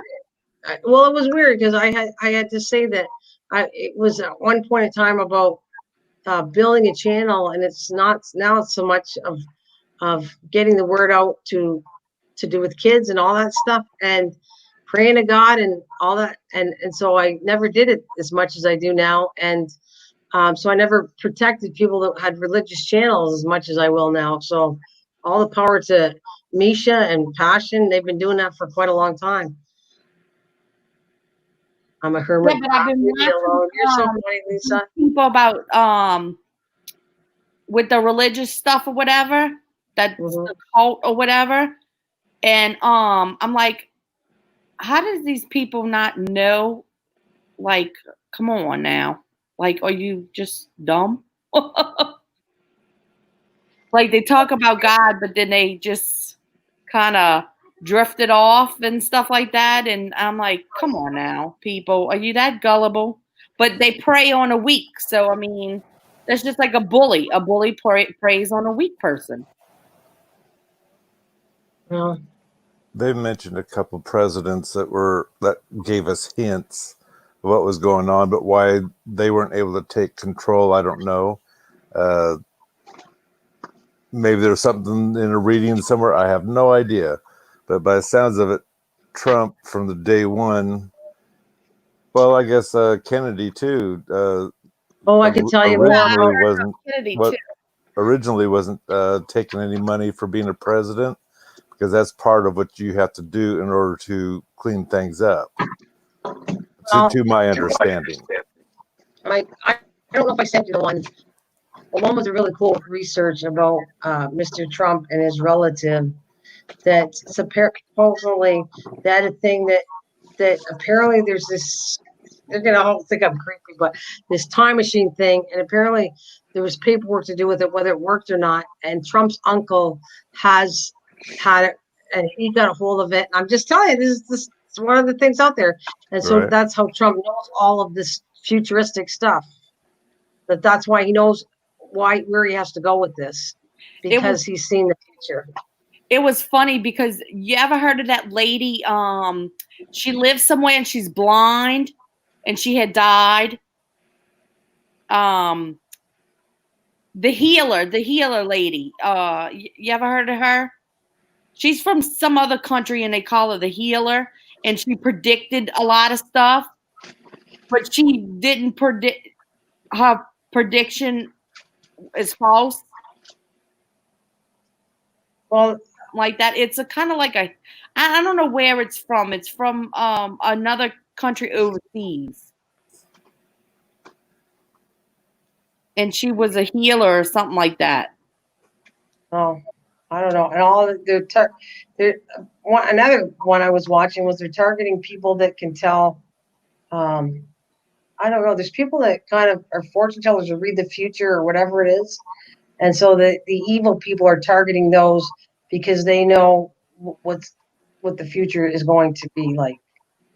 Well, it's warning weird. people ahead. I don't There's believe many weird things out there, guys. I'm just saying why we say wake up, because it's stuff you're not going to believe. It's just almost so crazy to believe it all. Yeah, and see, we have a lot of fortune tellers and mediums and all of that here. I mean, New Orleans. Yeah, you would. You are definitely in that part in New Orleans. But I met several, and I used to find it so fascinating. And to be honest with you, they were crooks, the ones I've met. Yeah. Well, it's I went weird. to one that believed in it, and then ended up being arrested for I don't know, whatever, when you cons, whenever you con people, and they they got arrested, and this was a fortune teller that, so. Oh yeah. Well, well, actually, the daughter, I taught her when she was in 6th grade. I had her, and her mom like reads people or whatever. Well, my best friend lost her dad recently, and they was at a softball game, and the lady was there, and she's like, "Hey, I just want to tell you, it's gonna be okay." And she's like, "It's gonna be okay." And she's like, "Yeah, he's something." And she was telling him stuff, but no, it was like nobody. She was telling her stuff, but like nobody knew about nothing. Like only the personal family knew about stuff. And I'm sitting here and I'm like, I want to. Where's this lady at? I want her to see what's going on with me. See if she You really want to know that? Yeah, I want to see what she says about me. I don't know if I want to know any more of that stuff. It's kind of too creepy. I don't know if you really want to know that. I do. I want to see if she's right or not. She tells me something fake or something. Because I'm always saying, all right, Grandpa, I know I take after you all the time. You're probably fussing at me or telling him, go get him.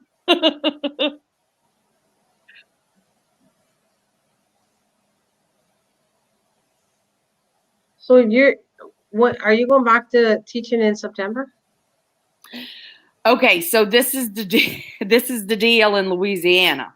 This is the deal in Louisiana. Okay. This is the deal in Louisiana. Let's make for you, Rachel. Well, like Louisiana only has parishes. Everybody else has counties. So Louisiana, we have New Orleans Parish and we have Jefferson Parish. So New Orleans Parish is not going to school until after Labor Day. Now Jefferson, where I work at, we have to go back to school August 3rd. But the kids don't go back until August 17th and 18th. But they're fighting to where Jefferson, the parents are trying to say you need to follow what New Orleans Parish is doing and make the kids come do it after Labor Day, because it's weird. Because are you familiar with the phases, right? Do y'all have phases in Canada? I see. I don't. They probably have new things, but I don't know. I've never heard of phase. I just know. I think it's steps or something. Like we're in phase 3 or step 3. Okay. Well, they're phase for the COVID. Yeah. Okay. Okay. Talking about that. Yes. We're still in high. In all honesty, we're one of the higher ones because we crossed the border to Detroit.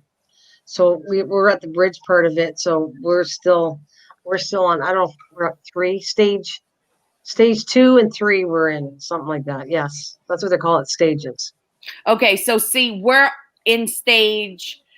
New Orleans Parish just got in stage 2. Now we've been in stage 2 already.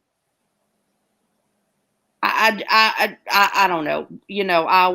So you got to get past the stages in order to open the schools, right? Yeah, because the first stage is 25%, I think. Yeah. Or 10% or 15, something like that. And then I think stage 3 or 4 is 50%. Okay, so there's 4 stages. what is stage 4 supposed to be? Everything's back to normal? Yeah. 4 stages, yes. It's supposed to be back to normal, which I really believe it's going to get back to normal because of the election. But that's no, I get what you're saying, but you know what? This is what I don't know. You guys give me your own opinion here, but that's another researching. I was looking onto that particular thing. We're not supposed to talk about if I get kicked out, so we just won't say that. But depending on, this is what a lot of people do. If you are Republican, they're thinking Republican. A lot of the people do not. Everywhere where there's a senator and whatever, whoever's in charge, the Republican part of each state says that they don't believe in this, that this does not exist, and people are making this up. And if you're in the Democratic states, the numbers are higher in the Democratic state of having this disease. And but some people just believe this whole thing is made up. I don't believe it's made up. I really think people are dying from this. I don't think it's a game here. Oh yeah, it's not made up, because it's funny, because I just found out that one of well, I know the first person that it happened to in Louisiana, well, in Jefferson and New Orleans Parish, was a friend of mine's best friend's husband, and she was the first person. That was the first person that got it. And I just found out that one of Demi's friends' mom and brother had it just 2 weeks ago. So they've been quarantined for 2 weeks. I'm like, I wonder what are they doing? And I guess they couldn't tell everybody. And Demi said, because the brother and the mom had the virus. And I'm like, oh, okay. So yeah, but I'm just saying that. So I believe it exists. You believe it exists, but some people don't believe. They think that it could be just normal flu or something. They're making it up so that everything's closed down, and people think they should go without a mask and go out there because they think it's fake. But yet they proved that side of it too. That people did that and found out some of them actually died from having COVID parties where they were all infected by it. Oh yeah. And myself, I feel it is a real thing, but it's been blown out of the water. In my opinion, because like they've already said on these hospitals, even if you don't die from that word, they're going to mark it as that word, because that way that hospital gets money for that. And so there they screw themselves, like YouTube kind of has on, on getting enough people and getting your hours and everything else. It's all about money there too. So that didn't help us any. And there's one guy that was kind of giving you estimates of figuring this out, and it's only a slight percentage of people that are dying from it, just like the swine flu and everything else. So so that's what you got to pay attention to.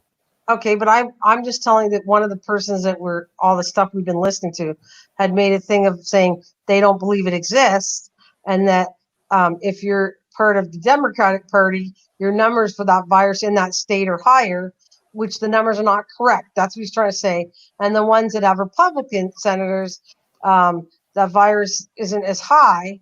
And, I mean, I think that part's a little goofy to me.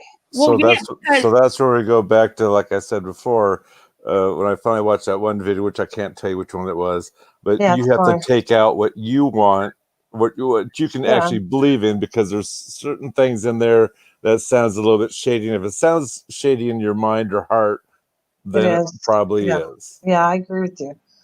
I agree with it. And then Louisiana is I think a Republican state. We're high. This is what somebody's saying with all that. I don't believe all of the stuff that, like Mike says. I have to kind of, some of it makes sense and some of it doesn't. And then you start putting two together and what somebody's saying. One, like this whole mess is killing people, whether you're Democrat or Republican. liberal, conservative, whatever. I'm talking about from North America, both our countries. People are dying from it. It doesn't matter what party you're from. That's how I'm finding that they're connecting that to a party, and I think that's nuts because that has nothing to do with really. It Oh isn't. yeah, it's like the nurse at our school. Well, her husband is just got out the hospital. They was trying to say he had it, but he got blood clots. He has blood clots, and he's not doing good right now. Well, I don't know. I get the idea that the more healthy you are, the better chance you have of this.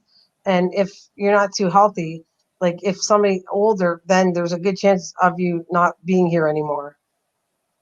Yeah, I believe trust your instincts 100%. I do. I feel like I don't think my instincts are. I always agree that 100%. Like when I went traveling to the UK by myself, I could have been really scared, and there's things that my instinct took over to know when to be out late, just certain things, and I was totally safe because Yeah. I listened to my instincts. Yeah. So I'm not disagreeing with Mike. If you're listening to stuff, you're going to take it verbatim. I don't know, some of the stuff I still have issues with, but I think some of the stuff's real. That's what I'm going to say. I think that we need to wake up and really pay attention to what's going on. That one I for sure believe. Well, that's what I say. Once you watch a bunch of the different videos and whatnot, some things will make sense, and others on other parts of videos don't make total sense. So that's why I say you need to watch a bunch of it and see what you think for yourself. Well, because you start watching a bunch of it, and some other people contradict something else, and then it kind of like says, okay, now I can see why you'd think this way, but I can see that that's not the facts. Right. And then the media blows everything out of proportion. I don't trust any of them now. I don't trust any of it. I'm like, I'm so I tired of believe media. you're constant liars. And that one, that's an instinct. I never felt that strong until I now paying attention to this. I feel like a lot of stuff is not. There is things that happen that should have been reported, and they're reporting maybe an eighth of what should be reported on the news. If you're playing it right and doing it, where did you see when we're talking about kids and all this stuff? Have you seen it reported on any TV yet? Because I haven't. You do not. You only saw it when it's in mass demand, like Weinstein and all that. When you see coming numbers, that's when it shows up on TV because they have no choice. They have to put it on TV. They have to. Yeah. Well, yeah, like the guy that I was telling you about, the husband or whatever. Well, our local news was telling the people wrong. Well, have you ever heard of Hoda Copy? No. Mike, have you ever heard of Hoda Copy? No. No, she's on the morning or something like that. Well, she's originally from Louisiana. She was a news person here. I mean, I met her and everything, and she became big time. Well, the lady, the husband, the wife or whatever, got in touch somehow with Hoda Copy, and then it went live all over the world of the truth about everything and what the doctors kept on saying. And because the local news here, they was lying. They would say, well, the wife said this, and this is the doc. Oh yeah, they was lying. But she got Hoda Copy, and she told it all. And it made our news look bad. With that, oh yeah. Because she was mad because they was putting comments in her mouth that she didn't even say, like words in her mouth that she didn't even say. I believe she could go after them and sue them. I don't think it's going to go far. Well, it's weird because her husband's a lawyer. Her husband's a lawyer. Yeah, her husband's a lawyer. And I don't know if they're doing a lawsuit or whatever, because we don't know whatever. But I mean, I haven't really talked to her. But she was mad. Like the family was mad because they kept on our local news would say stuff, and they would lie, and then she was on Facebook sitting there saying the news is lying, and they kept on putting words in my mouth and all of it, and that's not what happened. And oh yes, and then that's when somebody hooked her up with a copy, and it was on World News or whatever. I don't know if it's World News. I think it was just maybe the United States news. I mean, I don't know if, Right. because I don't think y'all get our news, huh? We wouldn't. It's like you wouldn't get my local news, but if it's something affected, like the world or big in the States, because I bordered the States, so we hear more American news than I do Canadian news.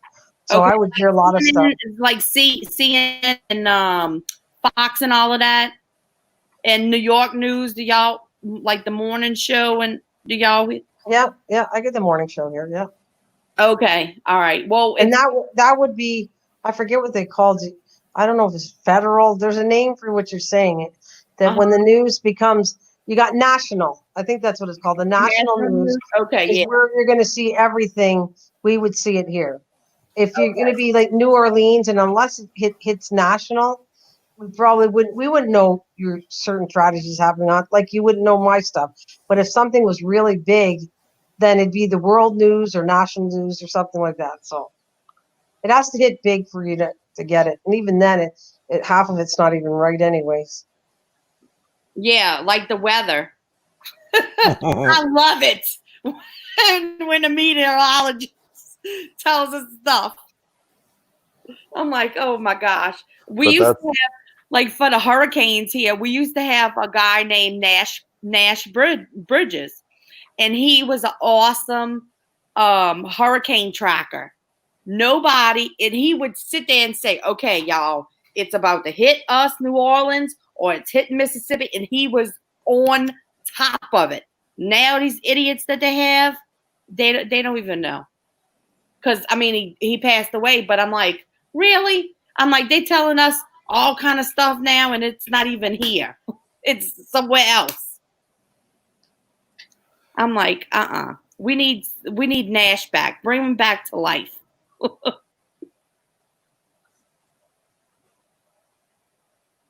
That was a show. So Lisa, you know who she's talking about? My brother lives in. Oh, I don't recognize that. Anna Cortis, and has a place in Vancouver. That's cool. But definitely, Vancouver is beautiful.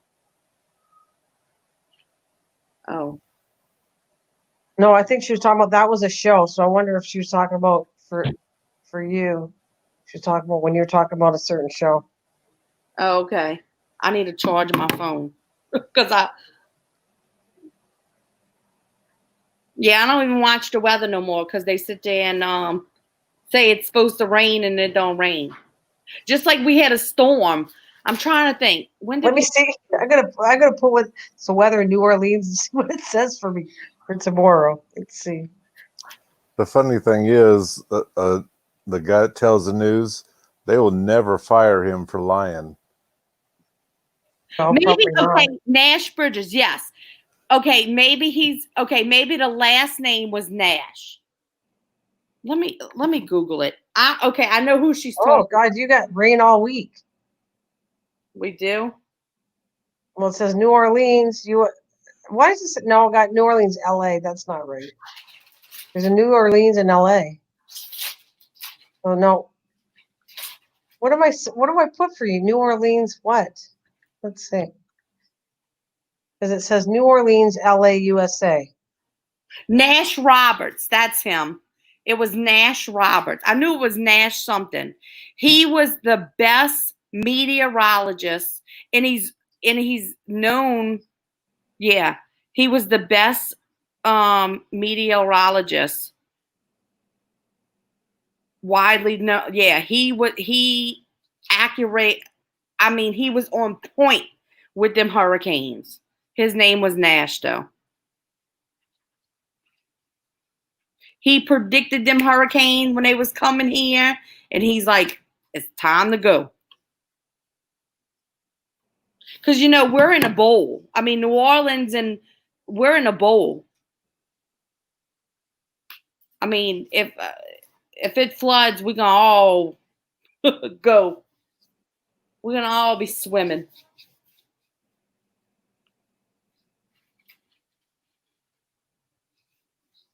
I'm gonna find what it says. Would I be looking for Louisiana, New Orleans, USA? Yes. I'm gonna type and see. I'm just curious to see what I get Googled and see if it matches your weather.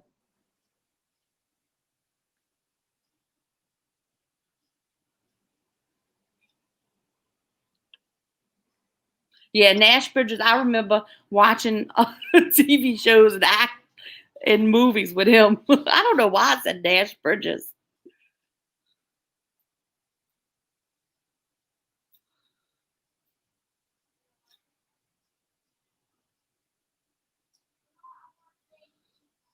But it's weird because like when they had Hurricane Harvey, you would have never thought Texas would have got flooded like they did.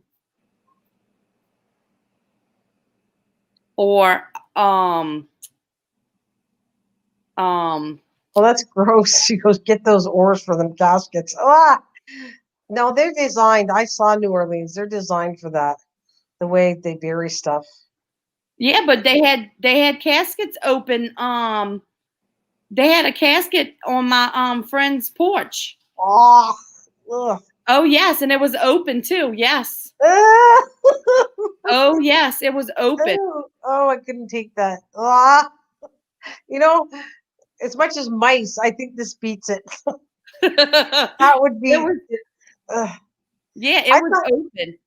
They had so many casts. They had so many that came up from the ground. Oh yes, and even what's them things called that's in the tombs or whatever? What's it called? The cement crypts or something. yeah, the mausoleums. Oh, okay. The water was so high that the water pushed like I think the bottom ones and the second, one of the water was pushing so much and stuff was pushing that it cracked the some of the mausoleums and the caskets came out. The visitor. Oh, Ugh, no, I know. I thought it was. I remember they had trouble with it, so that's why when I saw the old cemeteries, they're all designed with really big, heavy cement. So they're buried in, not like us where they're buried in the ground.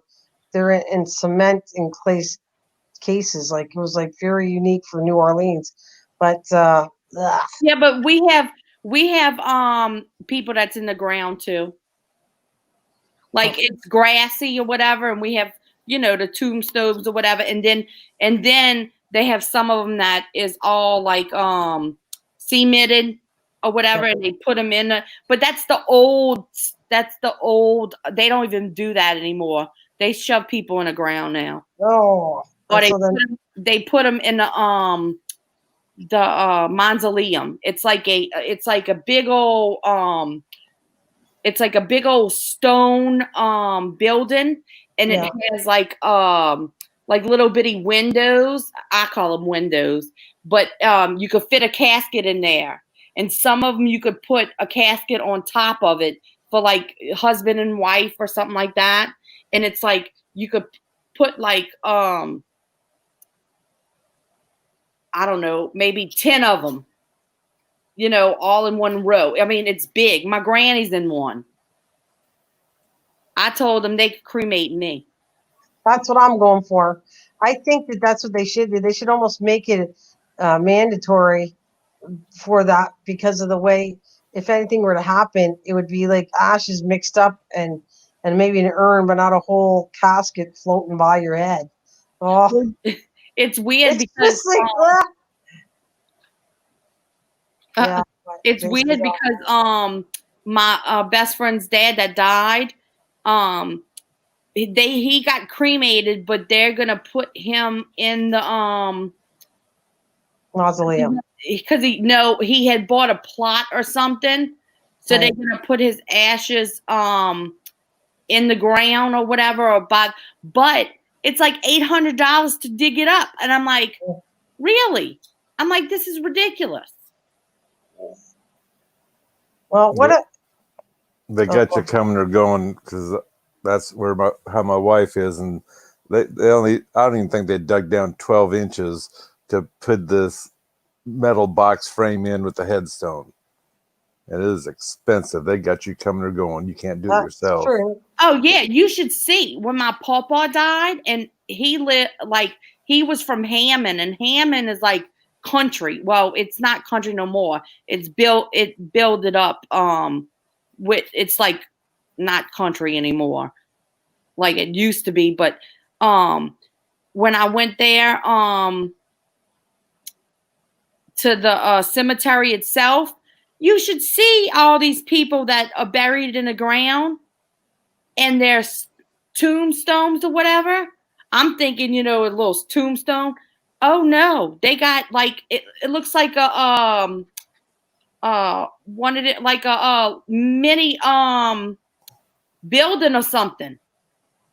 Like a little mini shed. I'm like, I know that had to be a couple $1,000. I suppose that's antique too, because I don't know about your area, but in our area, they won't allow headstones be above ground. They want them to be level with the ground, so it's easier mowing. That's not Yeah, true. it's leveled on the ground, but it's on the ground, but it's high up. It's like it's big marble. Like it's, I don't know. Some of them are like 7 feet, Right. and it's wide. Like, I mean, it had to cost more than $10,000. I could tell you that much. Oh yeah. Well, that's what I say. Look at the date on it, and you'll probably see that's quite vintage compared to nowadays. Oh yeah. So drop hi officially, hello, and I can see what you're talking. That's sad. I had my wife cremated and took the vase with me where I moved to, and that's a lot of people are doing that now. They don't all have a set spot for it. It's expensive. It's expensive. It's expensive. Cause my papa, he had a plot. Him and his wife had a plot, and they sold it before, like a couple years before he died. Cause he says, I'm just gonna get cremated. Now I don't know who has his ashes, but oh yeah. Average site cost. Yeah, it's just crazy. And yes, I do always. That's another thing. Don't even get me started on that. Where I think that people get taken advantage of when people die, because it's the hardest time. The hardest time in your life when you lose somebody. Oh yeah. And they come on. It's all about money and what they can grab from you when somebody dies. It's disgusting, actually. I know, because when my best friend's dad died, well, her mom's a little crazy or whatever, but she's a little off, but she got a deal because they said that when the best friend died, they got him, like they caught, it was like maybe 3,200. It was 6,000 for the best friend. And I'm like, oh my gosh, that's like a lot of money. So they gave her a deal with the they knocked off the flowers and knocked money off the flowers, and I mean she got a deal. I said, oh God. I said maybe I said they must have really felt sorry for her, because usually they bump up some flowers and this and that. Yeah, for sure. And it's really sad that it has to be. People are money hungry, and it's a shame. Yeah. Oh yeah. And you know what, there's people unfortunately dying all the time, so that's like a big business to them, and you'd think that it would be cut a break of people that don't have a lot of money. Oh yeah. It's sad.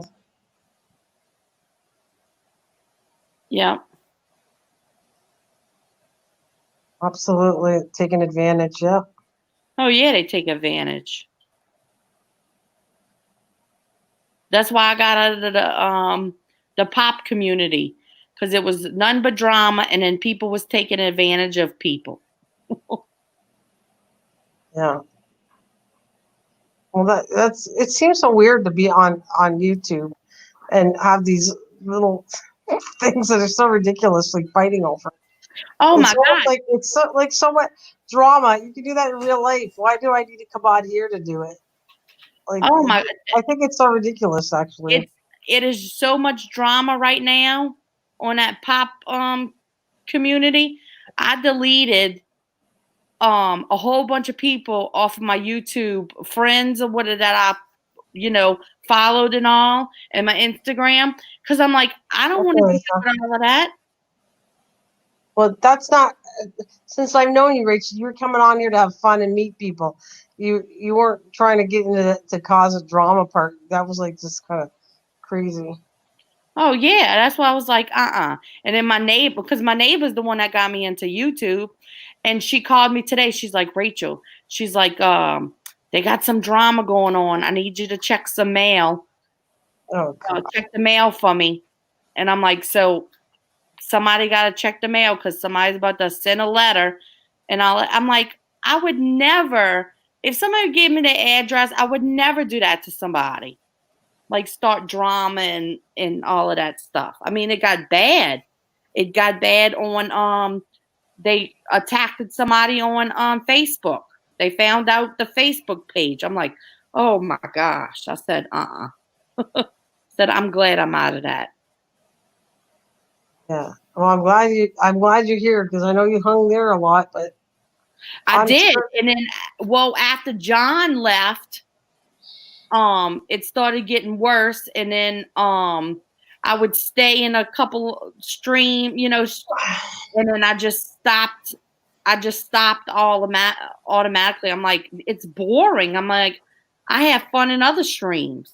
At least I learn stuff. Right. Yeah. Like I don't know. I try to make it exciting, but sometimes it's hard to do excitement. But seems to me, me and my 4 or 5 friends, or maybe 9 at the time, and 20,000 over stupid shit. Excuse my language, but it is stupid shit. I'm going to say it. I'm adult channel now. I can say it. Yeah, because I'm like, Oh, there. Mike went to get something to eat. oh, because I'm sitting there and I'm like, You want me to say amen? Well, I didn't say something. No, you can say whatever you want. Drop says, I don't like drama. I just like to have fun and make friends. Amen to that. yeah, because I like to know like where people are from, how's the weather over there, what's over there. Because I mean, not everybody has things and stuff in their surroundings, like, food wise or, animal wise, or, I like when they have the UK people on here. I love the way they talk. In Australia, and I love the way they talk. Even y'all, some of y'all like have like some words that I could pick up, and I'm like, oh my God, I love the way they say that. Well, I'm boring. So I'm just your average bear accent. No, some of the words that I laugh sometimes, and then I'm trying to think. Mike says stuff, and I'm laughing because the way he says it, I'm like, oh my God, I love it because we don't say that down here. It's like Well, so funny. well, it is true. I was picking on Mike picks on me too, but there were certain sayings he'll say, and then I correct him, going, "You mean this?" I don't know what it is now. It was the other day we were talking about it, and you're going, because when I was saying, my husband goes, "Is breakfast." Breakfast. What the frick is breakfast? And I'll go, you mean breakfast? Yeah, because I mean, our accent, we say whatever down here. I mean, it's like, huh? Then they laugh at me. Oh, she's eating chicken. You want to share some of your chicken, Lisa? She said, I had to grab, she said, be right back. I had to grab my chicken strip delivery. So she's like we're her entertainment as you're eating popcorn. You don't watch the movies because they're all nuts, but just listen to us, and then we can eat. I was enjoying it when Rachel and them were talking, and I was having my sandwich. It was so nice. Yeah, because it's like sometimes I talk like when you're on by yourself, and I'm like, yeah, and I'm sitting there talking like you could hear me, and I'm like, I gotta type it because you don't know what I'm talking about. Because I'm sure it gets kind of frustrating sometimes because you're always talking and you can't do, you're doing stuff or you're painting or something like that, and you got to constantly watch the stream what they saying. Well, sometimes people, if I'm not constantly talking and trying to create what I'm trying to create, that's like doing two things at once. It is awkward to try to go, what's my next step? And then I'm yapping to people watching the screen. So it was kind of nice. You guys are yapping, doing all the work, and I get to eat. It was nice. I knew you took off. I heard the door go click, shut, click, open. Oh, you heard my fridge? No, it sounds like you're a doorway door. Yeah, No. it said No. open and shut. He No, said I didn't. shut. No, I didn't go to any door. No door did I shut. The only thing you would have heard was the fridge. Or maybe someone was leaving the room or whatever. But evidently every door in your house is always to be closed because you keep hearing them click. Well, we closed them so we don't have these like crazy cats going into them. So that's why I close certain doors. I don't trust them in those rooms. So I shut the doors. Yeah, I'm in my living room right now, and I got. What does she get? Oh, she ignores us. What? You take off while we're busy talking. No, I was right in the kitchen the whole time. I could hear. She says DW40. You know what was really sad was I was talking back to you guys, and apparently you didn't hear a thing I said. Yeah, we just barely hear what you're saying, but it'd be easy to talk over you because you weren't coming in all the way. I mean, the other computer is a better one than this one I'm on. But I don't know what happened to my camera. I have to figure out what happened to it. All I did was I was live streaming to show where to get seeds for a plant. Next thing you know, the whole thing breaks down. The camera's gone. Cats are perfect tell angels. Well, I don't trust them. I love my cats, but I don't trust them. And my brother says cats are just evil. No, they're not. No, I don't believe that. But I think it's really funny when they're all boys and the real rooster is my dog, the girl. So he kind of is the ultimate ruler of all of them. Yeah, I'm in the living room, and my son's probably listening and sitting there saying, Mom's never on YouTube. And Demi's sitting there talking to somebody on what she's playing? Fortnite. I'm surprised she's not screaming and hollering at the boys, because usually you could hear her. Well, tell her I really do now. I got your voice. I have that picture in my craft room. I think it's so cute that she did.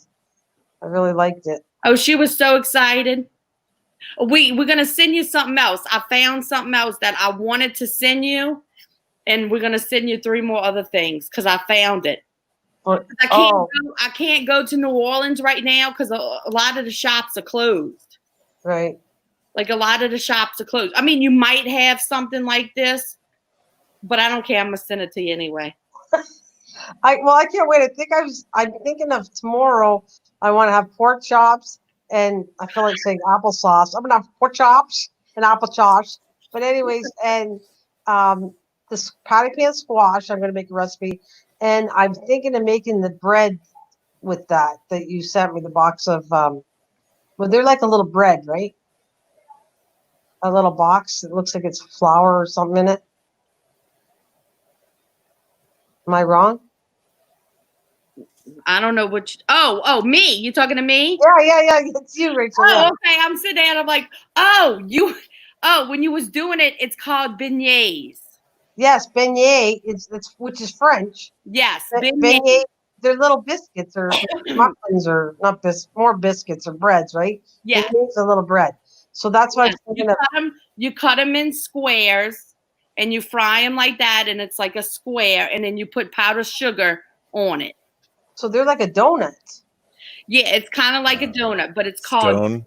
It's funny because when you were saying it, I was laughing at you. I'm like, I'm like, everybody that said stuff too, they don't know how. They don't know You know how to pronounce it? No, yeah, it but- was like you didn't know how to pronounce I it. did it. You're right. Now that I said it, I know I didn't say beignet. Now Yeah, I know what you're talking about. And then the other Beignet is known in New Orleans. It's the donut other one now. box, Zatarans, I think, and Tony Saturé.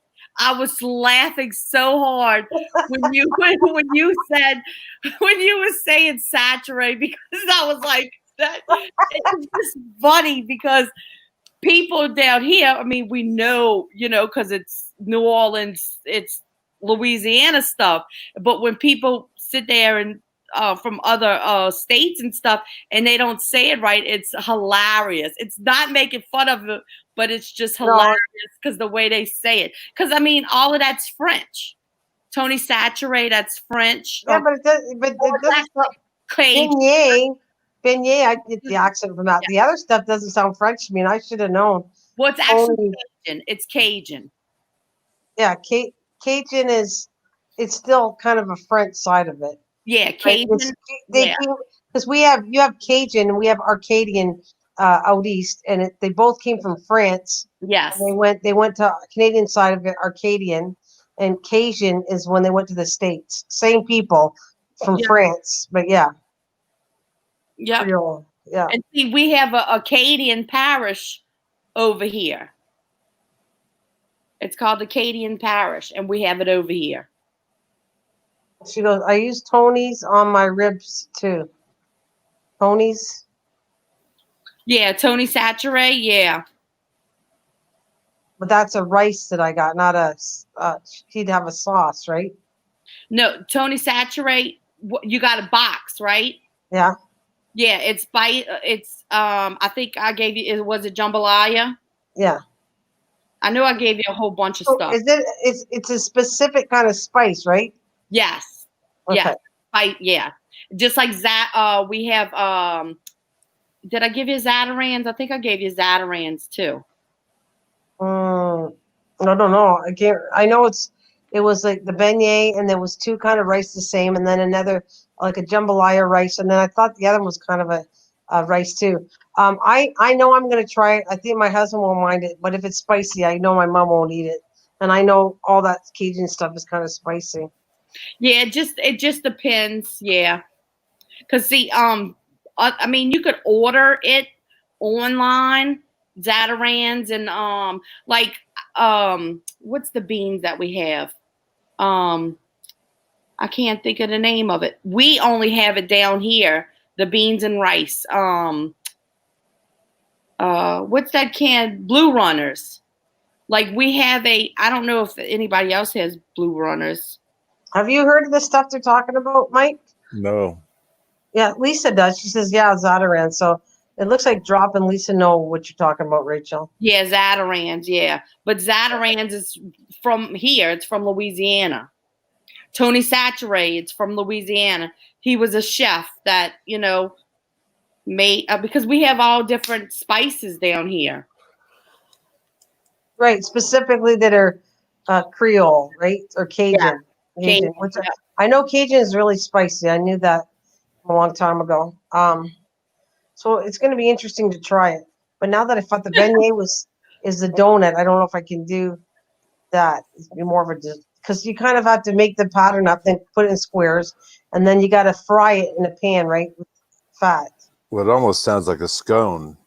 Wait, you're talking about frying the beignet. Yeah, you got to fry it in a fryer. Yeah, you got to make sure it's a lot of oil. Oh, because it got to get submerged into it. Well, like kind of. Yeah, usually they put it in the They usually put it in a big fryer. Yeah, okay. You can't have it just a little oil. It has to be, enough. Yeah, I don't have my fat fryer or whatever. I got my daughters off the board when I make those. Then get that. But yeah, like if you have a fry daddy or something, you know what that is? Like a fry daddy. I don't know what to call it. Like the fry things. Yeah, no, a deep fryer. A deep fryer, yeah. If you have a deep fryer. I got no daddy because he's gone, but I have a fryer. Well, my daddy's gone. Gone. Good too. Good riddance, you jerk. Well, it's almost 2:00 Oh no. your time. 1:36. Oh, my show's a little late. That anyway. I'm gonna go turn the water off and get ready for bed. Well, y'all not getting rain up there? Actually, it finally stopped, and now we're getting beautiful sunshine, and usually hits somewhere around 80, 85 degrees. So that's why I say things are starting to grow in the garden and whatnot. So, and the clover's starting to die in my yard, which I normally want it to die, but I notice I have a lot of the golden honeybees that are getting the pollen off the clover, so I'm starting to water it. Oh, what time is it over there? It's let me look at this one, 10:42 here in Washington State. And it's still daylight over there? No, it's dark. Oh, okay. I have a yard light out there so I can see what's going on. I had to put a light out there for my flag. Because I know Alaska doesn't have that much dark. Right. And I didn't know if some of the other states, you know. Well, they say our sun sets at 9:00 exactly, and is going to be getting going down earlier. So, but obviously, I have more, or it's sunny here when it's dark there where Nana is because of the time change. Yeah, and Mike, did you hear about that? I don't know if you heard about it. They might not do daylight savings no more. That would be sweet if that happened. I mean, everyone's complained about it every year, but no one follows through with getting rid of it. Which personally, I think it'd be great. Arizona doesn't have it anymore, and they at the moment are the same time zone as we are.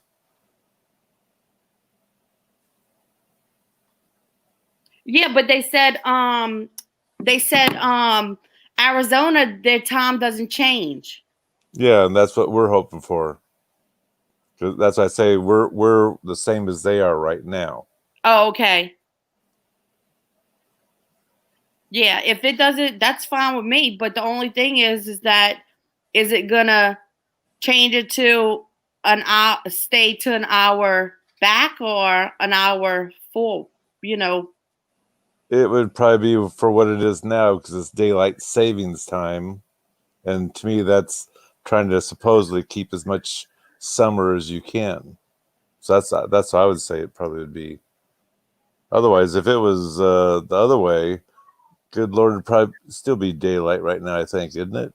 I mean, yeah, because it's an hour ahead right now, right? Yeah. Yeah, it's an hour ahead. Yeah, because at nighttime it gets darker later, right? Right, and they said originally it's because it saved power and save this, and kids wouldn't have to go to school in the dark. Well, I don't know what kids they have, but when we had the daylight savings time, we were the first. Our kids were the first on the route, and it was dark time when they jumped on the bus and had to ride the bus for a little over an hour. Yeah. Yep.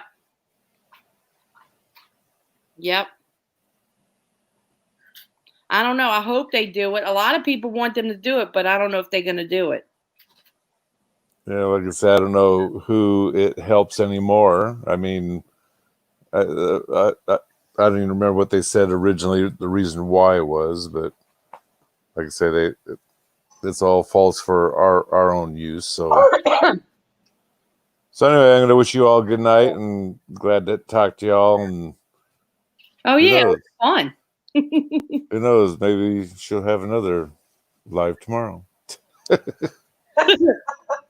said another live tomorrow.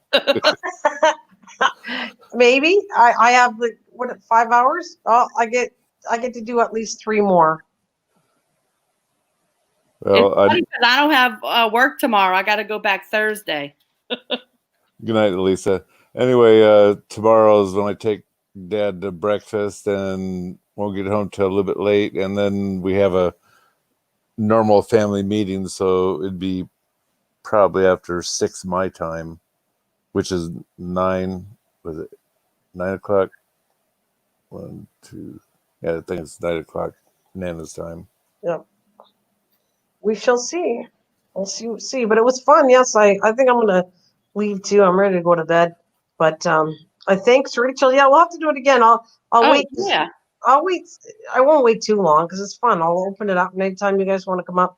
I'm just afraid I'm going to open up and then it'll be the day you guys don't feel like coming up. But well, I was All like, right, we'll talk to you later. Nana, Rachel, Lisa, Drop, and anyone else that happens to be in here.